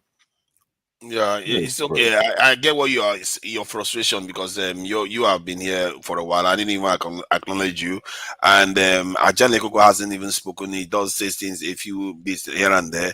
But Pansat, please try to be reasonable. 30 seconds, just round up what you want to say so that Prince Daddy can have his say. All right, no problem.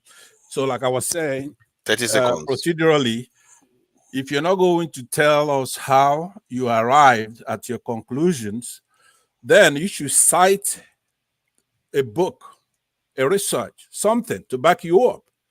You just don't come imposing stories, on an important topic. So based on that, I'm cautioning you as a moderator as well, right?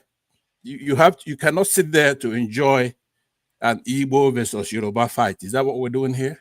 You already, as a Nigerian, you know that as an Igbo man, as I'm speaking here, that a lot of these charlatans from the Southwest are going to try to insult me. It's your job to push this thing straight to the major point we're talking about. So I'll yield back, but I want you to do your job on this. Thank you very much. Thank you. I'm sure I'm not trying to trigger any kind of arguments between both sides. It's just we are sharing history here, so it's not about that. Prince Daddy, please go ahead. Damn. So to Niger, finally.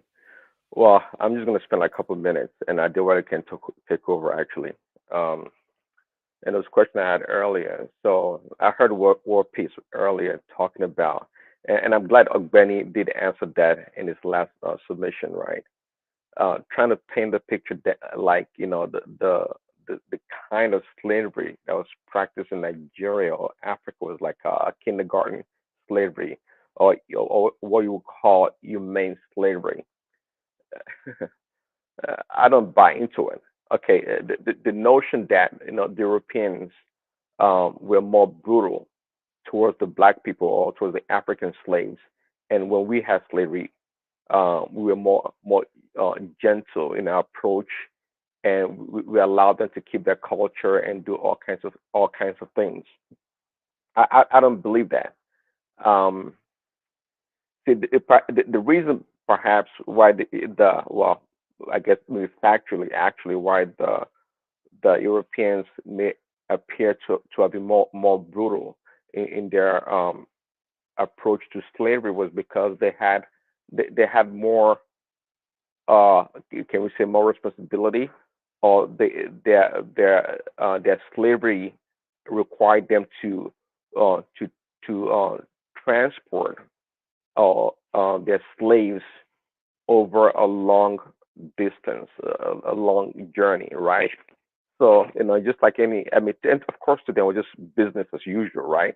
They try to maximize the profit, cramp people into the ship in a really animal-like way, to the best of their ability, and the way they did things was no doubt barbaric in the highest level. But to try to paint the picture that we Africans, no, we had this. Oh yeah, back then we said we didn't call it slavery. Who cares what we called it back then? A lot of things had names changed or codified along the way down the road. So the notion that a certain practice or system was in place and wasn't called that system does not justify or nullify if the system existed or not. Like, for example, female genital mutilation has been practiced for many years in Africa. It wasn't called that. It was part of the culture, many cultures, and it was encouraged by different cultures.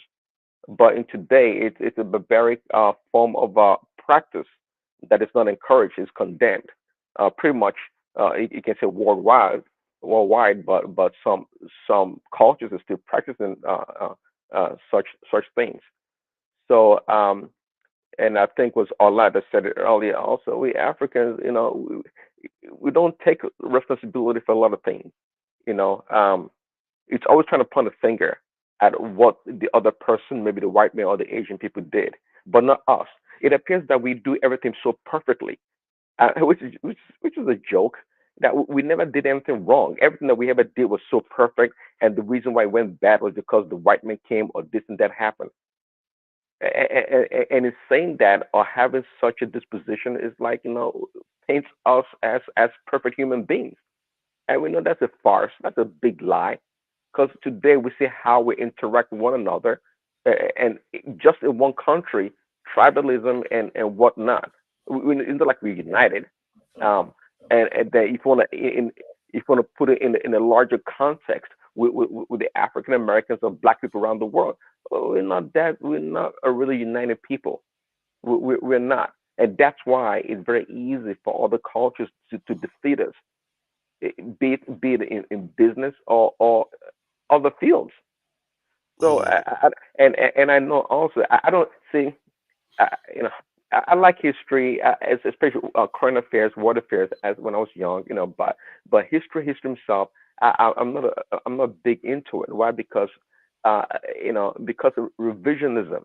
Okay, everyone everyone has their own approach or interpretation, or how they forge their narrative about what happened in the past. That's why we have two competing two sides talking about one topic, and they seem to be so divergent. And you're like, are these people talking about the same thing? Because everyone wants to paint their own side as the better side, or the accurate account of history. Because something was written in the book, because something was passed down orally, doesn't make it true. It doesn't. And in fact, if you ask me today, many of the writers today's world are meant to deceive people. Some people are good at it. In fact, many writers today are commissioned by certain people in order to deceive the public. They see the public, they introduce revisionism into history, so people are getting confused in a lot of ways. Okay, I like history, enjoy history when people talk about it, but I know my limitation. I know my limitation because the people talking about it themselves, it wasn't like they lived in that during that time, and even if they did, it's not possible they have and the entire reality accounts for what happened in the past. Everyone reads what happened in the past, so it's knowledge being passed down from one side to another.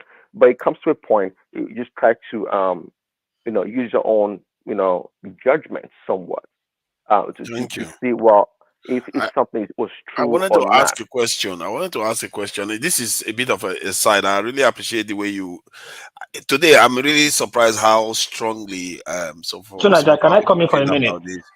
Yeah, Tunaja, you will come in. You will come in. I think some of these things he has said is quite important. The way he put it. This is just a bit of a distraction, so please forgive me. When he said something about that female genital mutilation, I was just curious that um, how is it that we also accept male circumcision and but the female one is not acceptable? I'm not so clear about that. Do you have any clear answer, Prince Adi? Well, I can put my 2 cents in it. Maybe a medical doctor like BT or Simba can speak on that. But when it comes to the male circumcision, it's more of it's accepted in different cultures, readily accepted because it's good, right? It's more for hygiene purpose, right? It's more for other purposes, right? The removal of the foreskin there is to is to make it more. I don't want to use any vulgar word, but it's readily acceptable. But in the practice with the female, it's horrendous. It's more like I can explain it because I'm not No, one. no. But someone In terms of function, I'm asking what is it? Because if you think about it, from what I know of the male circumcision, they are taking flesh off, and the male right. female one they are doing similar. So what is the specific difference Nah, that they're makes not the they're female not one doing similar. horrendous? Again, I'm not So going to speak on it, but don't do can I just similar. say I'll tell you though. can I just say I'll tell brief? you. They're trying to, from what I understood. Okay, from what I understand, the in the African context, they're trying to remove a part of the female genital, whereby the need for sexual sensation is reduced or eliminated when they are young. is more like is more like to deprive them of sexual pleasure. Unlike the men, it's not the case. Unlike the men, it is encouraged by many culture, but for them, is to suppress that desire. Okay, but anyway, somebody should be speaking on Some that. can argue that the men do lose a little bit of stuff when Yeah, they do but that. there are more actual health benefits for circumcision. That's what I said. Yeah. The hygienic part of it. Even if you look at HIV, HPV, you reduce that chance by almost 50% if you're circumcised. Is that right? Okay. Yes. Even Yeah. I mean, even there's some studies about UTI low, but it's not that impactful. But in terms of like even cancer rates, that comes down a little bit. Infections rate come down. Cancer dependence, but I know when it comes to acquired infections, you reduce that chance by half if you're circumcised. So the health benefit of it is. But I won't say back then they knew about the infections rate. Maybe they knew. I'm not sure. But in modern medicine, it's more beneficial health wise to circumcise. Okay, thank you. Let me Sorry. stop that before we go too deep in that. Let's go So, back to the main Tunaja, topic. can I come in? let me land, and when I land, Diwali comes in. Okay. But so I let's wanted keep to moving. interject. I wanted to put something straight for Prince Daddy, but I wanted to reference it to Ogbeni too. But I don't know if I have the permission. I cannot just be jumping into. I'm sorry. There's been a bit of an intervention that we need to straighten our act because a lot of people haven't spoken. So, Prince Daddy, please go ahead and close our sorry, world peace. And I think I would like to invite our African American brothers in. So that they can see, because they are a bit underrepresented, as we all know. But they don't talk too much. I think Brian and Devastating for you, they don't say too much. But it's good that they hear some of the stuff you guys are saying here. I'm really impressed. I'm really impressed. I didn't know that many of our people even held some of the views you have all shared here today. So, Prince Daddy, please go ahead. Yeah. Thanks, tonight. So, yeah. So, again, I'm always cautious about the revisionism that goes on in history, right? And how people try to paint a rosy picture. If you can accept that we are all human beings, that is equal, white, black, Asian, or whatever, that we are all equal, then we must also be accepting that we are capable as black people to commit evil also as equal as the white people. So, but we have a way of trying to minimize our participation in a lot of things, especially one that paints us in a bad light. I don't like that, and I don't buy into that.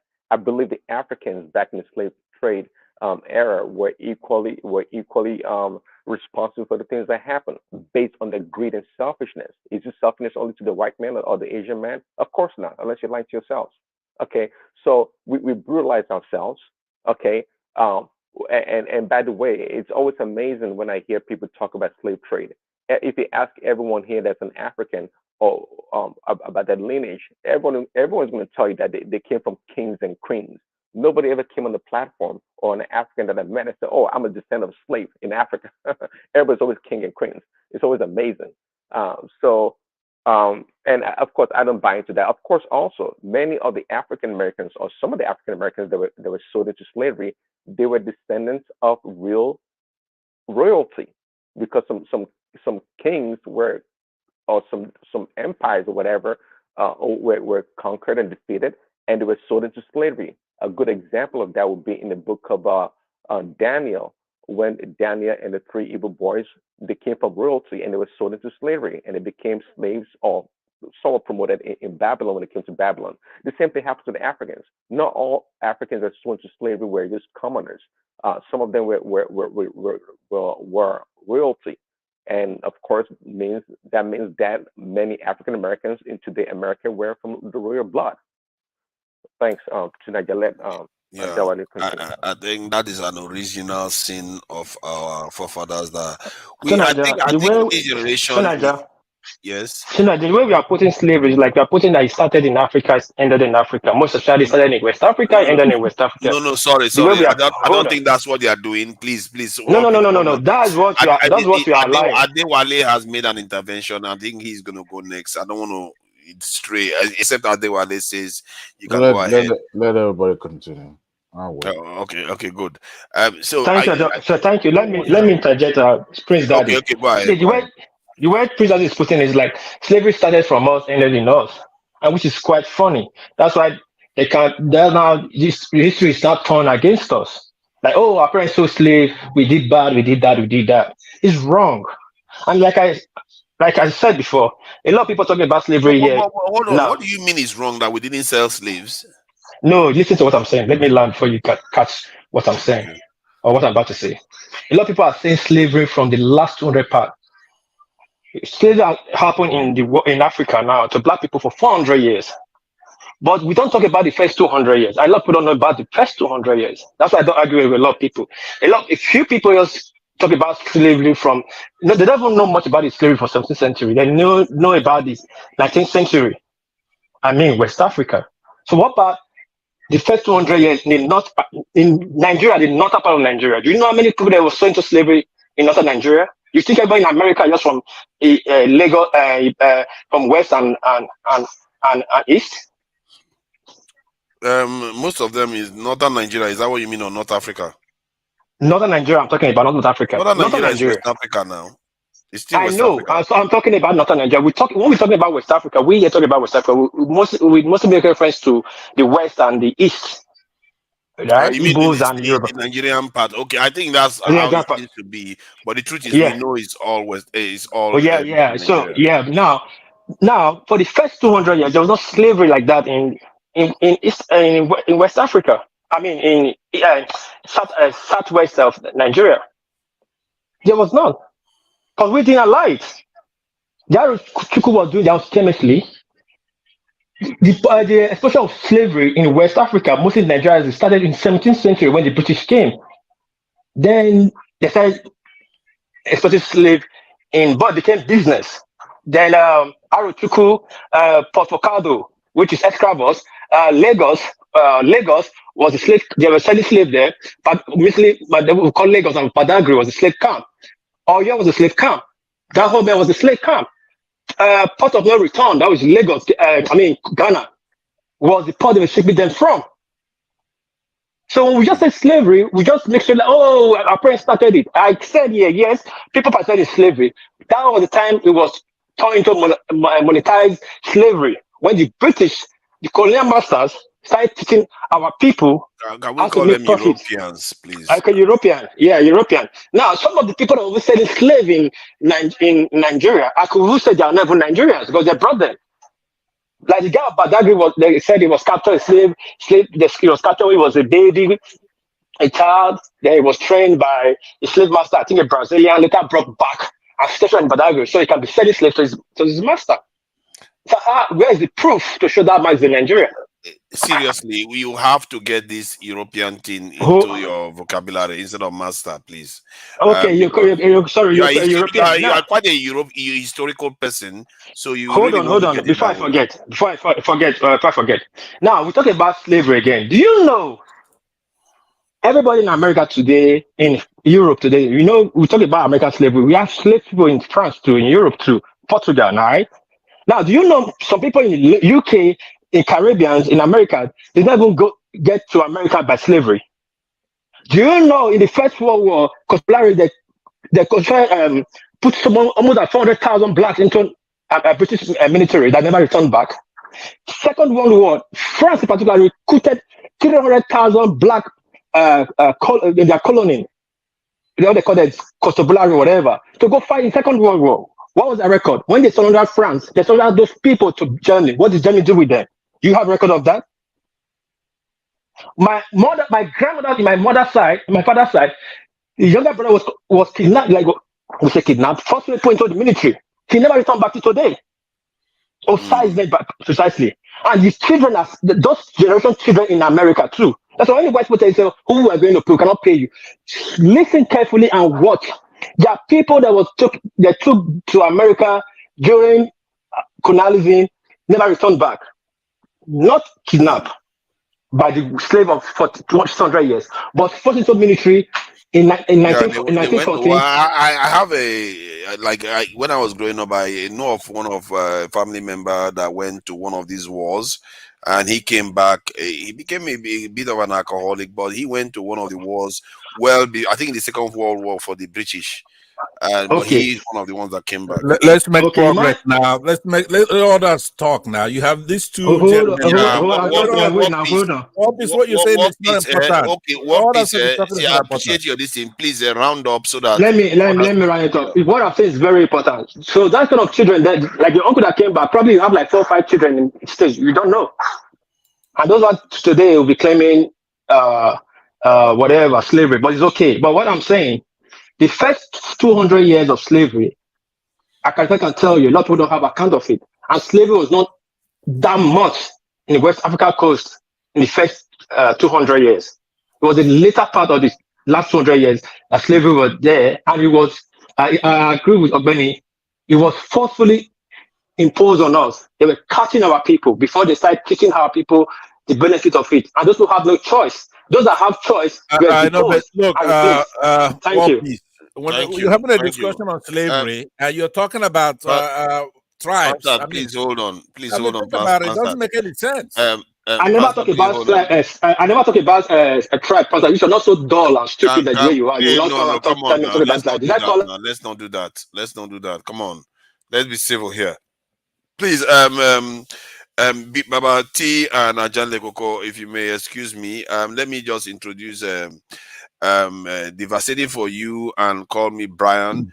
Devastating for you, welcome. And what do you think about what you've heard so far? I take it that you've been listening to some of the discussions.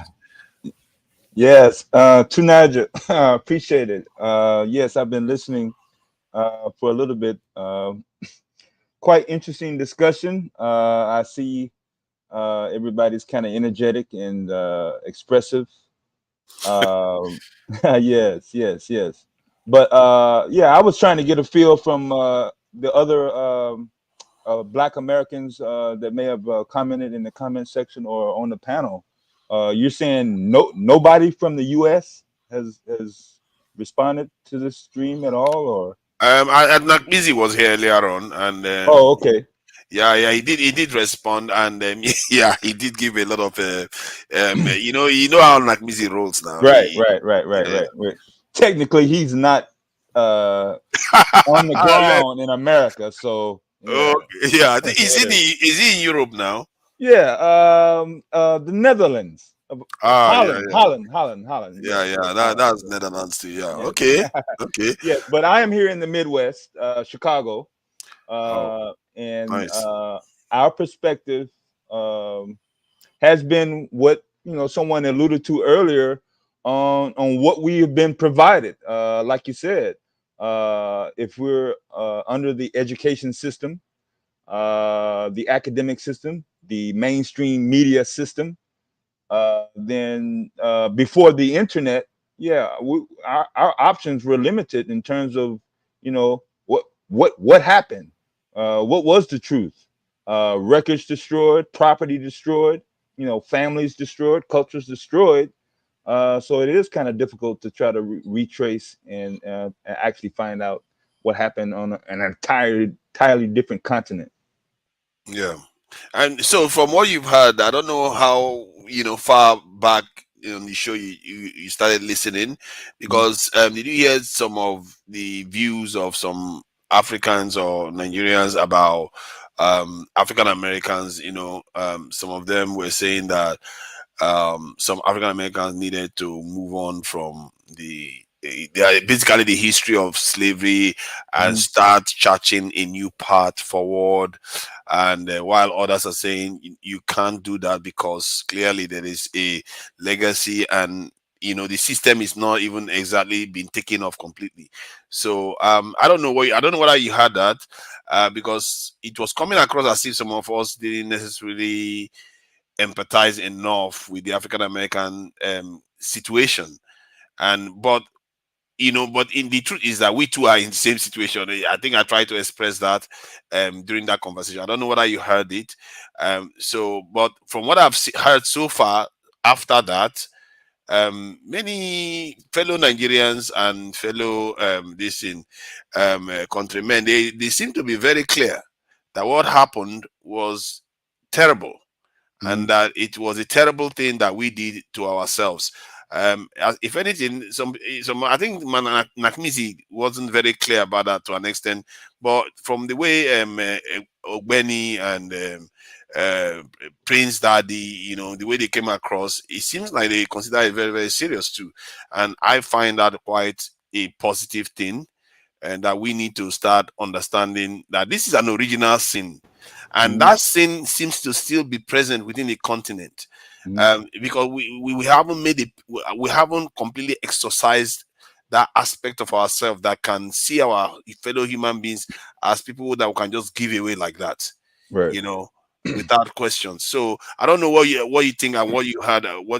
Just you can summarize and just so that we can go to Call Me Brian. I know Call Me Brian must be eager to talk about Congo and Sudan.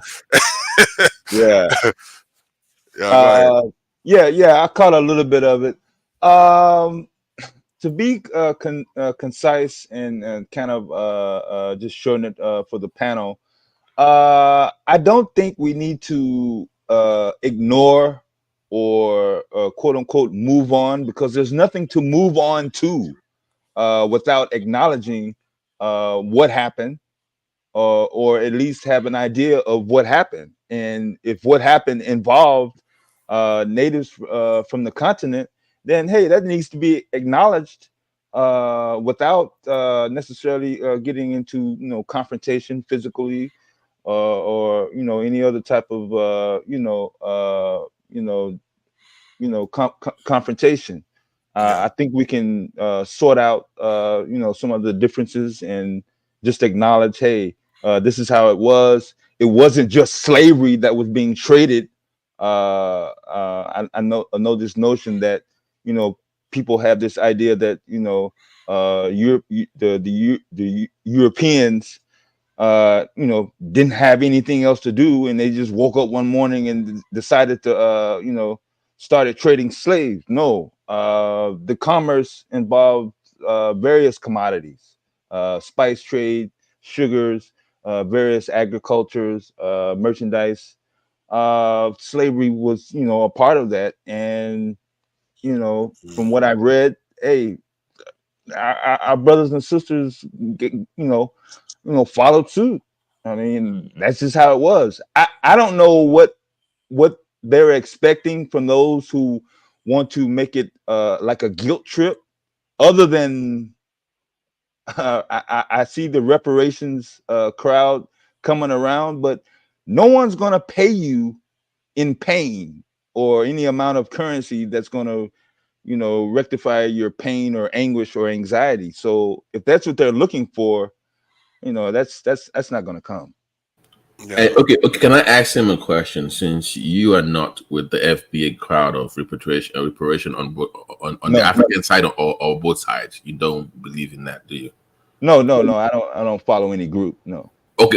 But you don't believe in the cause either, like this pay me by land or resources or whatever. I support reparations from a colonial standpoint, but not the African side of the divide.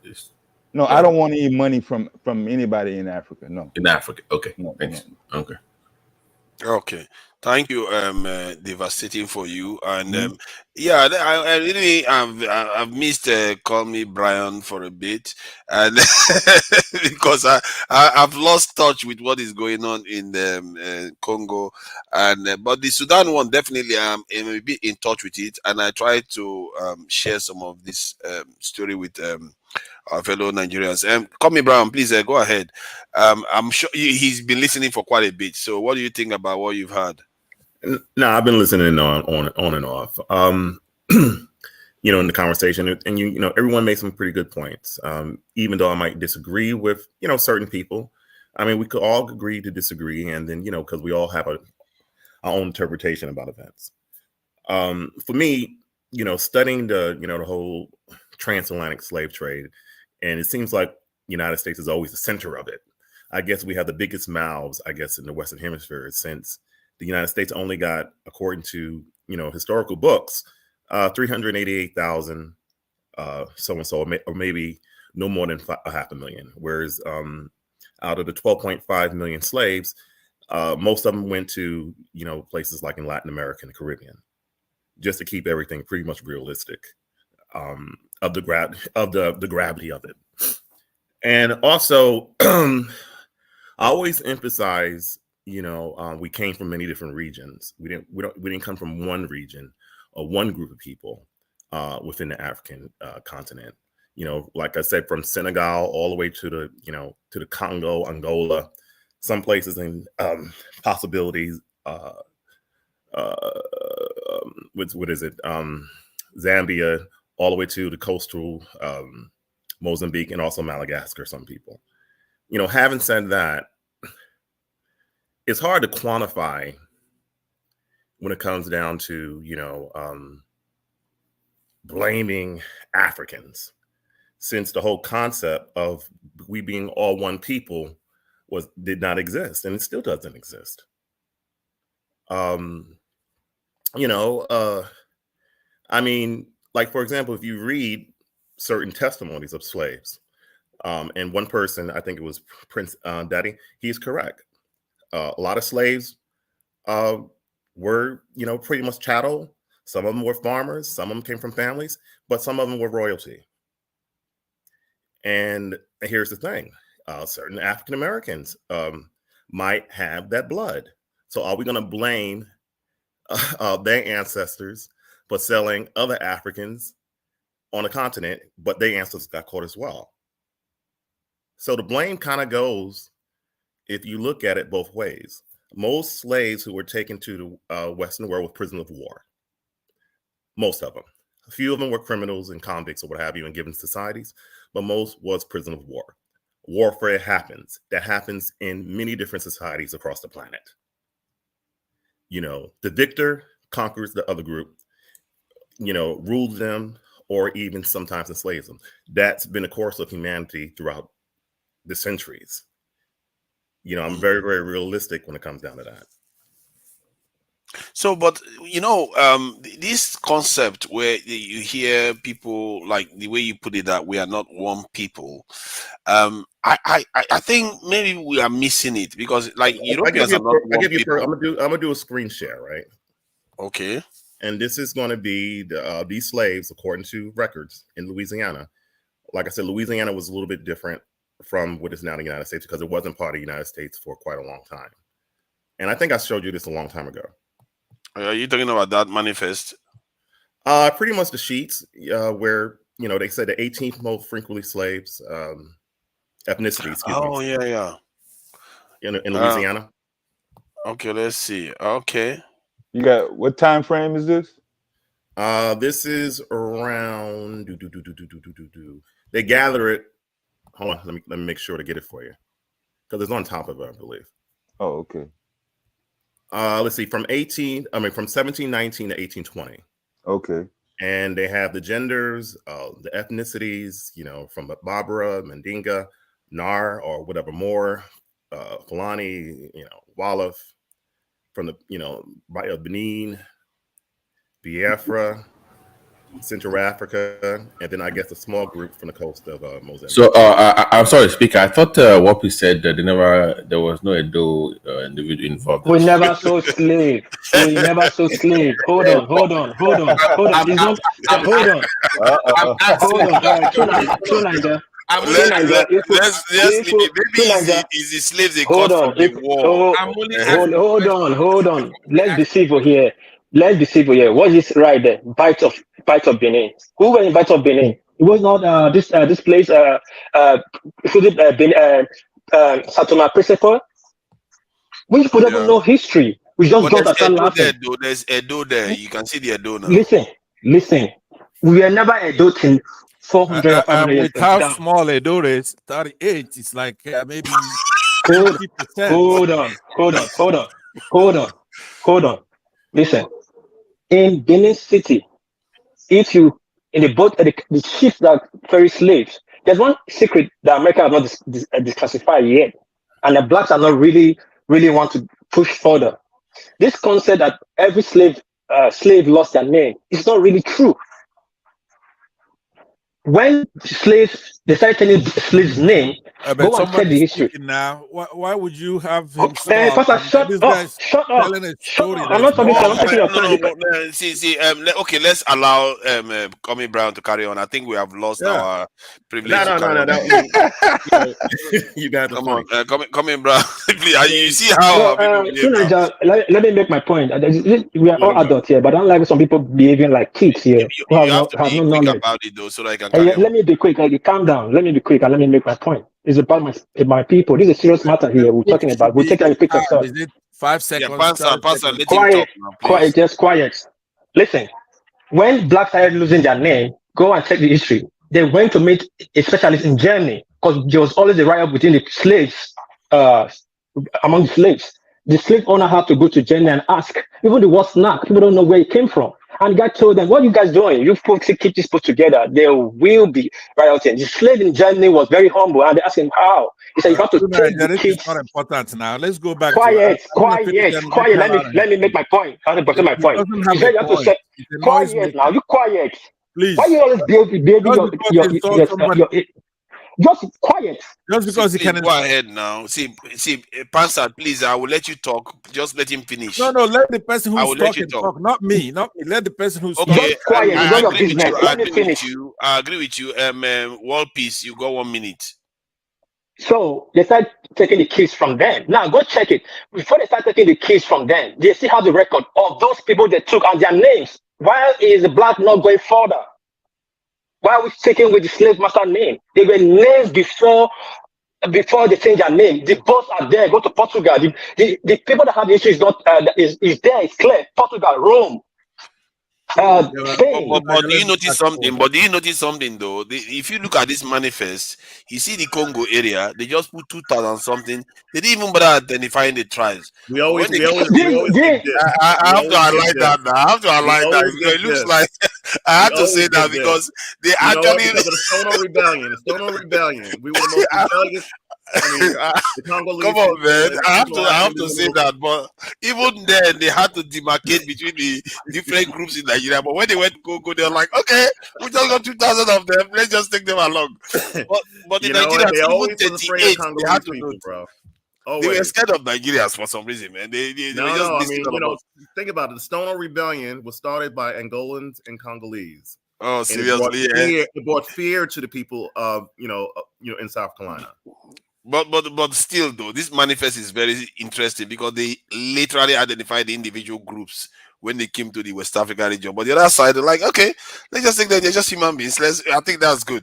I find that very interesting. People who lie from a door, you could catch them with documents like this, right? This is listen, Pastor. You are among the dullest panelists on this place. You're not gonna deal You are too dull. You are too dull for me to engage. You are too dull for me to engage because you don't even know when you left. Okay, Brian, please carry on. Nobody, please interject again, please. Because you guys have lost the privilege to do that. You have just been a little bit, disorganized. Please, Comey Brown, go ahead. Yeah, I mean, I like everybody's points. Everyone pretty much contributed to, their interpretation of events. I like the one guy's point as far as history. History is pretty much is not certain. That's one thing. Studying history is definitely not certain. History always belongs to the victor, and sometimes we have to pretty much, find those golden nuggets and pretty much search for what is true and what is not true. Yeah. I think we agree with that. So, from what you've taking all this into account, I mean, clearly it's from different regions, and what you've had from Nigerians, because this is not a very broad African panel. Right. So, do you think some of us are getting, making peace and understanding what truly happened in the past? I mean, if you're talking about as far as individuals are trying to find out, but in a national level, I don't think it's not much is carried out in Nigeria. And you think it would be a good thing if it gets to the national level? Only countries I could see really discussing it a little bit, and they have the whole museum on it. It's probably Ghana and probably Senegal and probably Angola as well too. Angola have a lot of records, a lot of records. I was watching what's that show? Skip Gates. Finding Your Roots. Oh man, they have a trove of records. In regards to the slave trade. It was featuring Chris Tucker, because Chris Tucker have one of many ancestries in Angola. That's why I was disputing with one of my friends. He do have a Malagasy ancestor. He's from Virginia, and a lot of Malagasys went to Virginia. But I'm like saying, okay, what about your other ancestors? And he was like saying, what are you talking about? Well, I said, most likely, you have a Nigerian ancestor. I mean, a lot of Igbos were sent to Virginia. I'm like saying, what about that? I mean, are you searching for that? I mean, why are you honing into that? I understand it. You got that. I mean, I know historically speaking. So, Nigeria, are we allowed to push back on this list? We'll push back on this list. Don't worry. When he's done, let him just finish what he's saying. Yeah, but when he's done, is there like order, or people just jumping in like? And then there is an order. Don't worry, and like Missy will get to you. African Americans have privilege because they don't have. Okay, you guys are getting probably by the time two will come in, it's equal, isn't it? But you are underrepresented. Besides, we are talking about you. There's no need. So you have privilege. You'll be able to talk. Sorry. Let this thing Comey Brown and carry on. I was trying to explain to him we had an amalgamation of many different groups. We're not just one particular group. You probably have. I told him probably got ancestors most likely from the Congo. You got ancestors from, like I said, a lot of Igbos were sent to Virginia. You got ancestors from, the Fon, from Ashanti, many different groups. Of Africans. You might have a Muslim ancestor, who could be Fulbe or the Wolof people, whatnot. But I've been curious though. Let me ask this question. I've been curious. Why is it that there are so many people that when they check their genetics, that Nigerians pop up quite a lot? Because by your analysis, it should be spread out a little bit more. I think is it that Nigerians are better at surviving or something? No, not really. Because for me, and which is kind of weird, I got Central Africa, and also that region is my dominant genetics. As far as African genetics. Sorry, I know you're not moderating. I won't tell you how to moderate, but is this thing we need to push back on it. I really want to push back on it because you have a chance. I know you are passionate about this. Because then I want to speak. Allow the African Americans to speak. You have your chance to speak. Nigerians have had almost all the show. Let's face it. And so just please go ahead. But then again, you still have, let's say, if you go to Louisiana, you have place names. You don't have a Igbo square, a Hausa square, a Yoruba square, but they're certainly called a Congo square. And a lot of Central African place names are, in many areas, Louisiana. I go to Louisiana all the time. So for me, we're a mixture of all those groups. And to demarcate one group over another, I think is pretty much an unfair analysis to our ancestors. Oh, I agree with you on that. It's just that you have to admit that Nigerians are representing. It's just it really depends on what it is. For me, it's Central Africa. It is. I mean, that's the reality. Who want to? Let me say two nights. Who want to represent the Congo? Let's be for real. Why? Why not? They want to. If you do your genetic test, that's kind of one of the worst countries. To be honest with you, the worst countries on the African continent. The genes won't lie.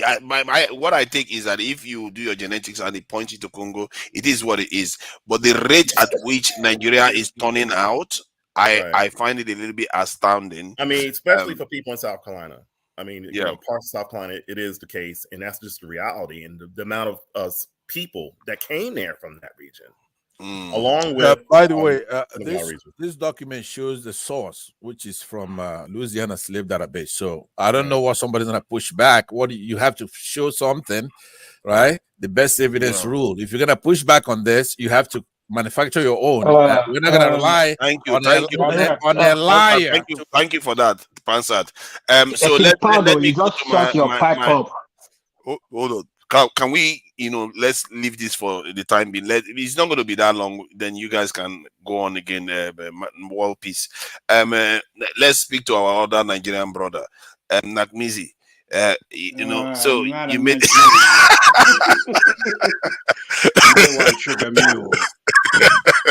You're welcome, Nakmizi. Go No, it's all ahead. good, brother. Look, man, I think to answer your question about why we have, I would tell you, I did 2 different DNA tests and Nigeria came up as a majority in both of them. Even that, understanding that it's a mix of all West and Central Africans due to chattel slavery. I think Nigeria was more prominent, but it is what it is. I really want to speak about the reparations point. Reparations is to repair. It's not necessarily to pay anything. So when I made my comment via a super chat, it was really speaking about the brown card, which is a way for diasporans that want to go back to the continent to dip their toe on the continent, and maybe they want citizenship, maybe they want land. So I think that's a good start, right? And if they don't, then they may have to cut the check because African leadership was involved in selling other Nigerians, and that's why I brought it into specific empires. If you don't come from an empire that was complicit in it, your people don't have to pay anything. And there's a couple of ethnic groups that had no dealings in slave trading. So when they say, "Oh, every Black American is part slave," you got to be able to tell me what ethnic group I'm from. Since we're mixed up with multiple ethnic groups, I just say go back to those empires that are complicit, and then we can get to talking. But those empires are complicit, so they should either pay, offer land, or something. But there has to be reparations coming from the continent as well Not as the busy. colonizer. The problem is, sir, that those so-called empires are now part of a country now under a law. Right. So how do you then go to those, because those kingdoms don't even exist, or they're not that big as they used to be before. They're all split over now. So how do you now go to what would be a state now? Like, let's say the old Oyo Empire now, which is now in Oyo State now. So it's like you go to Oyo State and say, well, there was a kingdom here 400 years ago that did A, B, C, and D. So therefore, we need to have a negotiation, because that would then be a discussion with the state government, not the Oba. So how So will now, you who's go? the president of Nigeria now? Is it Tinubu? Yeah, Yes. And I don't have to tell anyone that he comes from a line of slave traders, right? So that's not the point. Can we stay on the point no, here? wait, but I'm not finished, brother. Let me finish. I'm the Black American. The show is about us today, right? I give an The show example is of about Oyo. us. The Excuse me, show is about us, sir. brother. Let me finish. Let me finish. No. Stop acting I give you an stop acting example. like Please, a slave please. catcher, brother. Let Baba me T, finish. I'm let going to him answer just your finish. Baba T, question. you get a I'm chance. I going give to you an answer example your of question. Oyo. I'm going You're not somewhere going to with talk this. over me. You're not going to talk over me, brother. You're responding to my comment, okay? And I wasn't even finished. But to answer and put respect on your thing, yes, Nigeria is now a country, all right? So the empires at this point have been meshed together by white people, and Nigeria. Okay, cool.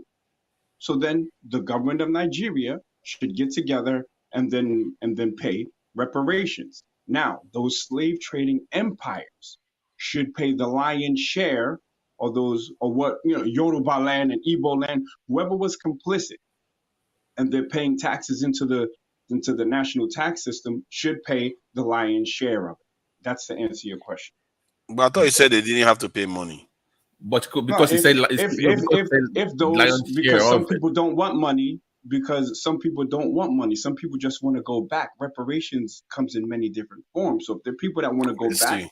if that brown card is real, give them a brown card, let them dip their toe in and say, yeah, this is where I want to be, and then give them some land, and that can be their reparations. Those like myself who don't want to live in Nigeria, I would love to visit, cut me some cash, and I'll add it to the colonizers' cash in America, and I'll do what I want with it. I see. Quick question: who should initiate the reparation payment first, America or Africa? Excuse me? Which side should initiate the payment of reparation or the reparation first, America or Africa? Africa. Okay, I think this can be handled regionally. Hold on, let me. You see where I was going with this though, because earlier on he said that only the kingdoms responsible should pay. No, I don't think that's realistic anymore. I think it can be done regionally. Hold on, please, hold on. Then he said they should pay the lion's share of it. That the Nigerian government should then get together and determine, okay, this part A, B, C, A, D. But the details of it, I maybe we can have that discussion a different time. But it's just it needs to be more specific about ways. Okay, well, does Yoruba land is the Yoruba region were they complicit? Then they should pay. Is what they're trying to call Igbo land complicit? Then they should pay. Let me But that is not how it's going to work. If that is going to happen, let me. It said Nigeria actually pay first. Hold on. Even Nigeria will do it, not one section of Nigeria. I'm trying to see even Yoruba land. One at a time. Why should they go first? If you don't mind. Can you allow me to please? Even Yoruba land, or your empire was the big one. Not everybody in Yoruba land sold slavery. As a matter of fact, people were oppressed in Yoruba land. So when you use a blanket when you say Yoruba people, so that's why I said I gave the example of Oyo Empire to be more specific. So when you say a tribe or ethnic group like Yoruba and you use that word, it is not accurate to just say okay, Yoruba should pay ABC. So you must be specific of where exactly you want that to come from. Okay, quickly, Baba T. And then we'd be on here Not all white people were engaged in slavery neither. Not all white people engaged in slavery. So the thing is, and to put respect on the brother's comment, is that we're not going to nitpick here. We've already, and I'm glad that people have already admit that there was Nigerian involvement in the slave trade. So Nigerians should pay, or the Nigerian government should pay reparations, period. And if your kingdom wasn't involved in it, you see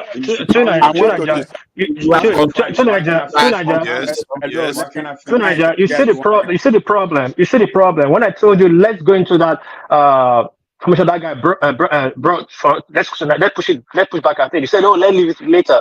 Now you see, BT is telling you that not everybody from Europe participated in slavery. And I said, no, it's not every white man. Every white people benefited from slave produce, from the institution all to Harvard, Yale, the Rothschild. America was built by the back of the blacks. European as in general was built by blacks, slaves.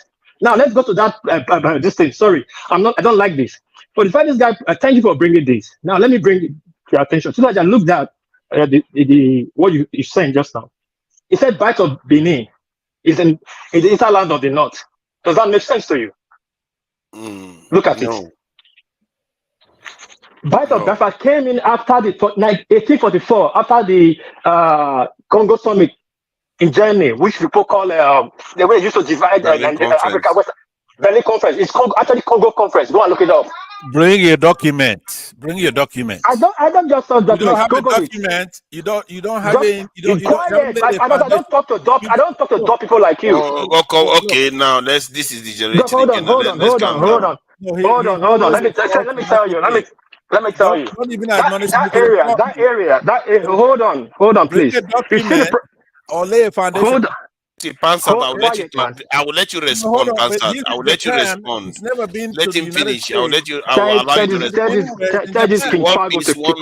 One minute, War Peace. Please just respond so that Pansat can. No.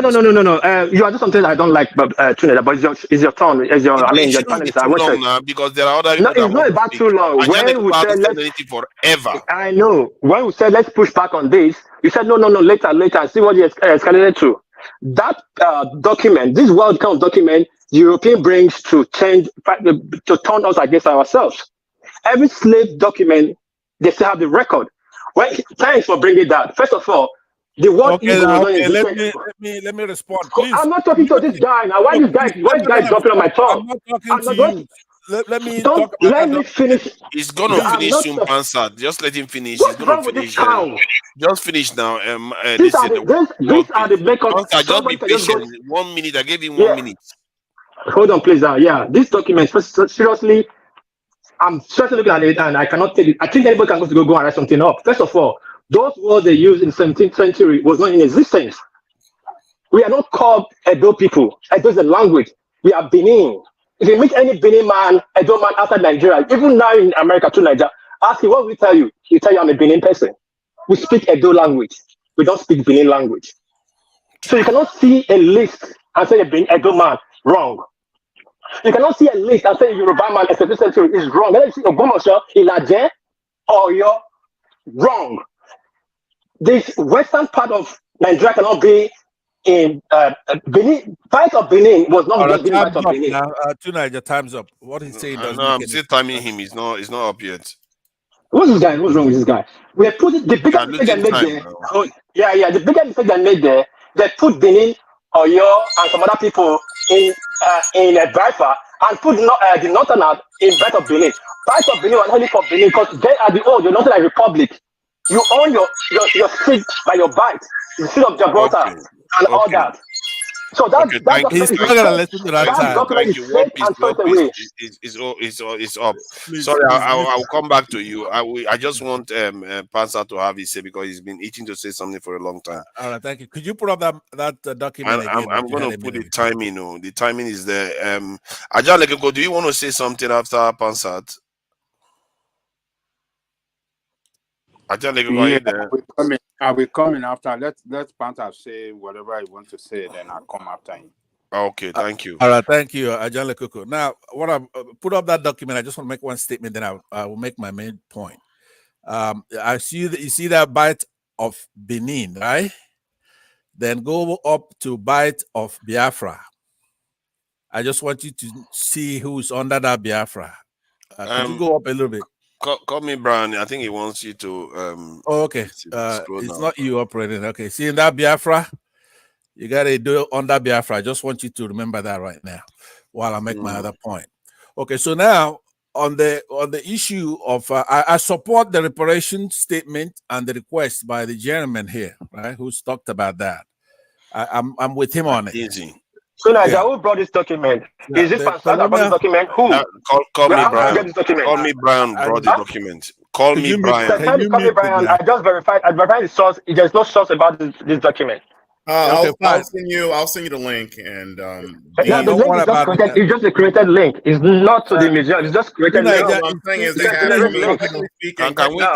can we allow? Yeah, technically speaking, it was in the French language because at that time in Louisiana, like I said, it wasn't part of the United States. It was part of the French colonies and later on the Spanish colonies and stuff like that. Yeah, so it was actually called New France. To the source. Go up to the source at the footnotes right there. There's no source. They should just quiet. It's at the footnote. Just go up all the way to the top. Let me share it. I'll share the whole website, and then you could just. I think I've got it already. You send it at the backstage. Let me share. Oh no, that's just the list. I'm gonna give you the website. Oh, okay. The guy who pretty much did it is he's from Cape Verde. He's a good guy. He does his research. He's a made up. He's a person that you've made up. That's what I'm telling you. He's not with Louisiana Museum. I just checked it out. You don't know who you're talking to. These are just made up by anybody that feel that he's doing his own research. All right, let me reclaim my time. In Louisiana, to be perfectly honest. So are you making any point, Pansat, regarding Bight of Biafra? Because they didn't use it to refer to Igbo people alone. Yeah, I used that to make. I just made a statement on that. So let's forget about that for another day. But I want you to mark that. It doesn't matter what is the guy in Japan's name calls himself. It's what others call you historically. You don't have any foundation to make a point. There's a footnote there that shows you that thing is from a government source in Delaware. You in Japan, the United States bombed the hell out of Japan and wrote quiet. Right? Let me land now. You have to mute him now. Why is you and World Peace fighting today? What is this? No, I'm not fighting with this. I cannot fight with this. Please. Oh my God, come on, man. World Peace, that's please mute him. Don't worry. Even if it's we can't do that. Don't waste our time on that. Do that, World Peace. Come on. One thing you have to understand. So you know what this fool said about my king? This fool that's talking here? Because I kept it quiet for 2 years. I don't know. Can you mute him? Just mute him. You don't have to respond to him. Now, what I'm trying to say is that I support the reparations request from all guilty party. And I don't care if it's from my compound. There should be reparations for the evil that slavery was. But now let's talk about the colonial period in Nigeria with the slave trade. This goes all the way back to 15th century. So since we don't have so much time here, maybe the best thing is to, if you promise that you read the book, I will give you a couple of books to read, right? So that way we can then have an enlightened discussion. We can't be talking about slavery and then it's going to be limited to somebody in Japan where they had a king prior to World War II. They didn't know what democracy was.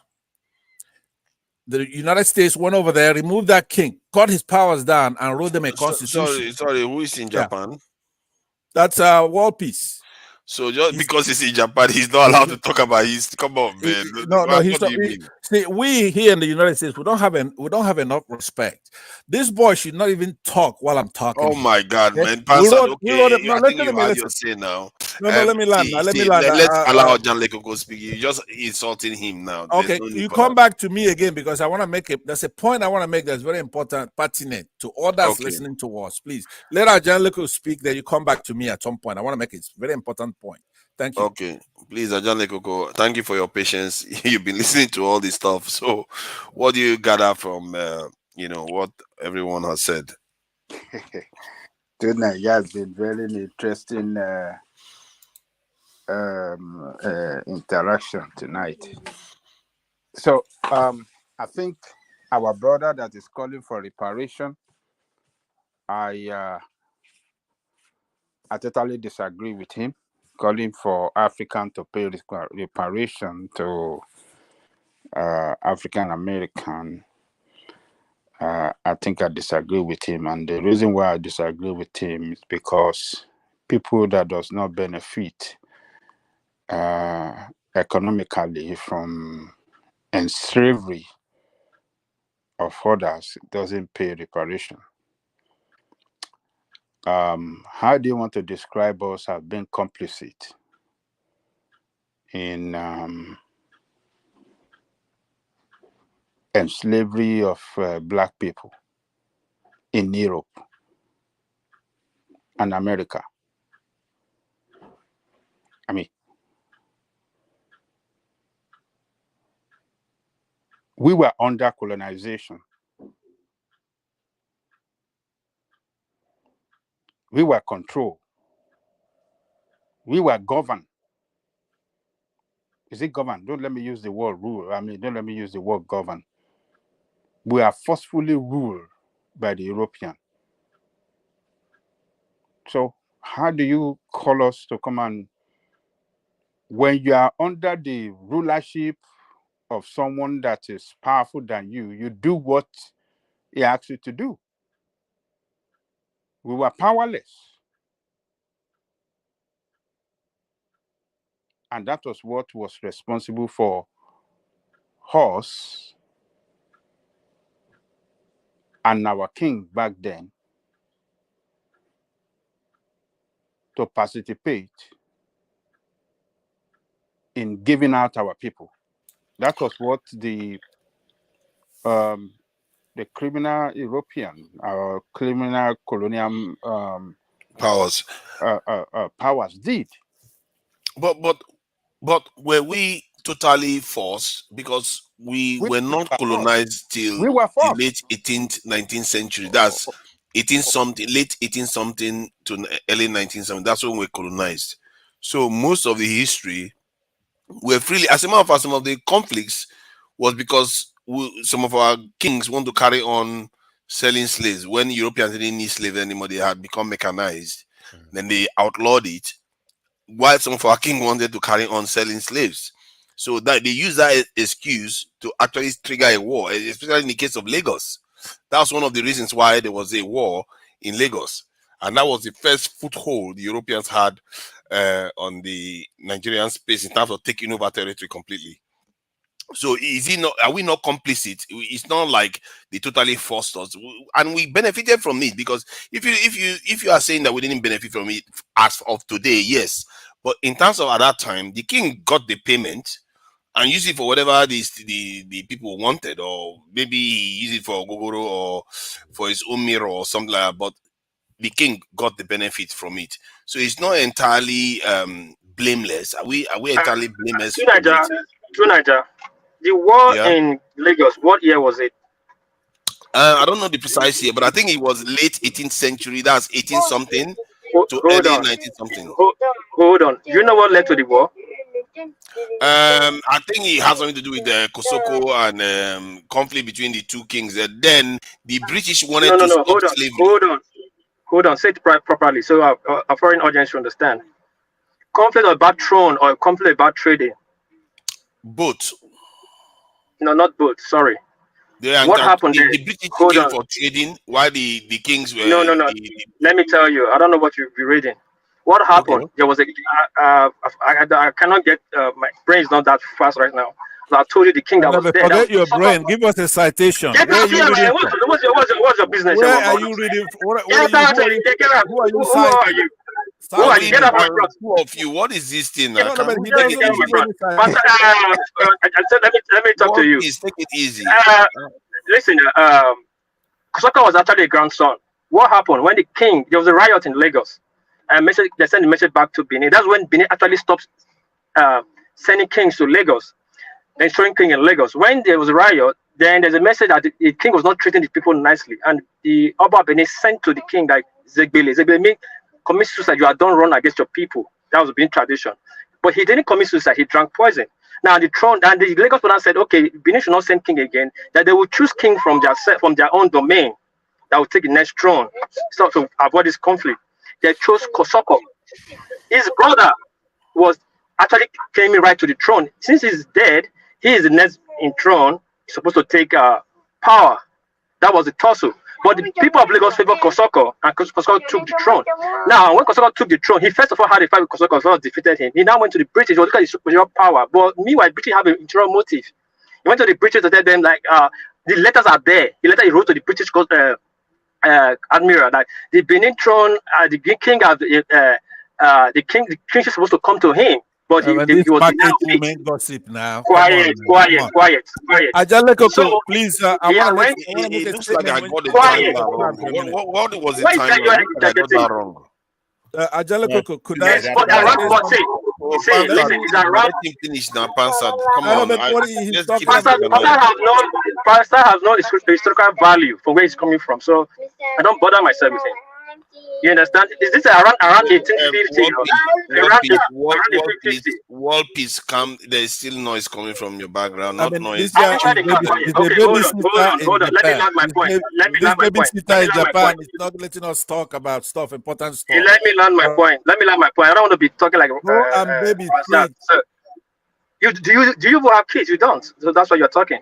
So listen. But my kids are older than you. Peace, come on, what is this now? This is okay. I will send both of you now. We'll just close this thing. It's already gone too long anyway. We are going to be closing this. Let me say something to Ajahn Lekoko, please, before you continue. Ajahn Lekoko, I want to cite a couple of books, okay? Because that's the way we should be dealing with these things. And the guy who is also asking for reparations, right?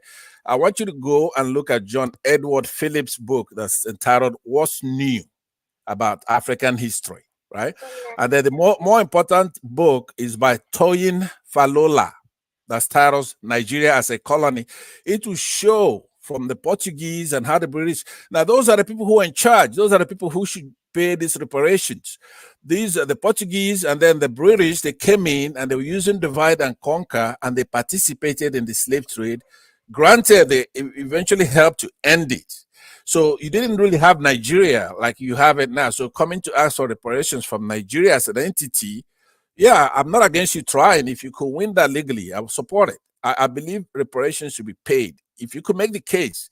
But for me, the fastest way for you to get reparations is from the British and the Portuguese. And that's my 2 cents on that. I gave you those 2 books. If you read that history, then we don't need the gossip from market women, from this guy in Japan, babysitting over there. He's never been to the United States and he has no respect whatsoever. It's a noisemaker. And you should, Pastor, I will not come low to you because you're so dull for my liking, so it's okay. One Piece, I didn't know you were such a troublemaker. You won't let anything go. Sunaja, let me tell you something. This guy insulted his father 2 years ago, but he thought I forgot. That's why you don't know which Benin are very different. We never forget. We are seeing Holy Grudge. Yeah. No, I don't Oh keep my grudges. I God. just So this remember. I guy, never he has forgot. a king, right? So he has a king that has nothing to do with me, right? So if you have a king, that's your king. I'm a king in my own house. You're insulting me. I'm a king, right? So you have a king, so you worship your king. That is none of my business. That is You not, know, this guy's Pastor is insulting not me. helping. You're not Whereas helping. Let's leave it. You're not helping. I think we have to round up. This conversation is just degenerating now. I will allow John Lekoko finish his this thing. Then the African Americans, and that's the call me Brian. Devastating for you, Prince Daddy will just say our goodbyes, and because I think the conversation has been very, very informative. I've learned a lot myself, that's for sure. I've learned a lot, man. Everybody has shared so many these important details, and what did you learn? What did you learn? I learned about Give me one thing you the learned. wars in the Yoruba distinct kingdoms, and how and the treatment of the slaves, the details of the treatment of the slaves, and how That's even the important. interaction. No, Is hold that on now. important? I mean, come I on, thought that's you not asked me a important. question. I'm giving you these details now. Because I'm telling to tell you that the Benin Kingdom, how they work with the Portuguese to defeat the Igala people and stuff like that. So these are the actual real details that I wasn't aware of before. So yeah, we are sharing, and Nagnisia, I see that he's able to articulate his own point, even if a lot of people disagree with his position. So there are quite a lot of things. I'm not even sure I've completely soaked up everything. So please, Ajay Lekoko, go ahead. Ajay Okay, Lekoko, are you Tina. there? Yeah. Yeah, I'm here. Can you hear me? Yes. Thank you. Okay, as I was saying, I totally disagree. For us to pay reparation, we did not benefit economically as a kingdom or an entity at all. But what if when you sold slaves, then you got protection from the Europeans? Is that not a form of benefit? Which protection did we get from the Europeans? The idea is, like in the case of the Benin that they gave out as an example, they worked with the Benin to go and defeat the Gala. You see what I mean? In Benin case, Benin was looking for more territory. And the Europeans assisted them because they gave them the Europeans something. They signed a kind of treaty with Portuguese. Mm-hmm. They are allies. But not out of the goodness of the heart of the Portuguese to do that, because they were giving the Portuguese something, isn't it? Well, to Nigeria, we were selling ivory, cotton, tobacco to Portuguese. We're not selling human. Peace. Hold on. So, look, let me tell you. Ebony King resisted the British. What did they do for him? They destroyed his kingdom, captured him, took him to jail, prison where he died. That is what those colonial criminals, that is what they represent when you don't cooperate with them. You understand? Yep. Benin Kingdom used to have a wall around it. A wall, a fortified wall that there's no way you can come into that kingdom that it's not possible for an intruder to come in or anybody to wage war. Come in with, a wage war against them is not easy. But the British did. They were resisted, they were pushed back, and they went to re-strategize, came back to destroy the kingdom. That is who they were back then. It's either you surrender to them or they destroy your kingdom. Some of these kings learned a lesson from what happened to their neighboring kingdom or you see, we as I mean, back then, those kingdoms have a way of sharing information with each other, with you know, they have a way of getting information on what happened to another kingdom, what this colonial criminal did to them, how they destroyed it. So, and they had a lot of dangerous weapons that we didn't have back then. So you can see a way. So in order for some of these kings to protect their kingdom, they form a working alliance with them.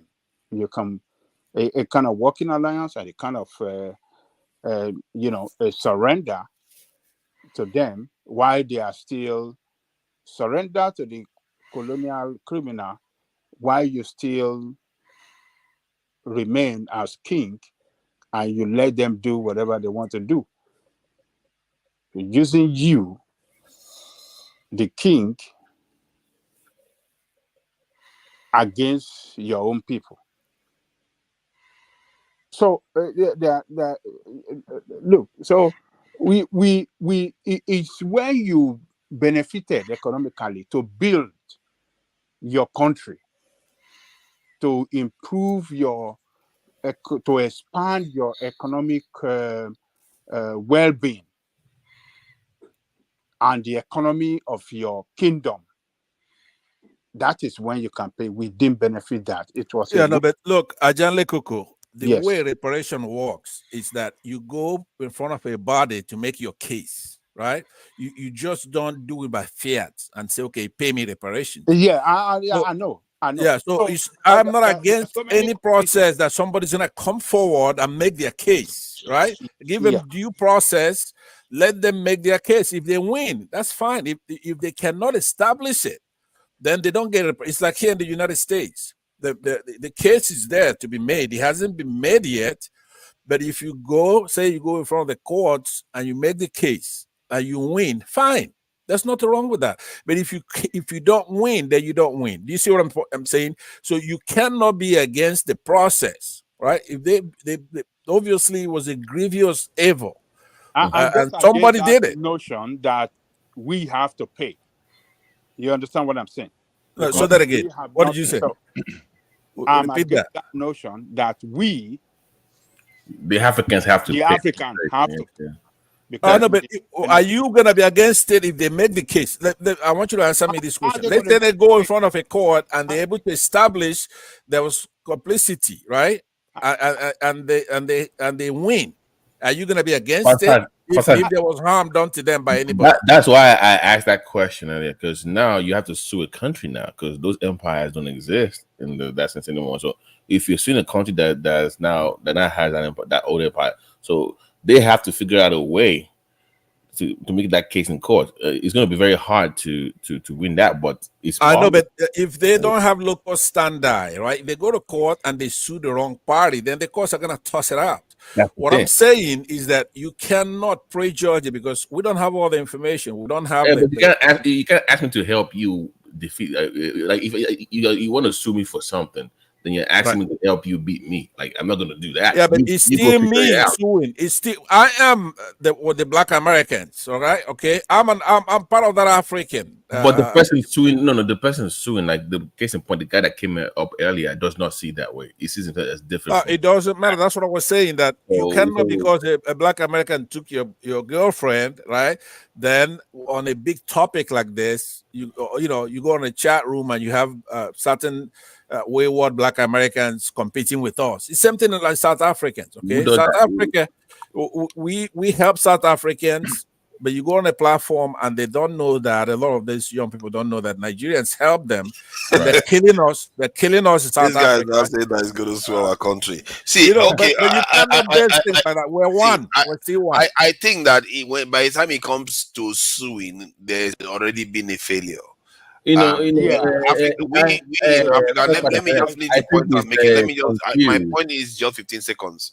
we in Africa have to make amends. We have to exercise this grave sin that we have actually, our forefathers have actually committed. And I think it's a good thing because it will allow us to establish relationships. And we have to figure it out. If it comes to suing, then we boo-booed it, we messed up to an extent.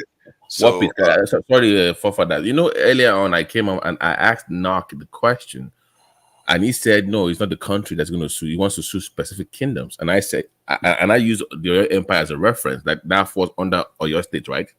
But now he wants to sue a country that not everybody was involved in slavery. So I don't think it should be done by nations. It should be done regional, like so I think region the man needs to get his fact. He needs to get his story straight before he starts making an argument. But all that depends on it's too big. You can't have one country take care of it. It's the depends entire on region. international law, right? It depends on law.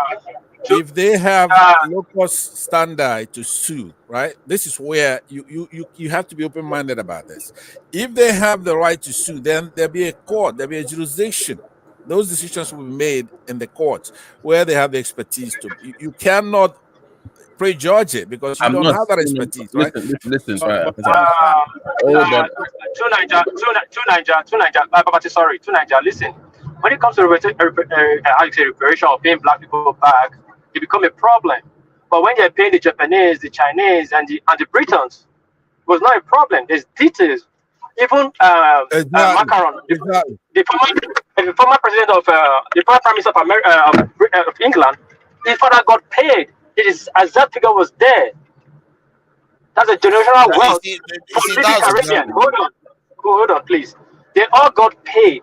At that time, Japan was paid $1 billion. The first payment they made. Do you know when?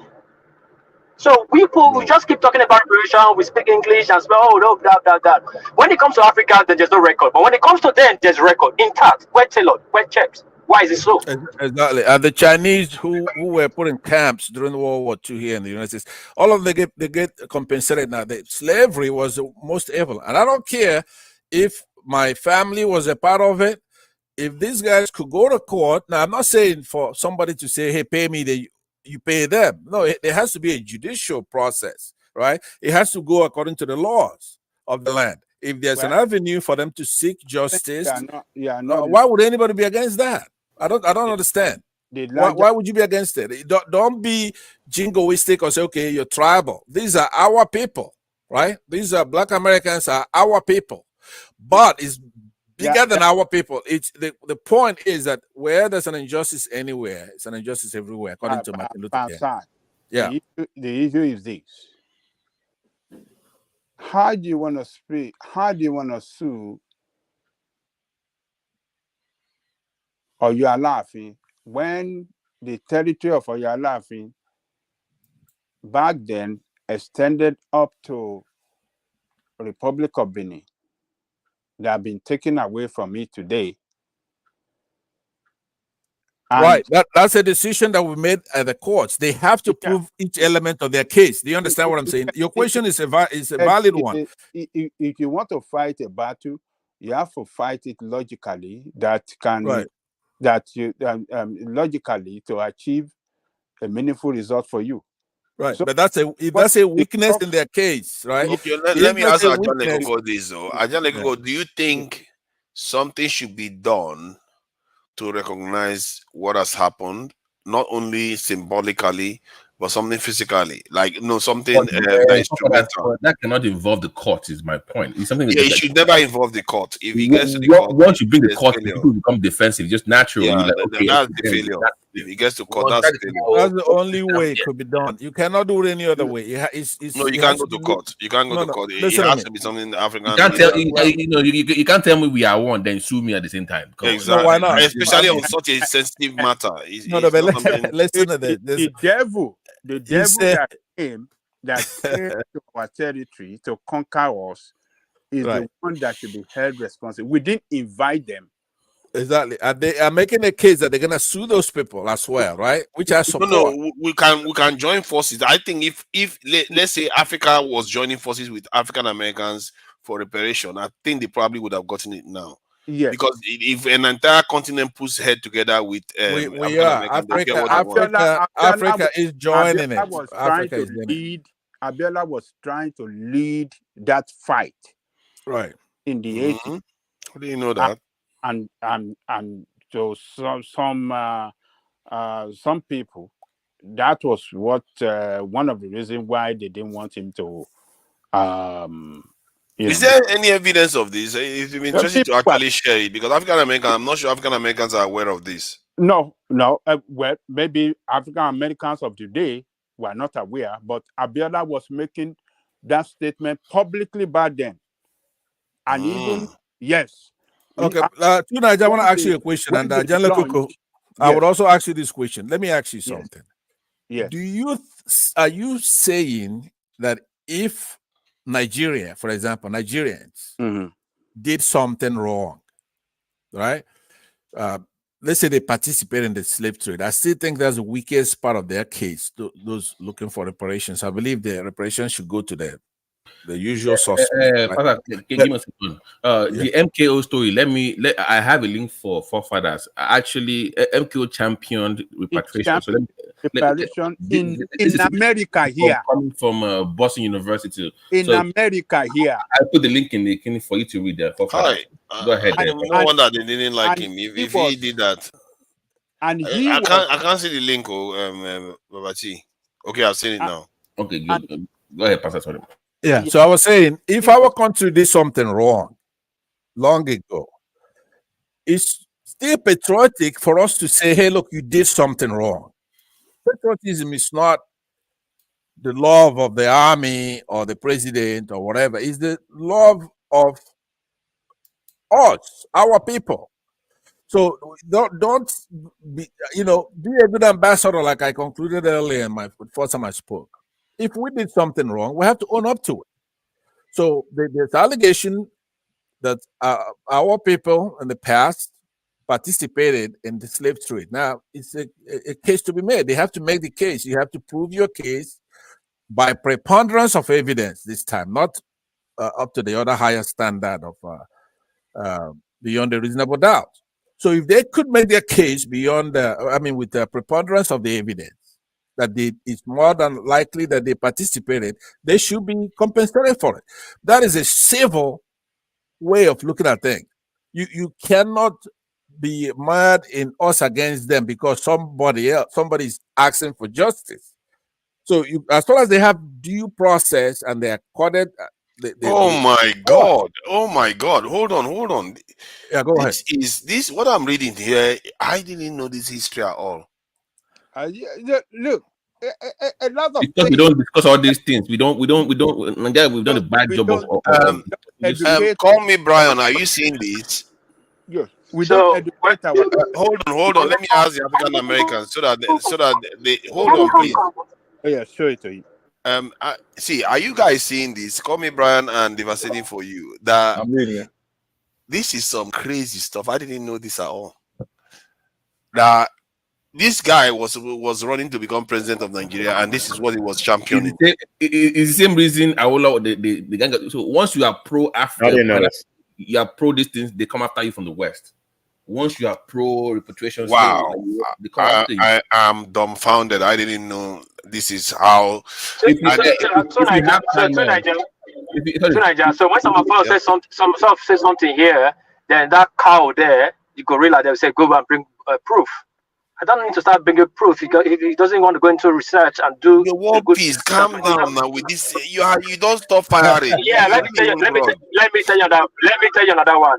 Do you know the struggle going on between Bini Atifat and the West? Have you ever took your time to do research? What's going on? What's going on? This is mind-boggling. I wish Nakmizi was here because he likes to think that nobody tried. He was typing in the chat a minute ago. Guys, by the way, go listen to the speech of Abiola when he was campaigning. It's a manifesto. If you have time, it's about 30 minutes long. Just Google it. You will see him detail everything about the African. It was well detailed. And this stuff could have led to him being denied that thing alone. This is because this is dangerous. One of the most powerful country in Africa championing this cause, that would you can see why some powers would not like that at all.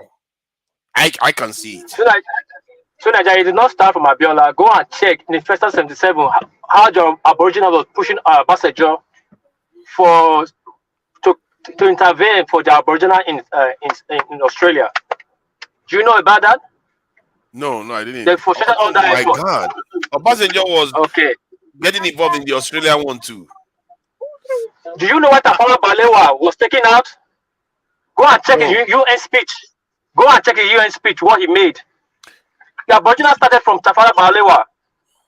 Wow. By the way, to Niger, you could see when you read that preview, right? Especially the last few sentences. There's no difference between what I'm saying here tonight and what Abiola apparently said, right? You could see that I'm calling for solidarity between African Americans and Africans who are one people. Yeah. You could see that rather than smart middle of that. To get you. I'm sorry. This is an article from New York Times in December 24, 1990. Can you pull it up tonight? The last article. Okay, and that goes to the point that I'm making, and then all these people, they're not listening. They are assaulting me. Saw that boy call me a gorilla and all that stuff. I have sons older than him, right? But now he comes here and you cannot have a son older than me. You don't have a son of 50 years old. If you have a son of 50 years, that means you are Methuselah. What kind of name is that? You are World Peace. You are now war constantly. He would rest it go, and this is what the world peace. I think this thing is not letting me view this. Yeah, don't pay New York Times just to read one article. I'm telling you, that's just the title. I hate those. They don't let anything go. Just refresh the page and come down. You can actually see. You try, but I think they always catch you. Okay, let me see. Yeah, they catch you with the older articles. Yeah. So if you Google this thing, you will see even from the 60s, 70s, you will see. Yeah, you should be able to find another source though. Yes. Let me. Yeah. But I have I have the code to I have the access to read it anyways. But okay, let me find the film. Go ahead. Okay, no problem.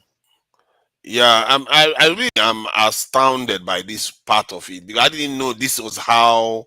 I've always said that Nigerians act more Pan-African. We act it while others talk it. But we get it. That's the point. Let me give you another information of what Abiola did. Abiola was not only just talking. He was making a very strong move, trying to unite the African Americans and Africa, particularly with Nigerians. He has penetrated the African American leaders like, what's the name of that? Jesse Jackson or Al Franklin? Yeah. The other civil rights. Al Sharpton. Yeah. And when they launched this, when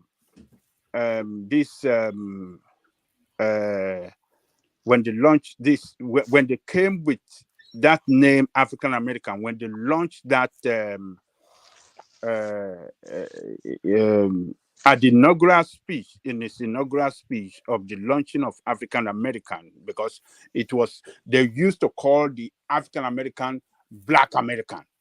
You understand? Okay. Yeah, that's interesting. No, it was Negro. It was Negro and colored people actually. Yes. So color people. Yeah, it was Negro and color people, but in the 70s it was Black American. Color people. So when they came with this idea that African American, that will further unite the African American with African people. I made that point earlier too.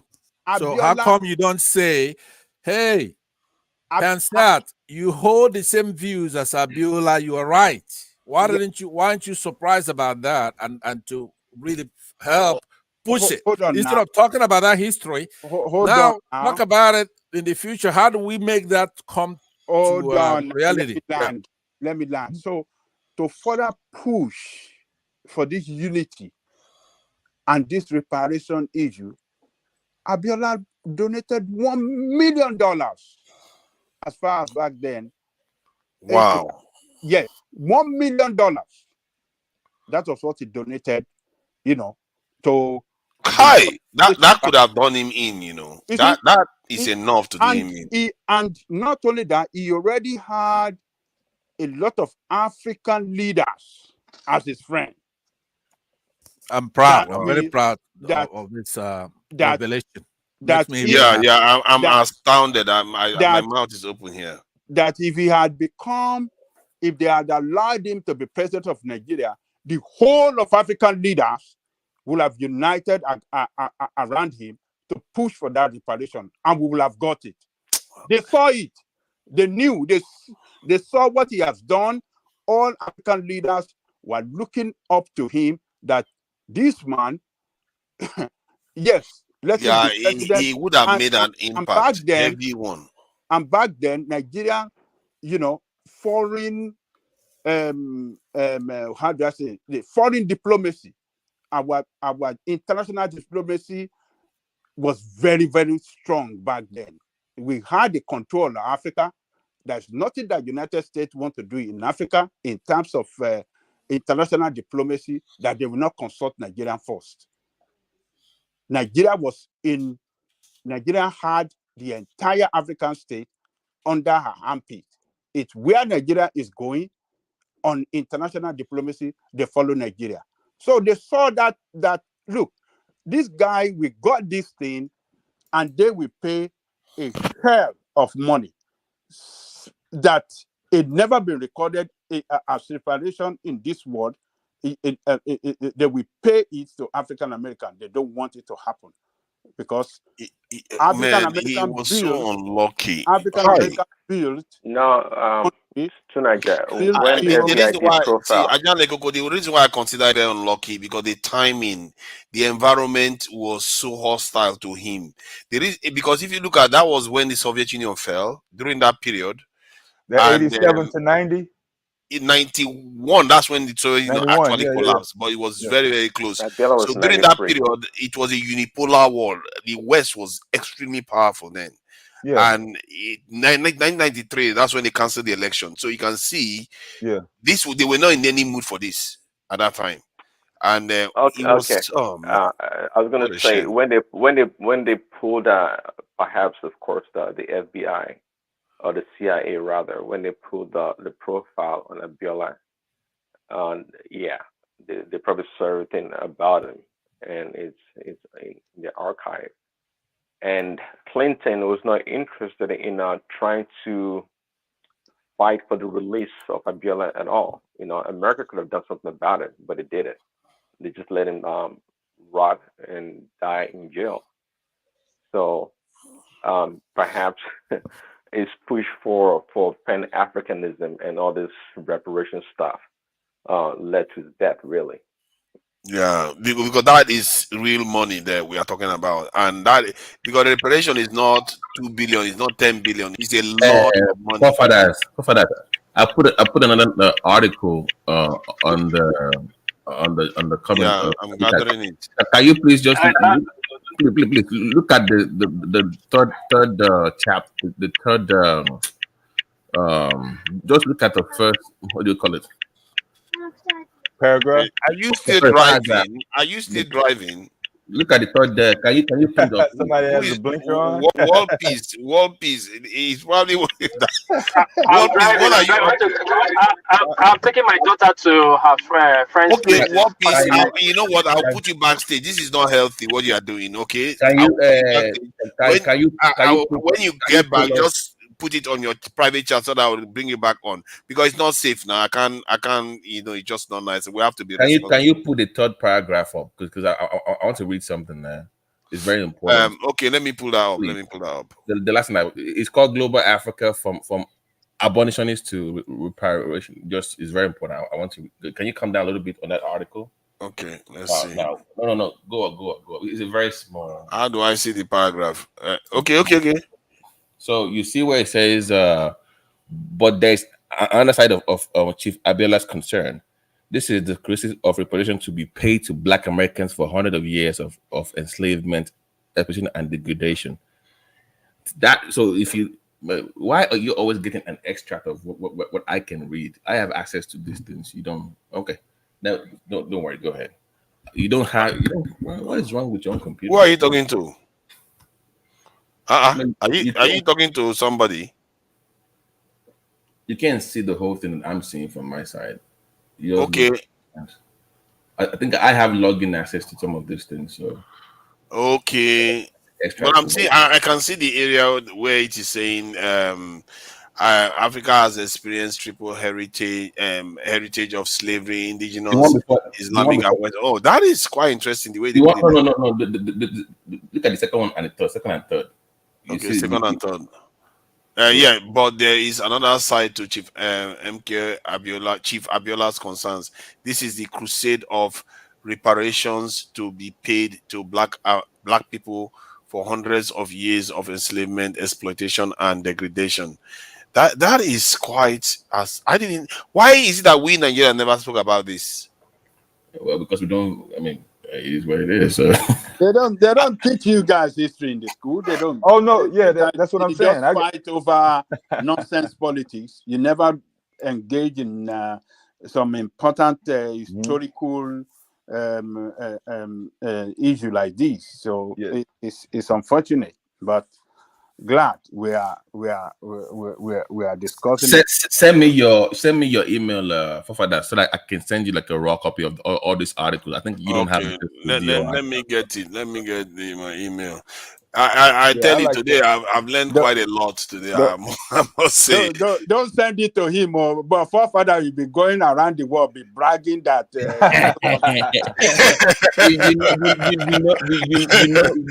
What's wrong with you? If you have this access to, you can read all these articles from all these university libraries that talk about even Sumbuarido, the Gede Empire of the Jebu civilization. You have access to all these documents that you can read from the Portuguese archives. So if you just pay for it, you have access to read all these things. So, but that's the difference. But send me an email. I'll send you all this. Yeah, I've sent the email. It's on the private chat. Okay. It's astounding that even within Nigeria, we think the reason why maybe Abiola was,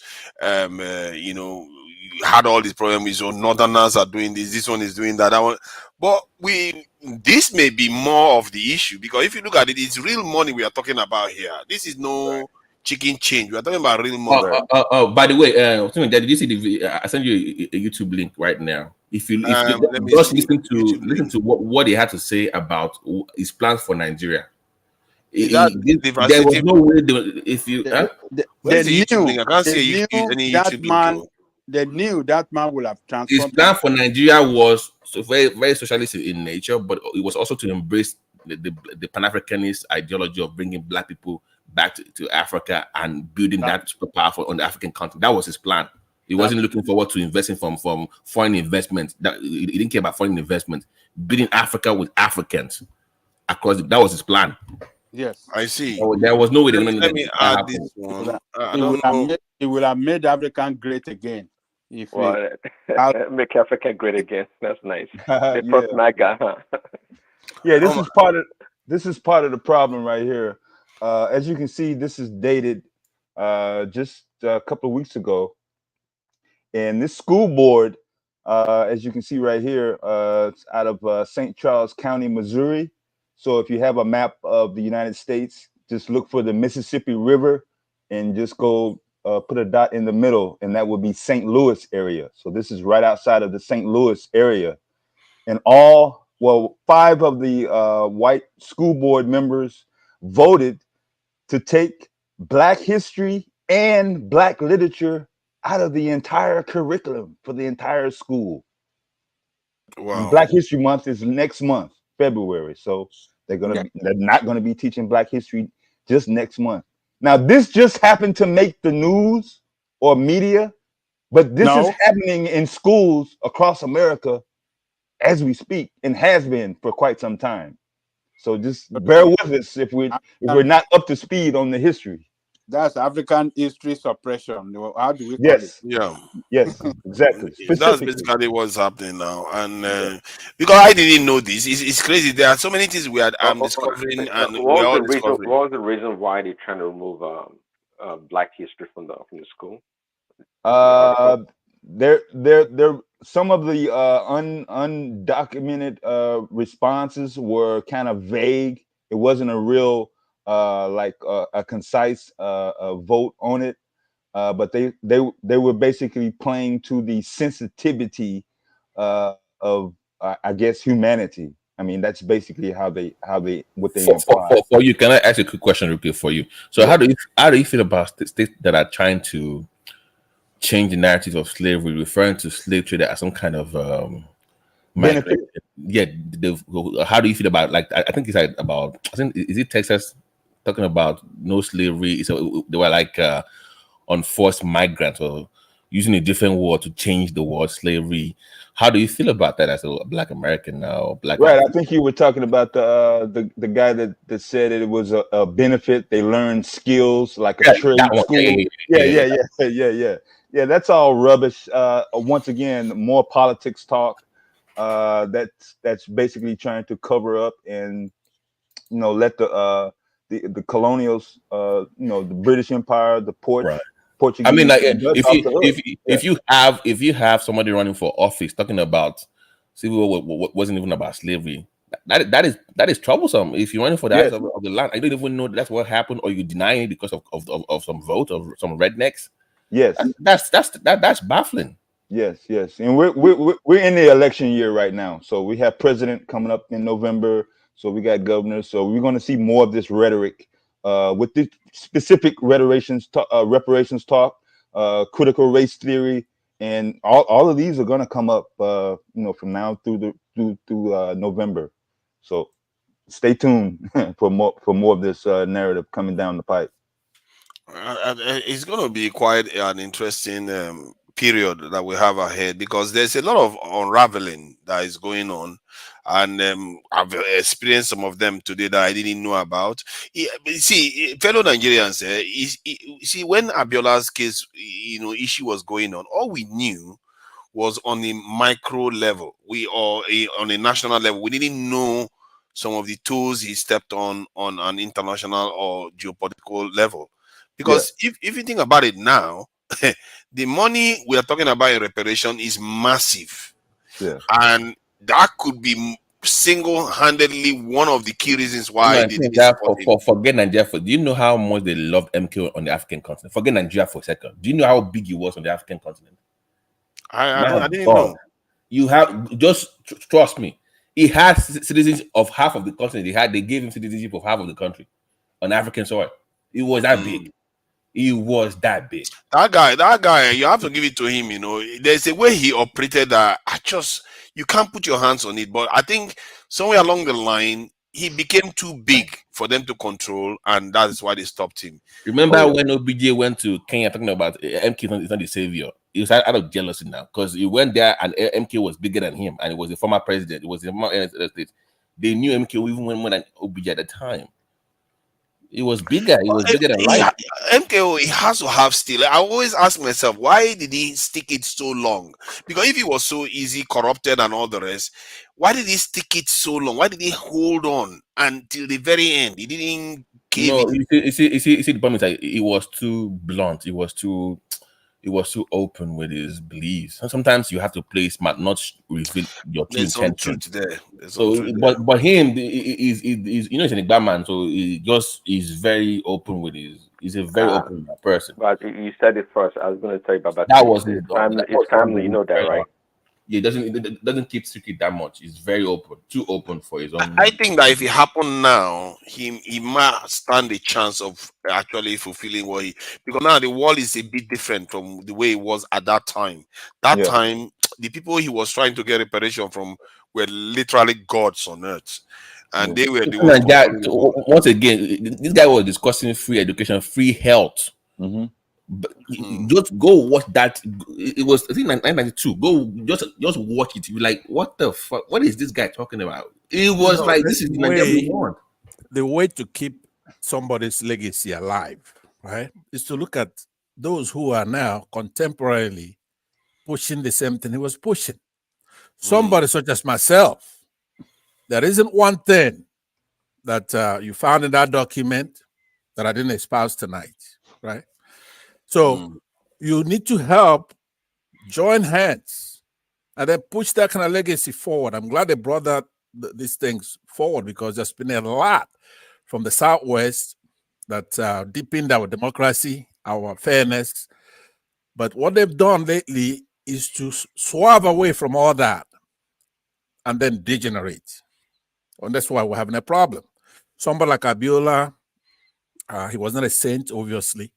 But on this particular issue, he had the mind to look big at resolving some of the issues that's tackling the African man, the black man. Somebody like that, that's what you have to push, that kind of legacy. He was big in sports. Not just that. There are so many virtues to him. And then if they're going to replace him with somebody else, it has to be somebody even bigger than that. So that's why, for example, this kid that's insulting me here, which you let him insult me and you remove him for frivolous reason, right? But the main reason why you should have removed him, he says that his people, remember, the small tribe, it's a minority, a small enclave, right? They say they discovered Lagos. They own Lagos. All right. Let me ask, Ajahn Lekoko, are you still here? Did Edo discover? Did they own Lagos? Seriously, are we going to go into that? No, I'm just saying. Bastard, what is this now? Eh? All right, okay, all right. Lining them up. I want to take advantage of him not being here, because he can't get a watch in if he's here. But go ahead. It's okay. Nobody needs all that now. I think we need to. I was being facetious on that. Tonight. No, I don't know, man. I think we need to be rounding up for today. I think I've had enough of revelations today to last me quite a while. This show, I didn't expect this, but I discovered quite a lot of things that I didn't expect today. All of them are positive. Sunaja post the Thomas Sankara this thing, Paris chat. Did you get it? Is that the video? Okay, videos. Okay, there are two videos. So the first or second one. Oh, both of them are the first one. Just to kill the argument you guys were saying earlier about the African leaders doing engage the diaspora. The thing you have to understand, just like you just broke down to you, those ones they silence them, or they don't put them front for you to know about them. You know, just like they reveal MKO to you right now, you're shocked. You guys were saying earlier, and I was just laughing. Like, African head of states don't engage the Black American community, and I just posted that video with Thomas Sankara in the 80s. When he came to the UN, he refused to go to the White House. He went to black neighborhood in Harlem, New York, to address them. And he's telling them that all these fake head of state are going to the White House. He said, my White House is in Harlem. He said, my White House is in the black Harlem. So I'm trying to tell you that the leaders like that, they silence them. It's not like Africa. It's not like we never had, so then that's unfortunately many African Americans and diaspora don't know about those kind of people.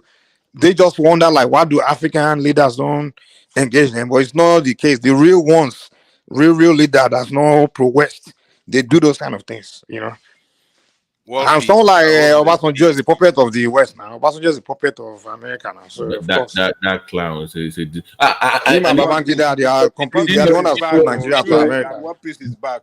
Do you know what's funny? They both went to the same high school. They were almost like classmates, if I believe. OBJ and MQ. They were in the same set. They were in the same set. You didn't know that. They were high school. Yeah, they went to the same high school now. So imagine one being terrible and one being, it's that's life, man. And all these leaders that we have that are so brave, they tend to be the ones that fall on the wayside. Play that Sankara speech. Make you hear. You say go unless you don't see 19 minutes long now. It's 19 minutes. Oh no, just for the no, it's only the first part, just like 1 minute, the first 1 minute or so. Okay, first 1 minute or so. Okay, let me see if I can play it and as loud as possible. All right, let me bring it back on. All right. Madame Président, l'audience est prête. It's in a black American neighborhood in New York.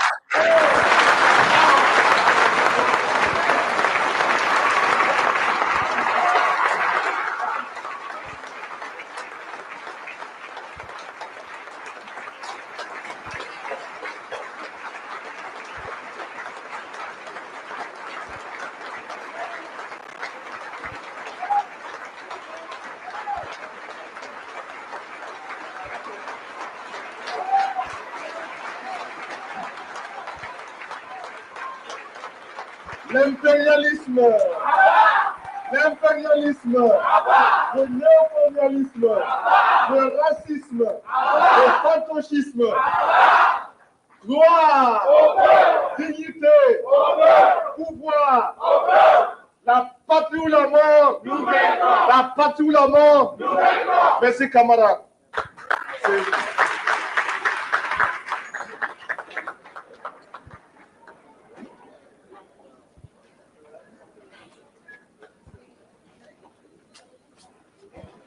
Je ne serai pas long. I'm not going to be long parce que ceux qui m'ont précédé ici ont dit ce que doit être la révolution. Because those who were here first have defined what the revolution should be.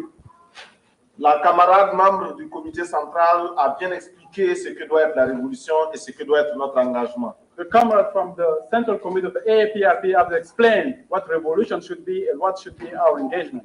Le camarade révérend a dit en des termes très ironiques ce que doit être la révolution. The comrade reverend, very ironically, has defined what revolution should be. Les camarades des autres régions du continent et hors du continent ont expliqué aussi ce que doit être la révolution. The other comrades from different continents have also explained what revolution should be. Les chanteurs, les danseurs, les musiciens ont dit ce que doit être la révolution. The singers, the dancers, the musicians have also expressed themselves on what revolution should be. All right.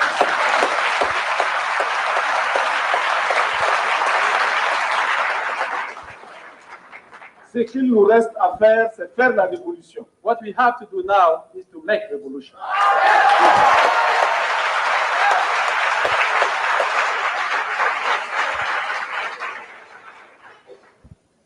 Tout à l'heure, lorsque j'ai vu ce ballet, j'ai senti que nous étions effectivement en Afrique. A few minutes ago, when I saw this ballet, I knew I was in Africa.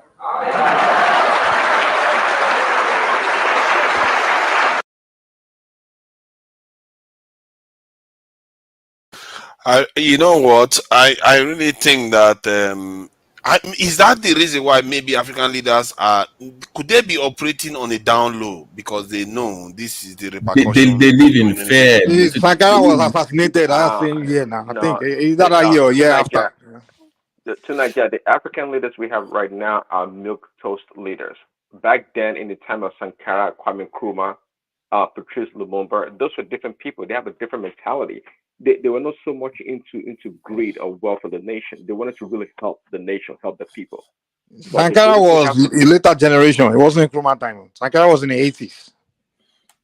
Yeah. Okay. But Well, the point I'm making is that could all these examples of leaders that try to, especially to reach out to African Americans in a relatively big way, and they don't end up very well, could that be the reason why African leaders now are doing? Could they be doing it on a down low and we don't just know? You can't blame this present day African leaders. These ones that we just mentioned, when the guy assassinated, even the African people forget about them. The people that died, go to on the street of Africa, mention Thomas Sankara. Nobody will know it.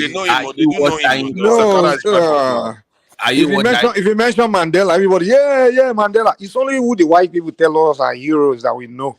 It's who they tell us that we all shout Mandela. When Mandela was, Mandela is nowhere near these guys now. Mandela sold South Africa to the whites. He didn't do it. He's not a hero. But they just sold him to us. So we will say Mandela is the real African hero. When the real ones like Sankara, Patrice, they don't talk about them. If it wasn't internet age, soon I just stopped lying. Before internet came out, when everybody started talking all these things. You didn't know these guys. You only knew Mandela. I agree with you. I didn't know Sankara. You only knew Mandela. Exactly. The only name we all grew up, they were shoving in our throats. The only name they shoving in our throat was Mandela. They didn't tell us anything about Sankara or Lumumba. Well, this knowledge is supposed to come from us. You don't expect your oppressors to tell you about your history and to tell us. It's unfortunate. But the people that are telling the story, they are being popped up. If you tell the story too much, too accurately, they will knock you off from office. That's the problem. That's why they tend to start conceding ground. But I'm still thinking that maybe the strategy African leaders are following right now is slightly different. We don't necessarily know whether they are. They don't have such strategy. You don't have any I'm just strategic trying leader, to. man. I'm just trying to check to see Those whether guys, they there's go something straight out there. to US submit, China submit, Russia submit. Can That's I what they add this do. in real quick before you go ahead? Hold on. What Can I strategy does this guy from Gabon and Bia and Yadema? What strategy do they have for Africa? Seriously, after 40 years of ruling, stop. It's the French strategy. Whatever French tell them Let to me do. add something real quick. Forefathers, I'm going to put a link here about Awolowo talking about the same issue in 1945. So they had this conference of Pan-Africans in 1945. Do you know that the Alaafin of Oyo was involved in the civil rights movement? He even set up his own wing of the. You know, we had See, people, the thing man. is, People don't even know. when you are on African American, see, most of the time I've spoken to African Americans, I've not had any clear case where Nigerians have actually tried to reach out, but clearly there are so many of them. So it's called the Fifth Pan-African Conference, 1945, and they also had one in 1958, the African People's Congress, and Awolowo spoke about that issue. So I put the link there. It's a long discussion. Yeah. To Nigeria, please let me quickly reply to that guy on the comment section. Where his name is Middle Peace. Middle Peace. The antiquity is Benin. Is for Benin. For Benin, I mean, it's been returned to the Benin Kingdom, not to Nigeria. It has even been gazetted by the last president that all the antiquity will come back to. All the artifact will come back to Benin. So just like Nigeria, they didn't take it from Nigeria. They took it from the Upper Palace in Benin. Thank you. Thank you. So I think you guys I think my head is going to ache at this rate. You see, when you start running your mouth, reason why people like me get mad is because you always think you already know things. And you just talk. Like just laugh at you. We have a better platform than your other show. This is the best platform that you can ever come to. Can you confess that right now? What kind of talk is that? Is it? This is a better platform. Can people in your doctor damages can they come up with all this knowledge you give you? Those ones just sit there, they all be saying the same thing. Hey, Nigeria bad, dude. Nigeria bad, dude. That's what they say all day. I call it bad. To Nigeria, there's something you did I didn't like. That link that guy posted about you see the errors, all the errors, but you didn't point it out. This is how our brother in the West think we are not serious. Since Africa started asking for many things, we started having different histories coming out there. The white people started writing other histories for us. Since the Benin started asking for their artifact back, we started hearing different stories about the Benin. Even the recent one here, when Germans said they're going to return 1,200 artifacts, suddenly people started writing from the West, oh, we were selling slaves, we were buying with caste. And that fell in their face. In their faces, I mean. That link, that paper is showing that Benin, the Benins, the Hausas, the Hausas and other northern people are in Bight of Benin. How can that be possible? Oh no! They were not in Bight of Benin. And Bight of Benin doesn't belong to Biafra. Not Biafra now. They grouped it. There's the people under Bight of Benin. There are people under Bight of Biafra, and some people under whatever other Bight. Yeah, let me check it out again. Check it out. That guy, just Brian, that Black American guy. The guy, he does it like go Google African stuff. No, and see, then Bight of Benin, you can have outside book come from there because Hausas are taking from No, it's wrong. Kwara and get to Bight of No, Benin. it's wrong. Bight of Benin. No, Kwara can never come from Bight of Benin. Bight of Benin is from Calabar. That's Benin, Calabar to Lagos to Dahomey. There's nothing with desert people. If you send River Niger, that we can hear. Then you No. I think you see this one on a separate. This thing I was reading. I actually know of links between the North, Kwara, and the Tunaja, you are educated in law. Tunaja, there's nothing concerning Bight of Benin and Kwara. Kwara is internal state. But oh no, you are not understanding. They transport slaves from the north to the south. They do. I get you. Transportation is different. See, listen, transportation is different. They grouped the people in the section at the time as 17th century. There was no republic. The republic then, our nation, country, empires then is being grouped. Everybody that control that area, like the Mediterranean at that time. For example, this country that fed the Byzantine, how it's called it, Constantinople was controlling the Mediterranean. Then when it fell to Mehmed, The time of Constantinople is a long time ago. This time, see, let me Listening explain now, this. you hold on now. I'm getting there. That was not too long ago, but just for early 15th century. Now he said 17th century. At 17th century, there's no republic. We have Bite as republic, people as empire. Every empire controls the riverine area is being named after that Bite. You understand? Now you see that how it is. Now you cannot the transportation. If you are saying people were being transported, the Yorubas, the Benin, the people are being transported from the Bite of Benin, that will make sense. That's what I'm telling you. You cannot transport the northern and eastern people. Yeah, it's a long time ago. Funny enough, the names they use were not existing at that time. No. But there's no Constantinople. There is Bite of Benin that we put there and a Bite of Biafra. Listen, that's what I'm telling you. See, listen, just hold on. Bite of Benin, you see, it's the outside people there. There's the northern people there. The names. The Bite of Biafra, you see the Benins and the whatever Yorubas. I don't know where. I cannot look at it right now. I'm using my phone. But what I'm telling you, that one of Bite of Benin is completely wrong and false. What information they're trying to sell there? Huh? You think so? That Bite of Benin is false? Yes. I don't know why they make it false. Call out the names. Call out the names. I can see Bite of Benin. It says Chamba, Mina, Fon, Arada, Hausa, Nago, Yoruba. So let me say what I know. Hold on. Let me say what I know about this. What I know about this is that during that period, I read that the Northerners and other traders from the north, they were the ones that first started calling Yorubas as a Yoruba people. That they were the ones that first started using that term to generalize the people in that region. So, and that they were having contact for slave trade and other things that they were selling during that time. So I wouldn't be surprised that from the north you get this type of people, this Bet of Benin, people, them appearing in Bet of Benin because they had contact with the Yorubas. See, what your point you're making is not connecting. Listen, the word Yorubas were used for your people, and it was not even existent in Jakarta. Brought it up in the 18th century here, early 19th century. So that paper space has an error. That's 17th century. 17th century, Igbos were not called Igbos. In 17th century, you cannot call us Edo. Edo is a language. Any Edo man outside is called Benin, and what we speak is Edo. It's wrong. Hausa is not a tribe; it's a language. And then you say Kanuri or Gedema or TF, but you're saying Hausa. It's wrong. That is a cook. Whoever write it up, mix it up. It's not adding up. See, look at this. This is etymology of the word Yoruba. I think, if I'm not mistaken, it says that the oldest known textual reference to the name Yoruba is found in an essay. Can we not use WikiLeaks as because it's not scholarly journal? Okay, you say WikiLeaks. This is why we blame ourselves for. This is why we blame ourselves for. We can't just disregard it completely. No. See, if it's a bit this year, we scrutinize it. That's why it's wrong. No.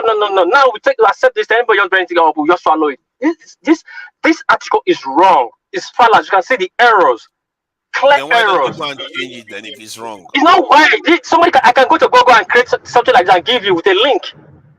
This is what I'm telling you, it's not there. If you not only see every ship that left Africa or shores of any port, they're selling slaves. We're not sold to only just one particular spot now. Sometimes he bet in Brazil, he bet in West Indies, and he bet in Louisiana. All the names are there. You go and compare, you see it all tally. Ships leave from port. Listen, the ship manifest you see is from port, not people. Then you get a list of people that you see Badagry, you see Focado is Escavos, you see Badagry, you see Oyo, you see Gold Coast, you see Dahomey, or whatever they call Dahomey at that time. That was the port they were living for. Then Lagos, they call at that time. Go to the slave archives. Just go to the slave archives. Then if each of slave archives has name, then you see their first name or just a single name, just to manifest the slaves they have.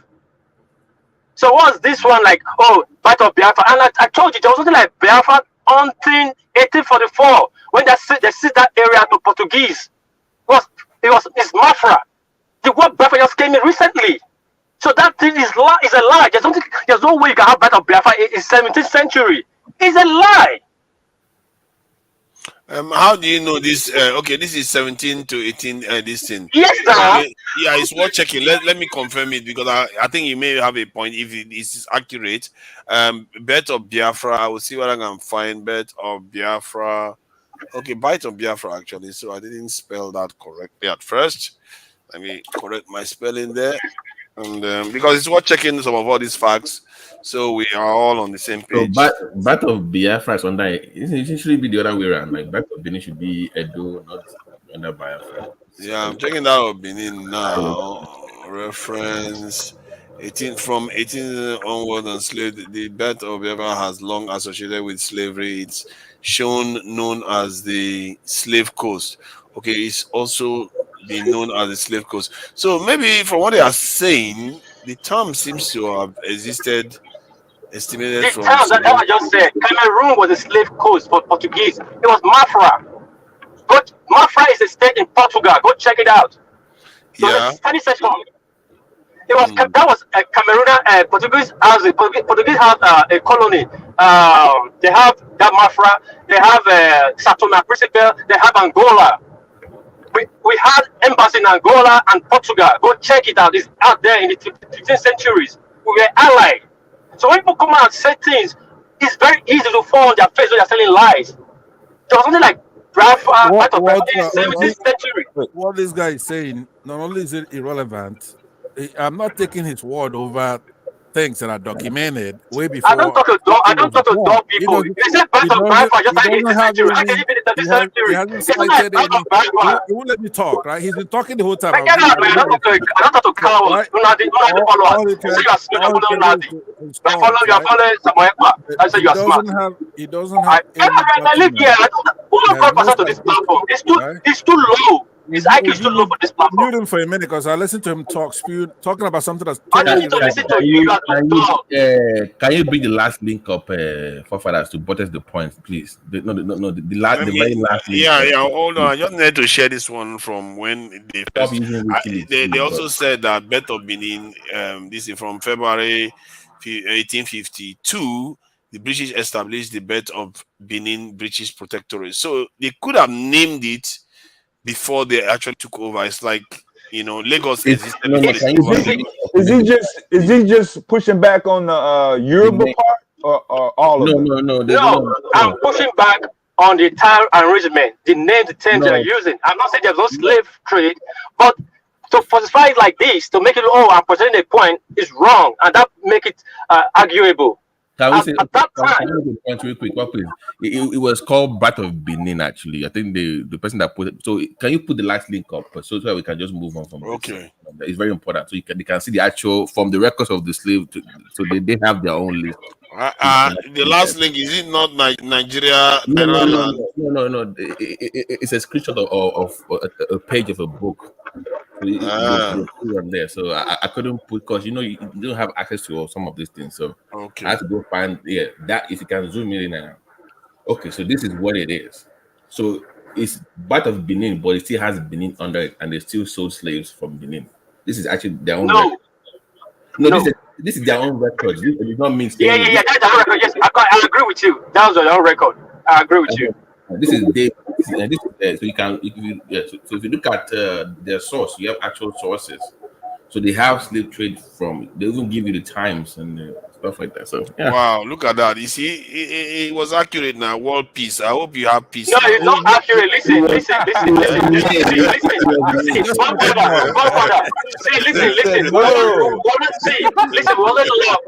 We always lie. Want to make. See, I said. Go even remember tell you. Forcados, Escravos was a slave port. Forcados in the How long is he gonna talk now? Hold on, not how long. Hold on, him or remove him. He's not relevant. This guy's you guys are not relevant. How long has he been talking? How long?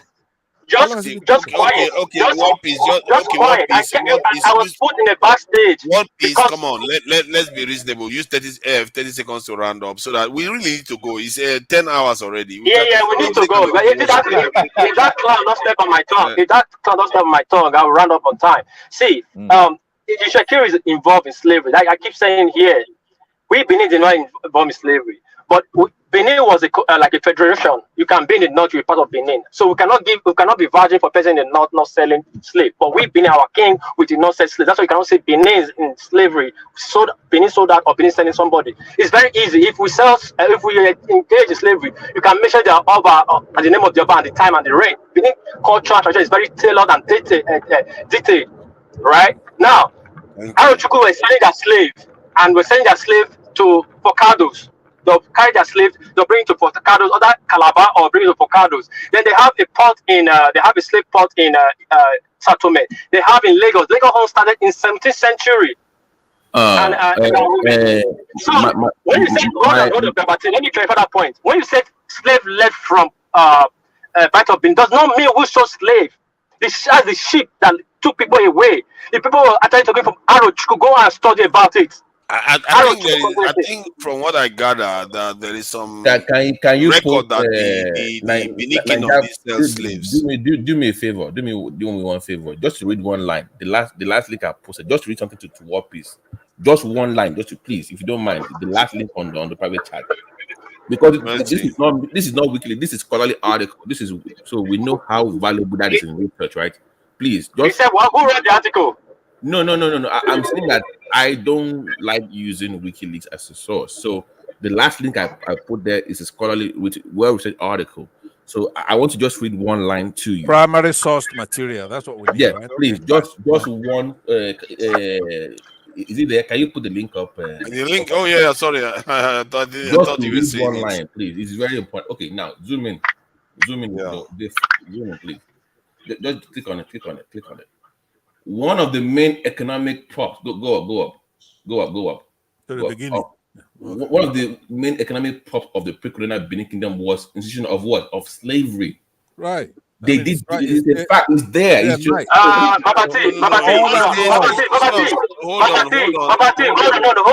Hold on. You're talking about this thing. You're talking about my people, and there's so many articles out there, so many books out there. There's so many very valuable museum out there. Who now artifact? There's nothing to pay that we were selling king. If you say we were selling slave, the era and the king, we have a very tailored dynasty. The era, and we have a central system, that we're present in Nigeria now. The king takes decision. Which king?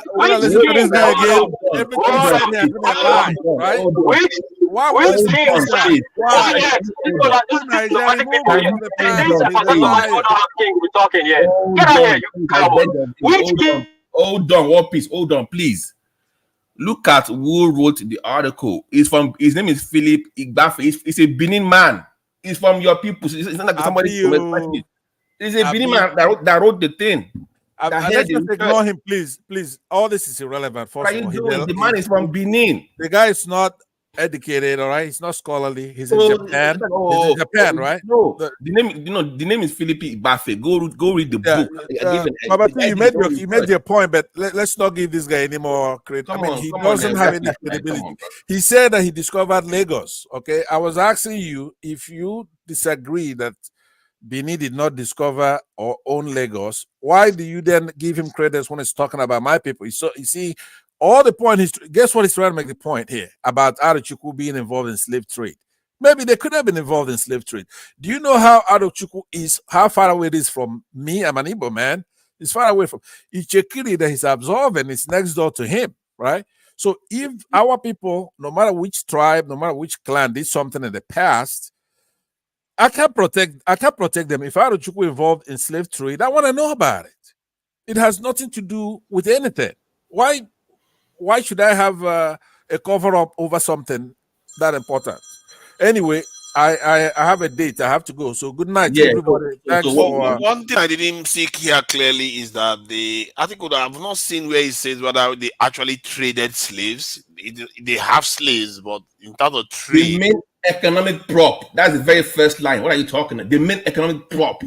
What does that mean? Economic prop. But it's the same thing for Europeans. It's still remain economic prop. It doesn't mean that Europeans were selling slaves, but they were buying it. You see the difference here. So it doesn't necessarily mean they are selling, because they, according to, I think World Peace has testified that they actually took slaves from the Gala people, if I'm not mistaken, and to come and work for them. So it might be that kind of process that is going on. It doesn't necessarily mean that they sold slaves. So that's something I need to confirm. Yeah, thank you. Thank you. If we saw slave, the guy that wrote this thing, or the white people that documented the information, it would be very easy. Like, oh, they believe I said this slave, this king, this king, this king, so slave, right? And the amount of people. But you can never see that kind of information till today. And one good thing, history, you cannot change history.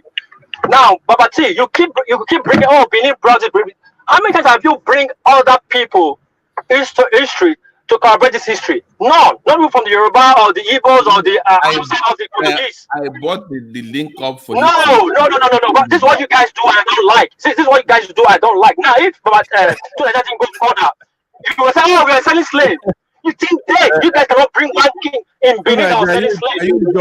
Are you enjoying this? Oh my goodness. No, it's wrong. You are better than this. You are better than this. It's wrong, man. Listen, if you want to talk about history, but tonight, give me these 2 seconds. Let me jump out of this platform. I'm getting tired of this. If we want to get ourselves right, we'll start telling things the way it's supposed to be, not to try to drag other people into other stuff. For the fact some people so slave doesn't mean everybody's so slave. When that guy was telling you, you people have to pay for slave, he said, no, not everybody's so slave. Then you remember, Baba, to remember that not everybody's so slave. I didn't say, you didn't say that. No. You said that everybody didn't say slave. No. You said Yoruba had to pay, and I said it was. Okay, yeah. You just said not everybody. But the way reparations is done, it's not done by if everybody did it. No, it's not done that way. I must say on this one, the pastor has got it right. Can we calm down? See what piece? Okay, but let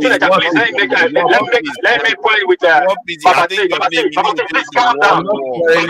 You're like a war. You're like you're here for war. What is this world peace? Let's calm down. This no, I don't like when people. I don't like it when people want to make their point. When you Baba T, hold on, please. Hold on for you guys. Okay. Oh my God. This is my point to you, sir. Please, respectfully, please. When the person earlier on said that Yoruba people so, and I said it's not everybody, and I said, okay, it was or your state, I was making a clear decision. My point to you with the Benin, obviously I'm not from there.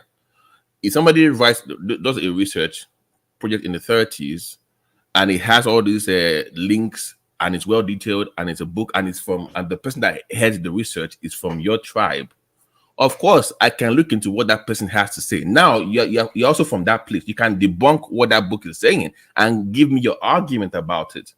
That is me just reading about. You tell me how that thing is wrong. Primary source material like you did. You provided a primary source material, and that's the way to tackle imbeciles. Yeah, give me source. Give me this another debate. Don't say that I'm not. Thank you all. I am not attacking you. Let me thank the people for coming in. Devastating for you. I really appreciate your time here. Devastating for you, Baba T, and War Peace. You are really hot, and I really respect your passion for this. And I will check that Benin stuff just to confirm. I really appreciate your passion. I've learned a lot, and I'm sure some of you have learned some things too.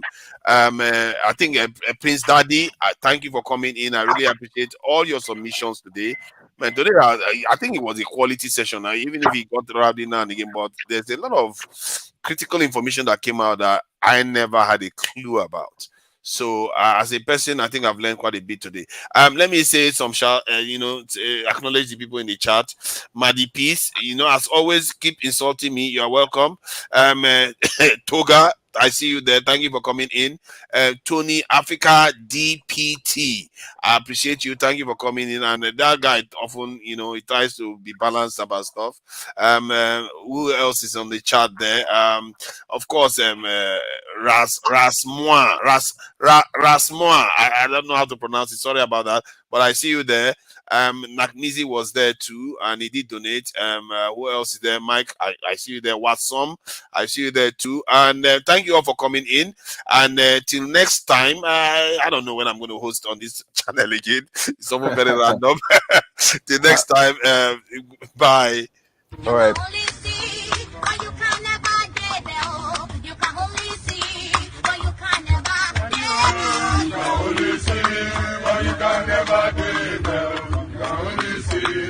What is this, man? You can only see, but you can never tell. You can only see. It means that